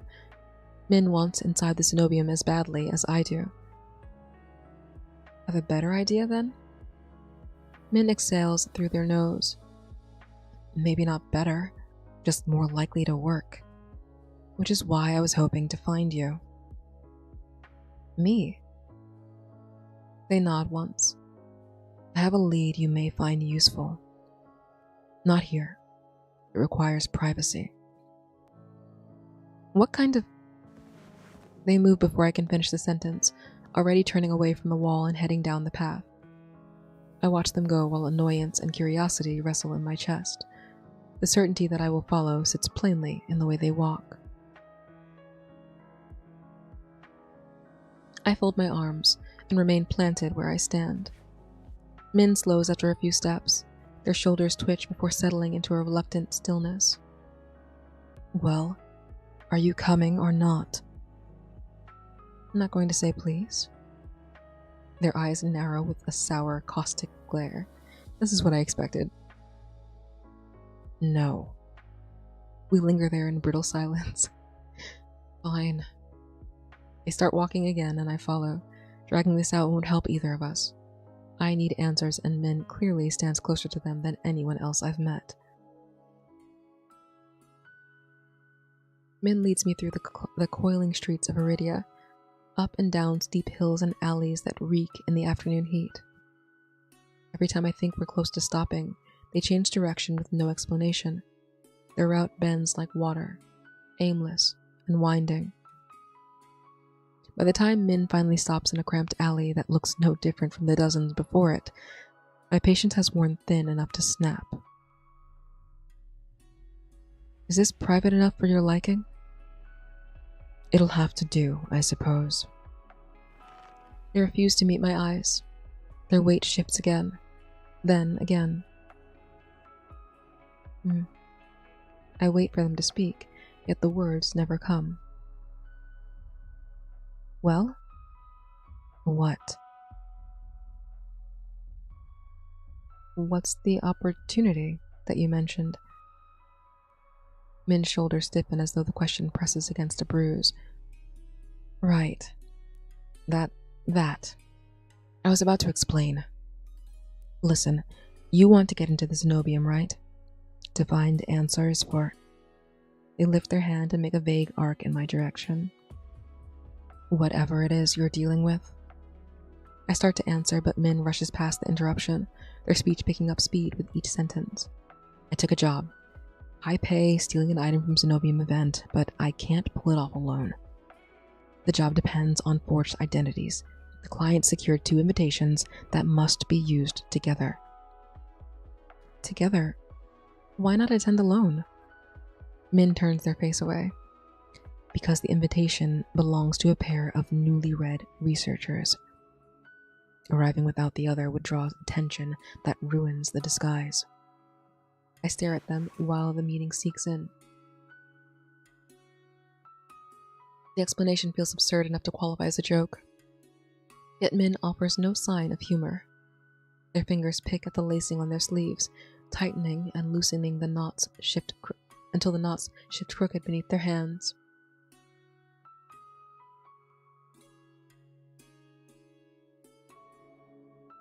Why do you need this job?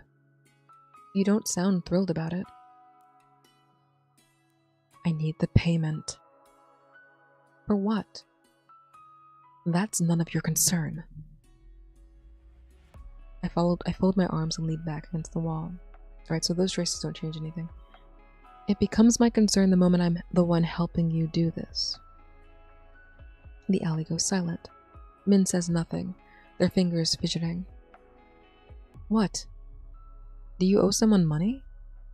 Min's head snaps toward me. No, obviously not. The answer comes too fast. I'm not that careless. I'm just running low. I blink at them.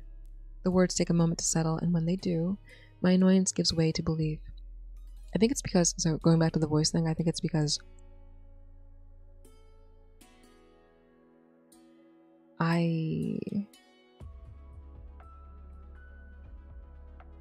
it's easier for me, actually, to try to do, like, a variety of lower register voices than, like, a, like, tenory voice. Like, my voice is not that deep, necessarily, but deeper registers for me, speaking-wise, are higher, or easier than, like, where I'm at or higher, in terms of, like, variety that I think I can create. And that's a skill issue, for sure. That's a skill issue, for sure. I guess I should talk to a voice acting coach or something. Like, all of my higher voices are silly voices, and I'm sure you notice that if it's something you care to notice. But anyway. And when they do, my annoyance gives way to disbelief. Min sees it immediately. Why are you looking at me like that? Are you broke? Their lips draw into a hard line. No answer follows. Why ask me, of all people? Oh, you can choose more than one. I can't exactly pass for a Zenobium researcher. I don't know the first thing about fake science talk. That doesn't matter. You're new in Iridia. No one knows your face. That anonymity is worth more than you realize. Remain close to me. Allow me to handle the conversation. Say as little as possible. Their eyes flick toward me again, calculating. This puts you in the same room as Zenobian clerics. That's far better than whatever reckless stunt you were planning. You told me to stay away from you.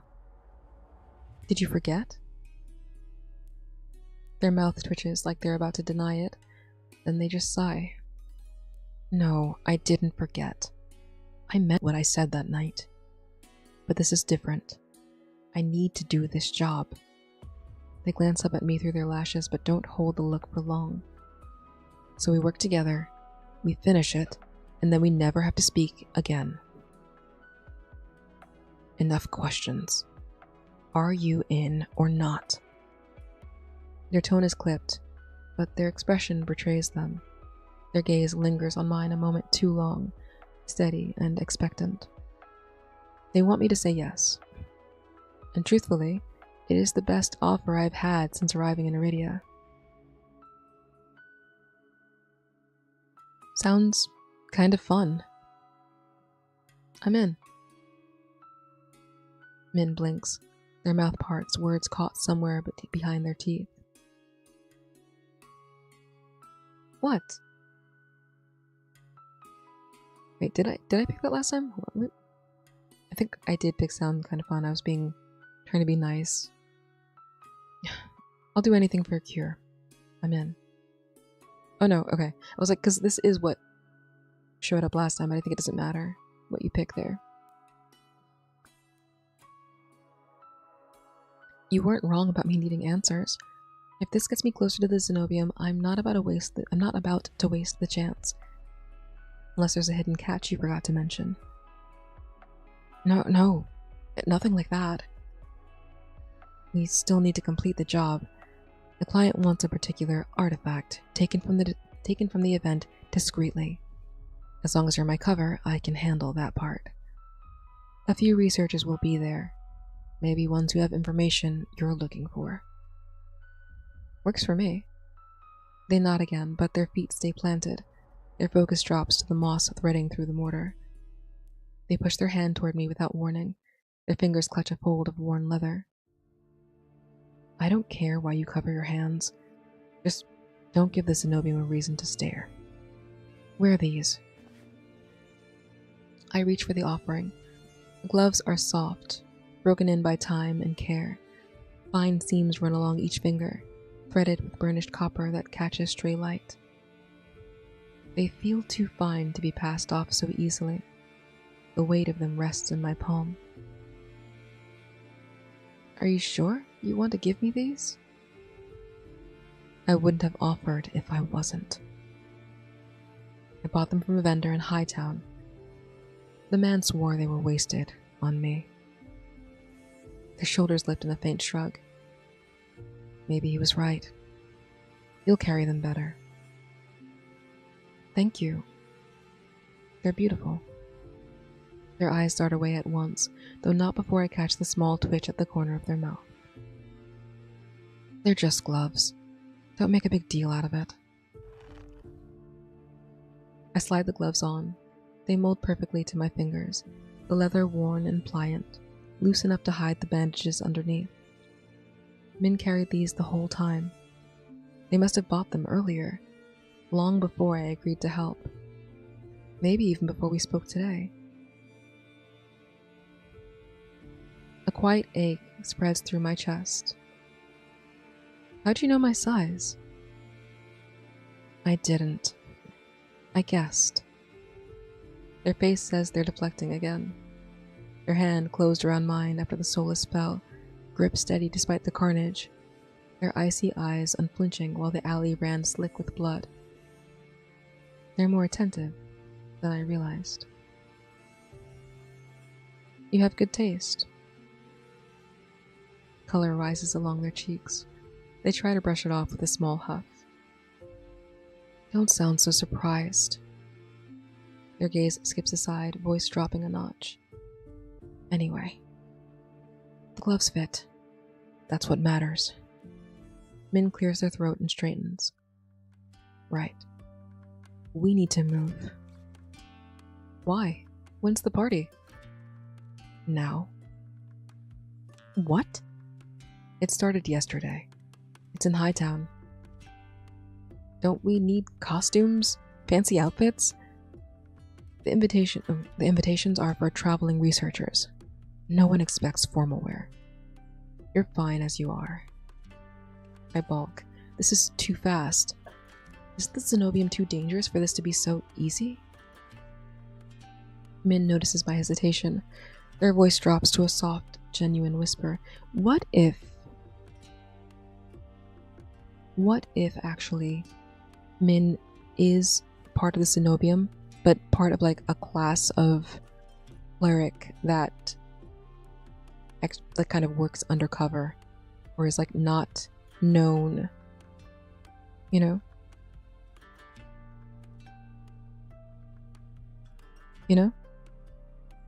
Like maybe, what if Min actually is a cleric?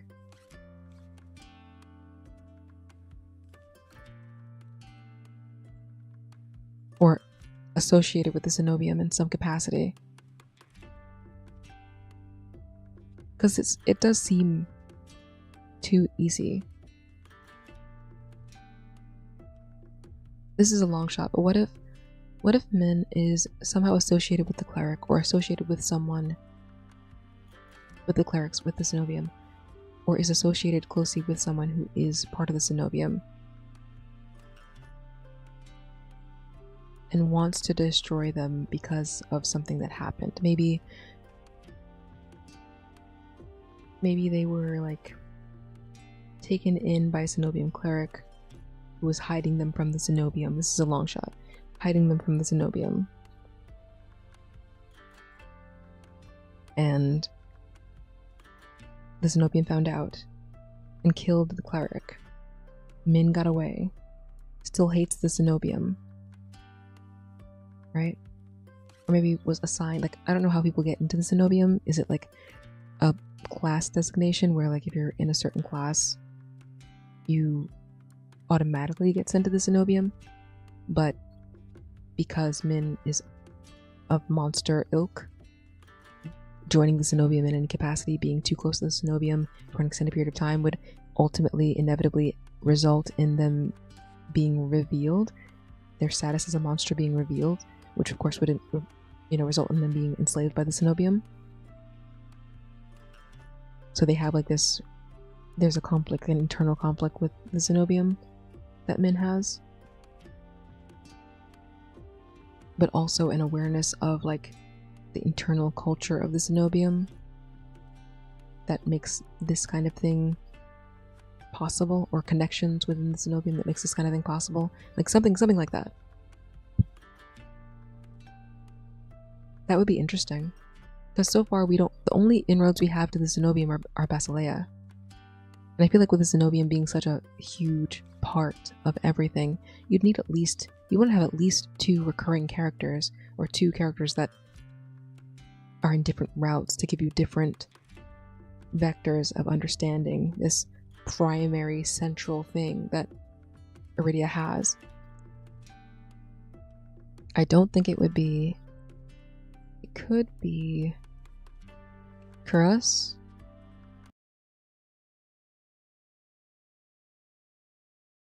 I don't think it would be Leander. Probably not Ais. Right? There has the connection already.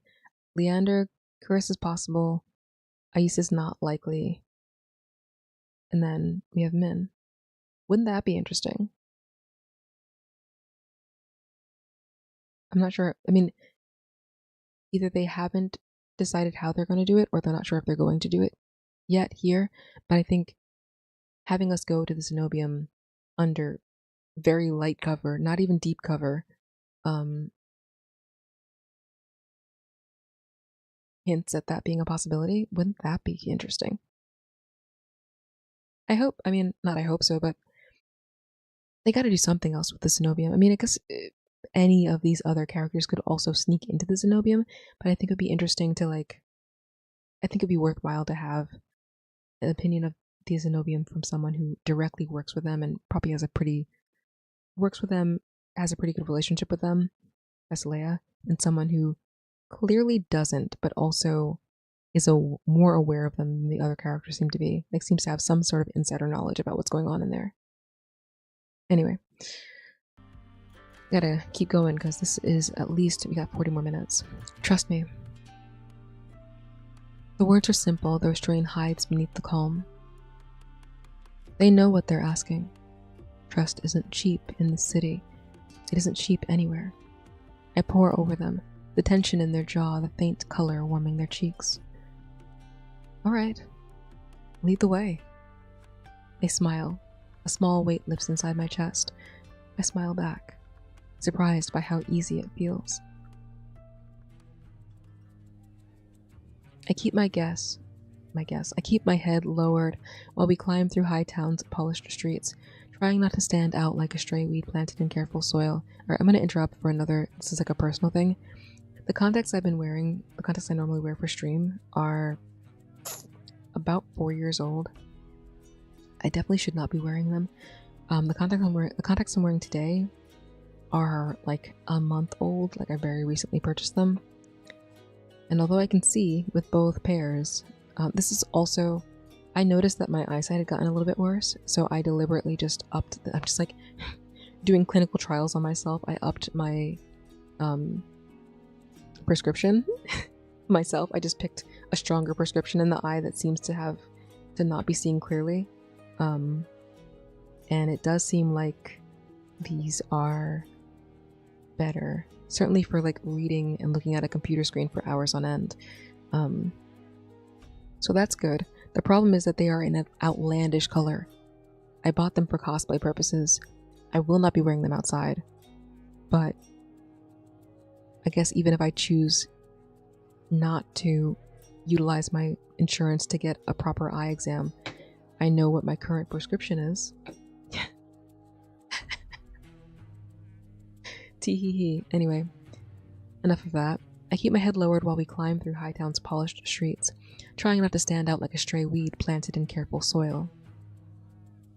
Min walks beside me with a distinct air, her focus toward the high facades and carved balconies. What are the names on the invitations? They blink, pulled abruptly from their thoughts. Just surnames. Idris.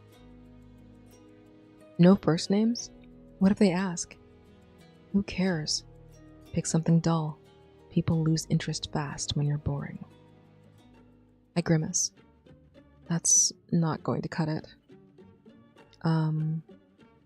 We picked Blanche last time. I don't think the name choice matters. It's just what you want your name to be. And I like Blanche, so I'll be Blanche. Because the Cenobium loves the color white. I'm curious what the secondary text is for Diggory. Like a researcher that digs in the dirt. Oh, equally as silly. Good. Fantastic. Min stops so abruptly I nearly walk straight into them.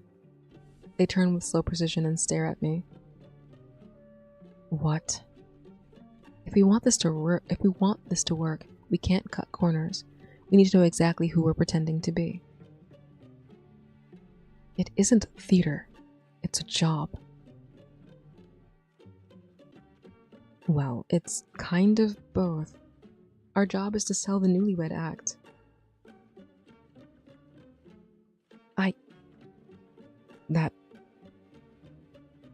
You're not making any sense. They pivot and march ahead, every step stiff with irritation. I follow behind, half expecting the rest of the walk to pass in silence. A few paces later, their voice drifts back toward me, low and dry. If you're Blanche, then I'm Killian. Oh. Why the name Killian? Because I'll kill you if this doesn't work. I stare at them for a long moment. Then a laugh bursts out of me before I can swallow it. I didn't know you had a sense of humor. The corner of their mouth lifts. Then you should pay closer attention. We gesture. Okay, let me take a break. I'm getting overheated. For no particular reason, it's just like 80 degrees in my bedroom. Probably more. Especially with the computer blowing out heat like this. Breathe. I'm gonna do a little...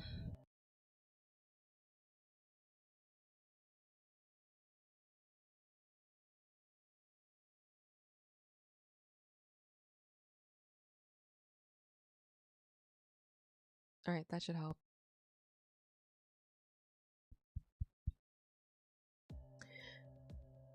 Min slows as the building comes into view. It towers above the street with arrogance, washed in an amber lantern glow that spills down its broad steps. The air hums with laughter, tangled with the clink of glass. A breeze brings the scent of perfume and powdered sugar. Ready? Let's do it. They slip a hand inside their coat and produce 2 folded invitations, the paper creased with careful handling. As we near the entrance, the doorman gives us a perfunctory glance, then allows us inside without a word.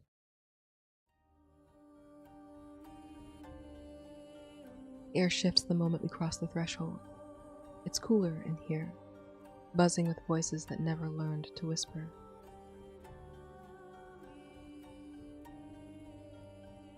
Sunlight floods the glass dome overhead, illuminating a statue of a woman with twin sickles, arms spread in silent judgment over the milling crowd.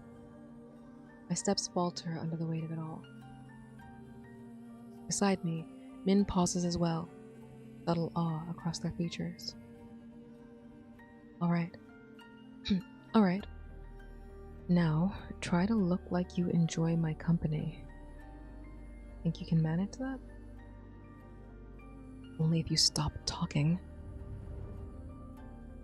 Hello there. You're a face I haven't seen before. The voice slices clean through the surrounding chatter. A woman approaches, draped in gray silk edged with pearl feather trim. Her champagne glass tilts toward us in an idle gesture. Her attention moves across us with careful interest. I don't believe we've met. Which division are you? Us?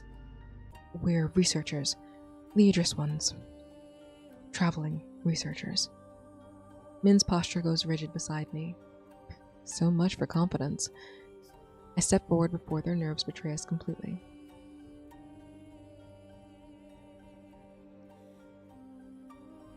We specialize in fogfall behavioral studies. Field heavy work. Not many researchers stay alive long enough to reach this side of the continent. Rare discipline. Are your findings of use to the Zenobium? Hopefully. That's what we're here to determine. The woman regards me a second longer, then she inclines her head, faintly satisfied. She eases back into the crowd. The tension leaves Min in slow increments. They guide us toward the edge of the hall where the crush of voices thins and the music dulls. That was horrible. They glance my way, then quickly focus on the floor as if the tiles demand urgent inspection. You handled that better than I did. Thanks. Their voice lacks its usual edge, a rare sincerity taking its place. You do the same for me, assuming you ever learn how to act. A short snort escapes them and their mouth bends into a quick, unguarded smile. Maybe I should learn, in case we ever need to play these roles again. Silence pools between us, gentle and comforting amidst the bustle of the party. Think you can keep the act going for the rest of the night? I think so. Their fingers twitch beneath their...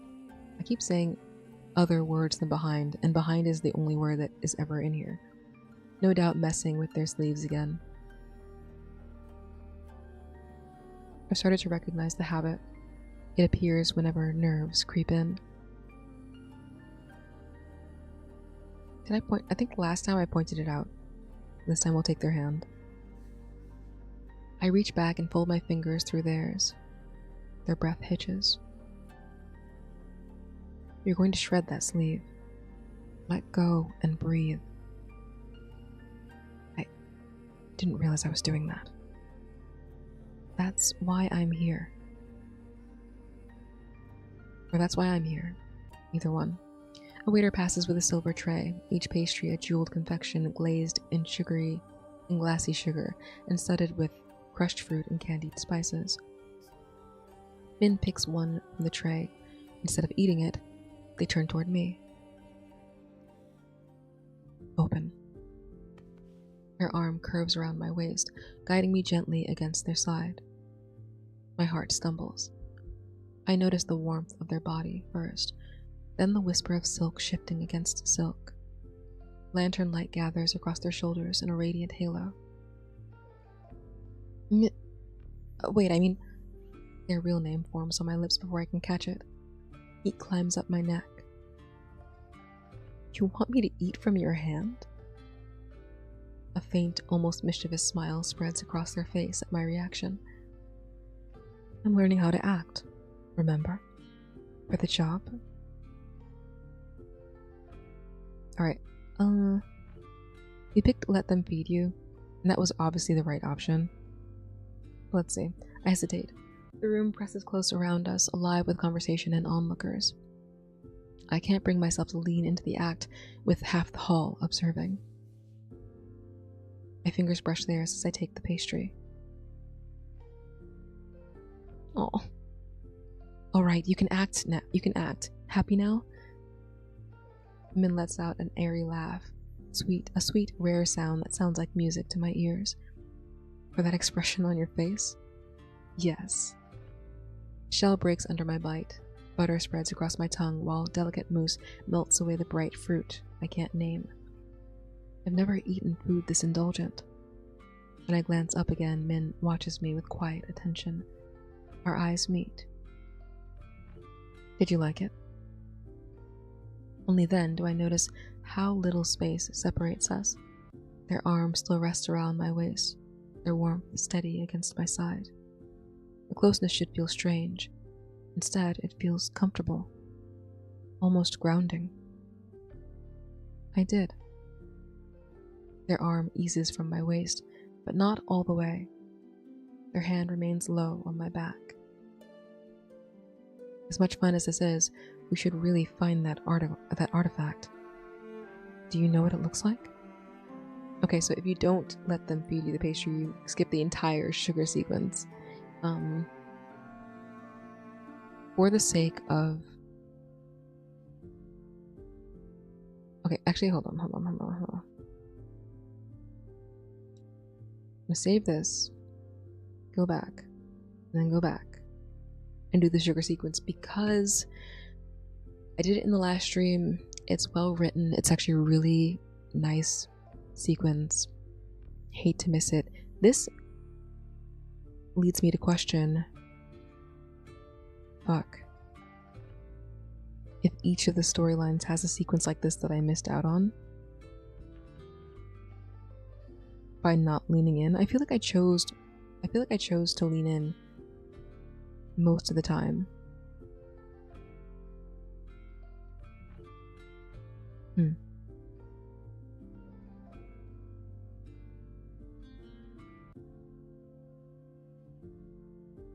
I don't know.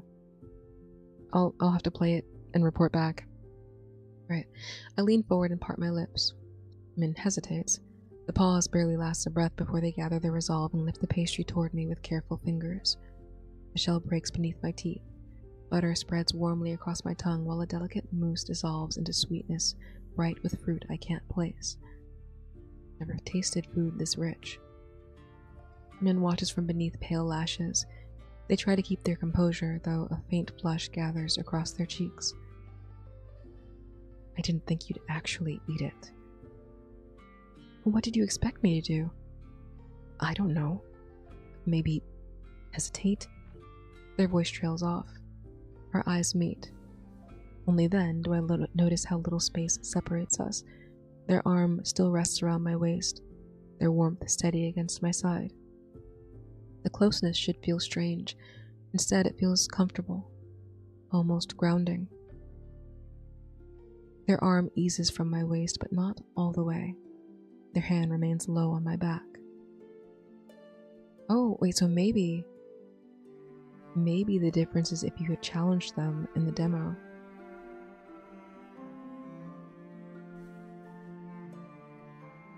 Oh, that's interesting. Huh. So maybe the entirety of like the sauciness of the route that you end up on depends on that initial decision, which they did say that. They did say that there were going to be two paths that they had set up for this, based on that choice. But I thought it was more going to be along the lines of like, I don't know, the ending that you get.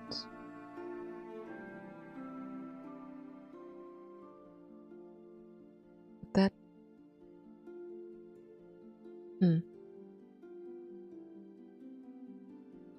Very interesting. Well, we're not going to be able to hit it, but basically, after they feed you the pastry, or you take the pastry, I guess, the saucier version of it, not like crazy, is they have sugar left on their fingers, and you take their fingers and lick the sugar off, causing them to be quite blushy and distracted. It's a cute sequence. It's very... I was talking about the sensuality of the writing. It's a very nice, centrally written sequence. I don't know if we missed out on any from the other characters. Because I don't know. It's been so long that I don't remember which of the options were the continuing forward one. The ones where you get more interaction. We'll see. I can't do it today, but that's basically another 6 hours of content. Potentially. I think I'll look at them on my own time, like kind of blast through them real quick, and then see what you get per each one, and then maybe redo them as a secondary part of the stream when we finish A Date with Death 2 in like 2 weeks from now, or maybe next week. It depends. Maybe I'll do another visual novel night. I like doing them. I enjoy them. So anyway, I nod, not ready to let the closeness vanish so soon. I reach for their hand and weave our fingers together, guiding them toward the arched hall behind the crowd. It begs the question, do we even get the kiss option if we didn't do that, or is it just one interior sequence and then the ending is the same regardless? Who knows? The exhibits stretch through a maze of polished rooms, each one curated for opulence more than insight. Min drinks in the room, genuinely in awe, and the genuine awe plays across their features. You said it was near the back, right? We could take the long way, play our part, lurk near a few exhibits. Yes. Their reply comes too fast. Too eager. I mean, sure. That makes sense. Good plan. You pick. Last time we looked at the jellyfish, this time we're going to do whatever the other one is. I watch the tips of their ears flush. Fondness swells inside me and I look around the room. I move toward the burnished brass frame of the camera obscura. It looms tall and silent, its lens glinting like a dormant eye. The placard reads, Image Chamber Prototype, Iridian Academy. Huh? Didn't expect to see one here. Min steps in beside me, focused on the lens. What is it? I blink at them. You're serious? What? I've never seen this before. It's a camera obscura. Records what it sees, projects it onto parchment. They've been around for decades. Even villages have one or two. Okay, so that if we're isolated from the world, and we know what this is, then Min is extra super duper isolated from the world. Oh. Min tilts their head, inspecting the device as if it were a relic dredged from the ocean floor. Right. Of course. I knew that. I guess I just forgot. They're so impressive in person. A flimsy excuse. I study them, searching their face for a lie, a slip, a reason. All I find is curiosity. I take their hand in mine, gently squeezing their fingers. It's like they say, we never stop learning. They roll their eyes, but their lips twitch with a smile. Look, there's the artifact we need.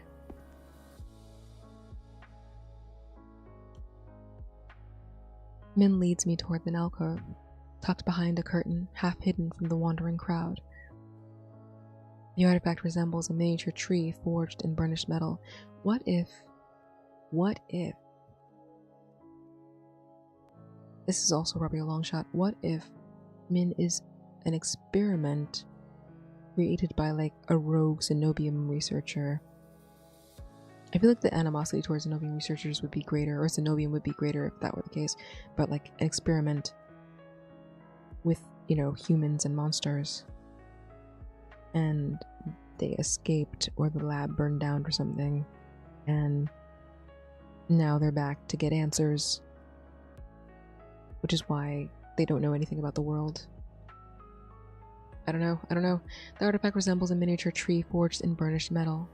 Crystals bloom from each limb, radiant and unnaturally precise. Few seem to notice it. Even fewer care to look. My mouth goes dry as I take in the size of the display. Are we supposed to take the whole thing? No, just a crystal. Min's hand grows tense in mine. They quickly scan the room. Good. No witnesses. I'll go for the one near the roots so it's less visible. Watch my back. Their fingers trail down my wrist before pulling away. I feel the absence as they step toward the display.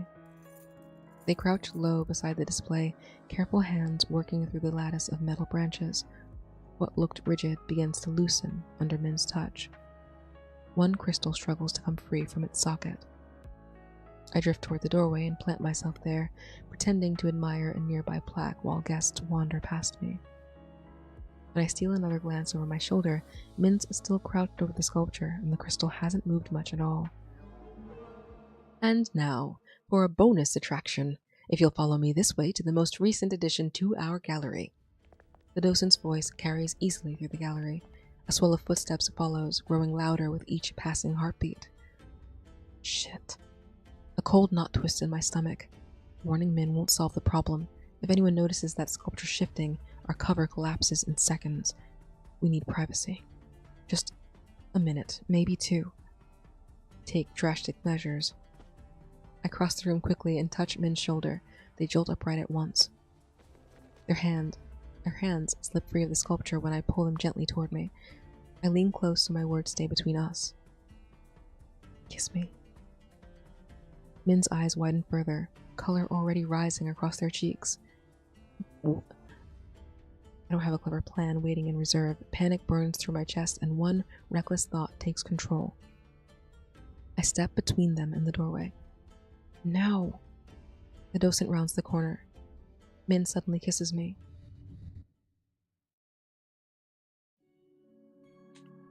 I expected hesitation.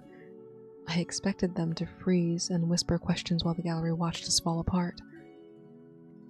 Instead, they trust me. That trust hits harder than the panic ever did. My heart skips while their lips press against mine, softer than they have any right to be. Their shoulders stay tense beneath my hands, braced as if they expect me to pull away at any moment. But I drape my arms around their neck and draw them closer. Their hand slides to the nape of my neck. Trembling fingers settle there and tilt my head, urging the kiss deeper. I thought I could fake this and walk away untouched. The idea feels ridiculous now. Min bought gloves for me without asking for thanks. They trusted me with this plan. They looked at me tonight with real hope in their pale eyes. Now they're kissing me like trusting me was the easiest choice in the world. The gallery falls silent as the last footsteps fade down the corridor. The distraction worked. We part, though only by a breath. Min's face burns bright. Their gaze drops to my mouth, jerks away, then wanders back again with helpless fascination. I got it. The crystal, I mean. And the guest left, so we should probably. The sentence collapses halfway through. Their hand slips from my collar. I remain frozen in place. My lips still feel warm. Now that is a convincing performance. A voice calls from the doorway. Stunned, I turn around. A man stands in full cenobium white, not a guard. His robes are immaculate, with silver trim that catches the light like frost. Min opens their mouth to speak, but the man lifts one hand in a placating gesture.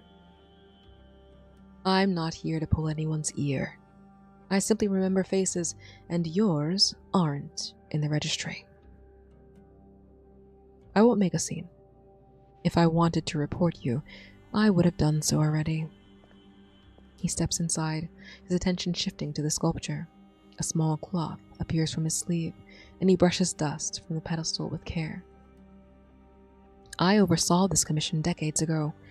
They never did give it the prominence it deserves. We weren't trying to. I know. You were curious and dedicated. That already puts you in better company than most with clearance. He appraises Min, then me. There's no accusation, just interest. You're not going to turn us in? For what? Curiosity? False names? I've seen worse from actual initiates. The fact that you got this far says more about our gatekeeping than your motives. Thank you. No need to thank you. Call it professional courtesy, from one scholar to another. A hush falls over the chamber. My stomach twists as it dawns on me that I've finally found it. A Zenobium scholar eager to talk. This might be my only chance to get answers. I crossed the waste for this moment. I nearly died for it. I step forward, nerves knotting in my throat. Please, would you help us again? He glances at me with one brow raised as I force out the words, raw and aching with desperation. There is something inside me, twisted and wrong, and it won't let go. The Zenobium won't see me, but would you? His expression shifts. He says nothing, only looks from me to Min. Then he reaches into his coat and pulls out a small, folded square of parchment. The script he writes is fluid, precise, almost too elegant for mortal hands. This is my private office. Off the record. I'll be there tomorrow. He presses the paper into my palm and folds my gloved fingers over it. Keep it safe, will you? His smile is solemn and sympathetic. I kept your secret. I trust you to keep mine. My eyes sting. I blink hard, but the heat stays lodged in my throat. Thank you. The words feel too small, fragile compared to the weight of the paper now cradled in my palm. Min steps forward, their posture taut with restraint, but there's a strange reverence in their expression. Really, thank you. The man nods once, his mouth curving in the faintest smile. Then he turns back to the sculpture as though we were never here.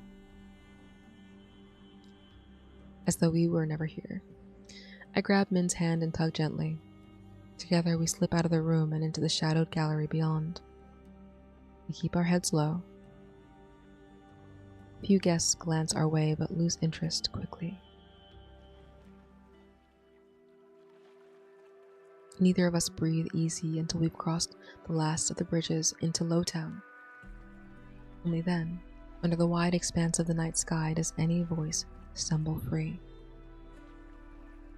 We did it! We really did. They slow at last, and the tension bleeds from their shoulders. I match their pace as the city dims behind us. A sharp, clean breeze cuts across the riverbank, a relief after the ever-present heat and overwhelming noise of the gallery. I draw in a lungful and exhale through a grin. I can't believe it. You got your artifact and I got a lead. Not just a lead, an invitation. That's significant. It went better than I imagined. Still, the job's not over until we make the handoff. They fall quiet, their brow furrowed. I don't think I could have pulled this off alone. So, thank you.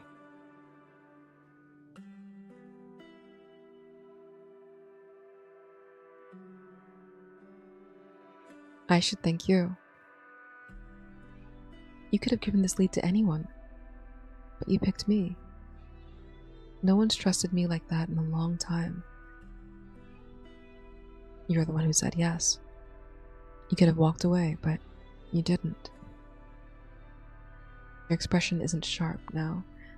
It's vulnerable, searching for answers in my own. I'm reminded of the heat of their mouth on mine, the way they pulled me close without thinking. Focus. Like I said, the job's not over until we make the handoff. Right. Let's finish this. Min takes a sharp turn down a dingy lane. This is the spot. It's empty, but not for long. A figure slinks out from the street, silhouetted by oily lamp glow. There you are. I almost thought you'd gotten caught. He wears a plain cloak, but I can see the glimmer of silk and brocade underneath it. Might well be from Hightown too. You have it? And nobody saw you? Yes, I have the crystal. And no, nobody noticed. Min draws the crystal from under their cloak and takes a step closer to him. The client lunges, and a sharp gasp cracks through the silence like a whip. A flash of silver. Then Min staggers back, their eyes wide. They glance down. Crimson spreads, rapidly blooming around the knife buried in their gut.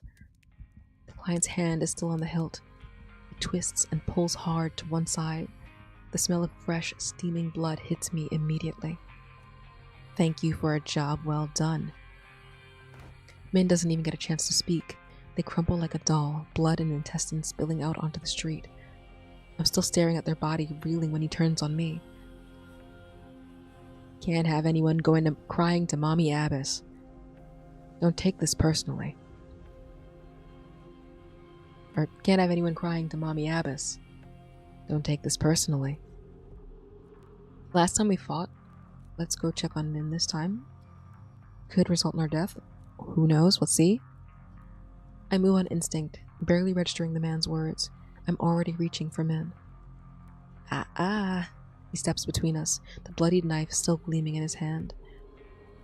Move! I don't care if I die doing it. I have to reach them. He circles me, his knife held low and confidently, like he's done this before. Don't worry. I'll make it quick.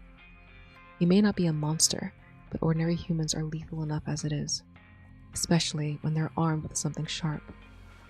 Behind the client, movement catches my eye. Min rolls over. I must be hallucinating. I saw them get stabbed. I saw them fall with the finality of someone who wasn't getting back up. And yet, they push themselves up on one elbow. Min makes a noise like they're crushing glass in their throat, a horrible, wet, gurgling shriek tearing free.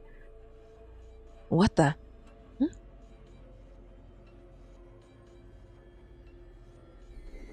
Min's limbs contort. Her back arches unnaturally, bones shifting beneath skin. Dark feathers puncture their joints. Okay, yeah. I was like, there are dark feathers in this too, but I think the full form has light feathers. Their face breaks open, a hooked beak bursts free. The client doesn't even scream. He barely blinks before talons strike. His chest gapes open from chin to hip.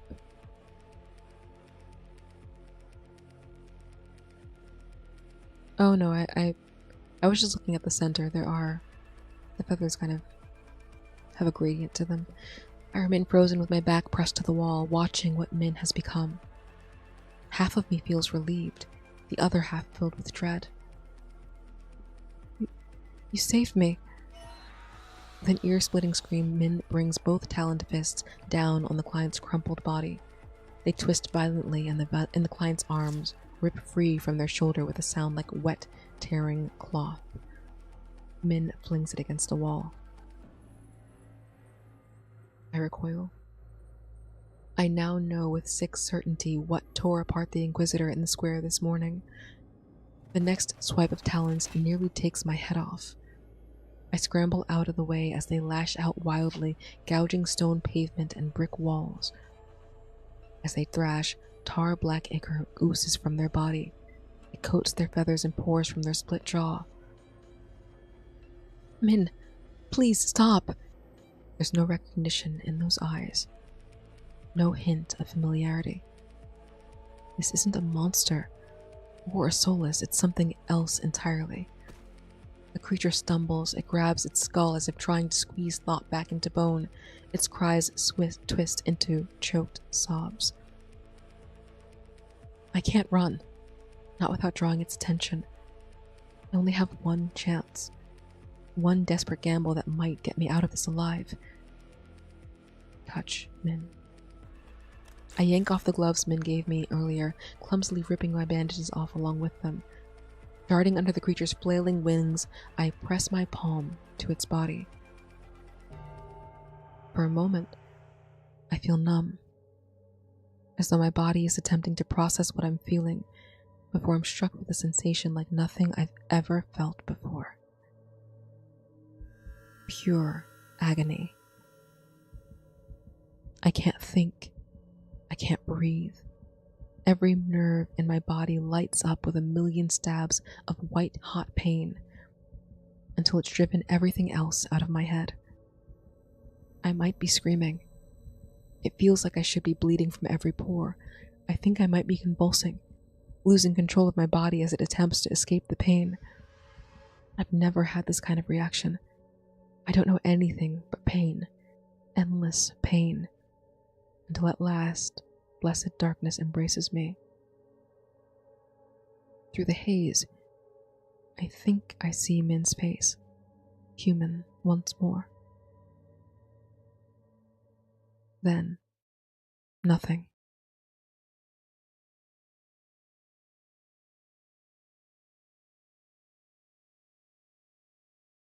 Okay. A nice, fat, long stream of reading content, if anyone is up for that. If you're checking out the VOD, I hope you enjoyed. If you stopped in for a bit, I hope you enjoyed. I do not expect anyone to sit for 6 hours for this kind of thing. The purpose of it is to have a nice, it's like when, I don't know, H-Bomber guy drops a fucking 4-hour stream, a 4-hour video. You can tell I'm like burnt in the synapses a little bit here. It's like when H-Bomber guy drops a 4-hour stream and people, myself typically watch it. I watch it in like increments. Hopefully if you're interested in the content, you'll be able to do that. I could have dragged it out over a longer period of time, over multiple streams. I may come back to it because, as I said, there are sequences, and maybe I'll save at those sequences so that we can just review the sequences instead of doing the entire thing over. If I missed any, it's possible that I actually chose all the right options, and so we got the more intimate sequences for all of the characters, but if we didn't, that's something to look forward to if you're interested in that. We will be finishing the demo of A Date with Death 2. We will be finishing...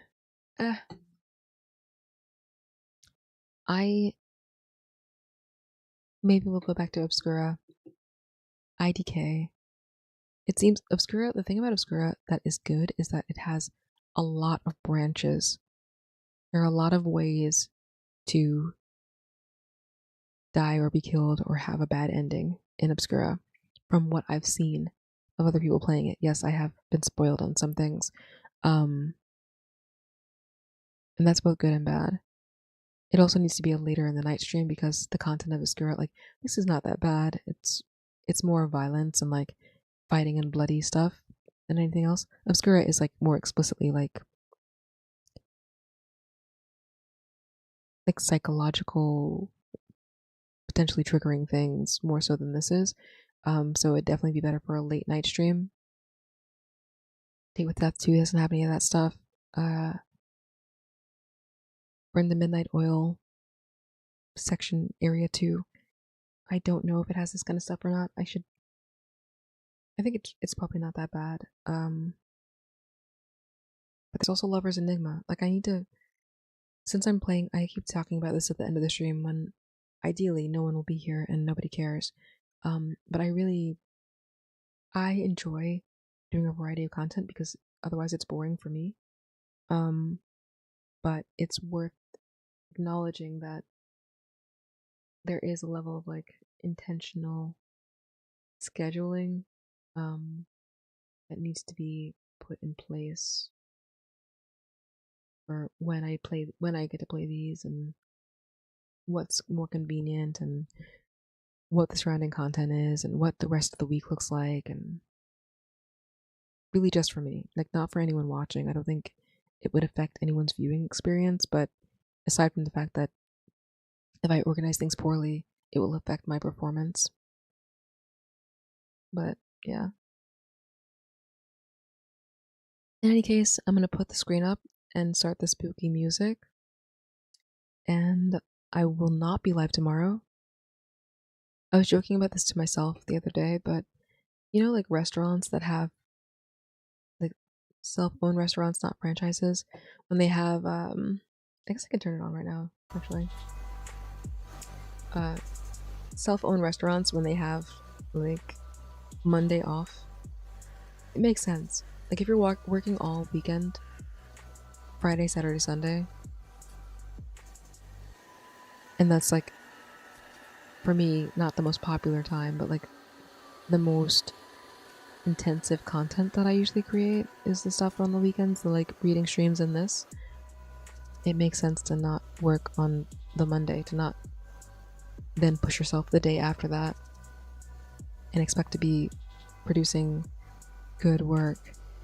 So anyway, for the most part, Mondays will be off unless I have Sunday off.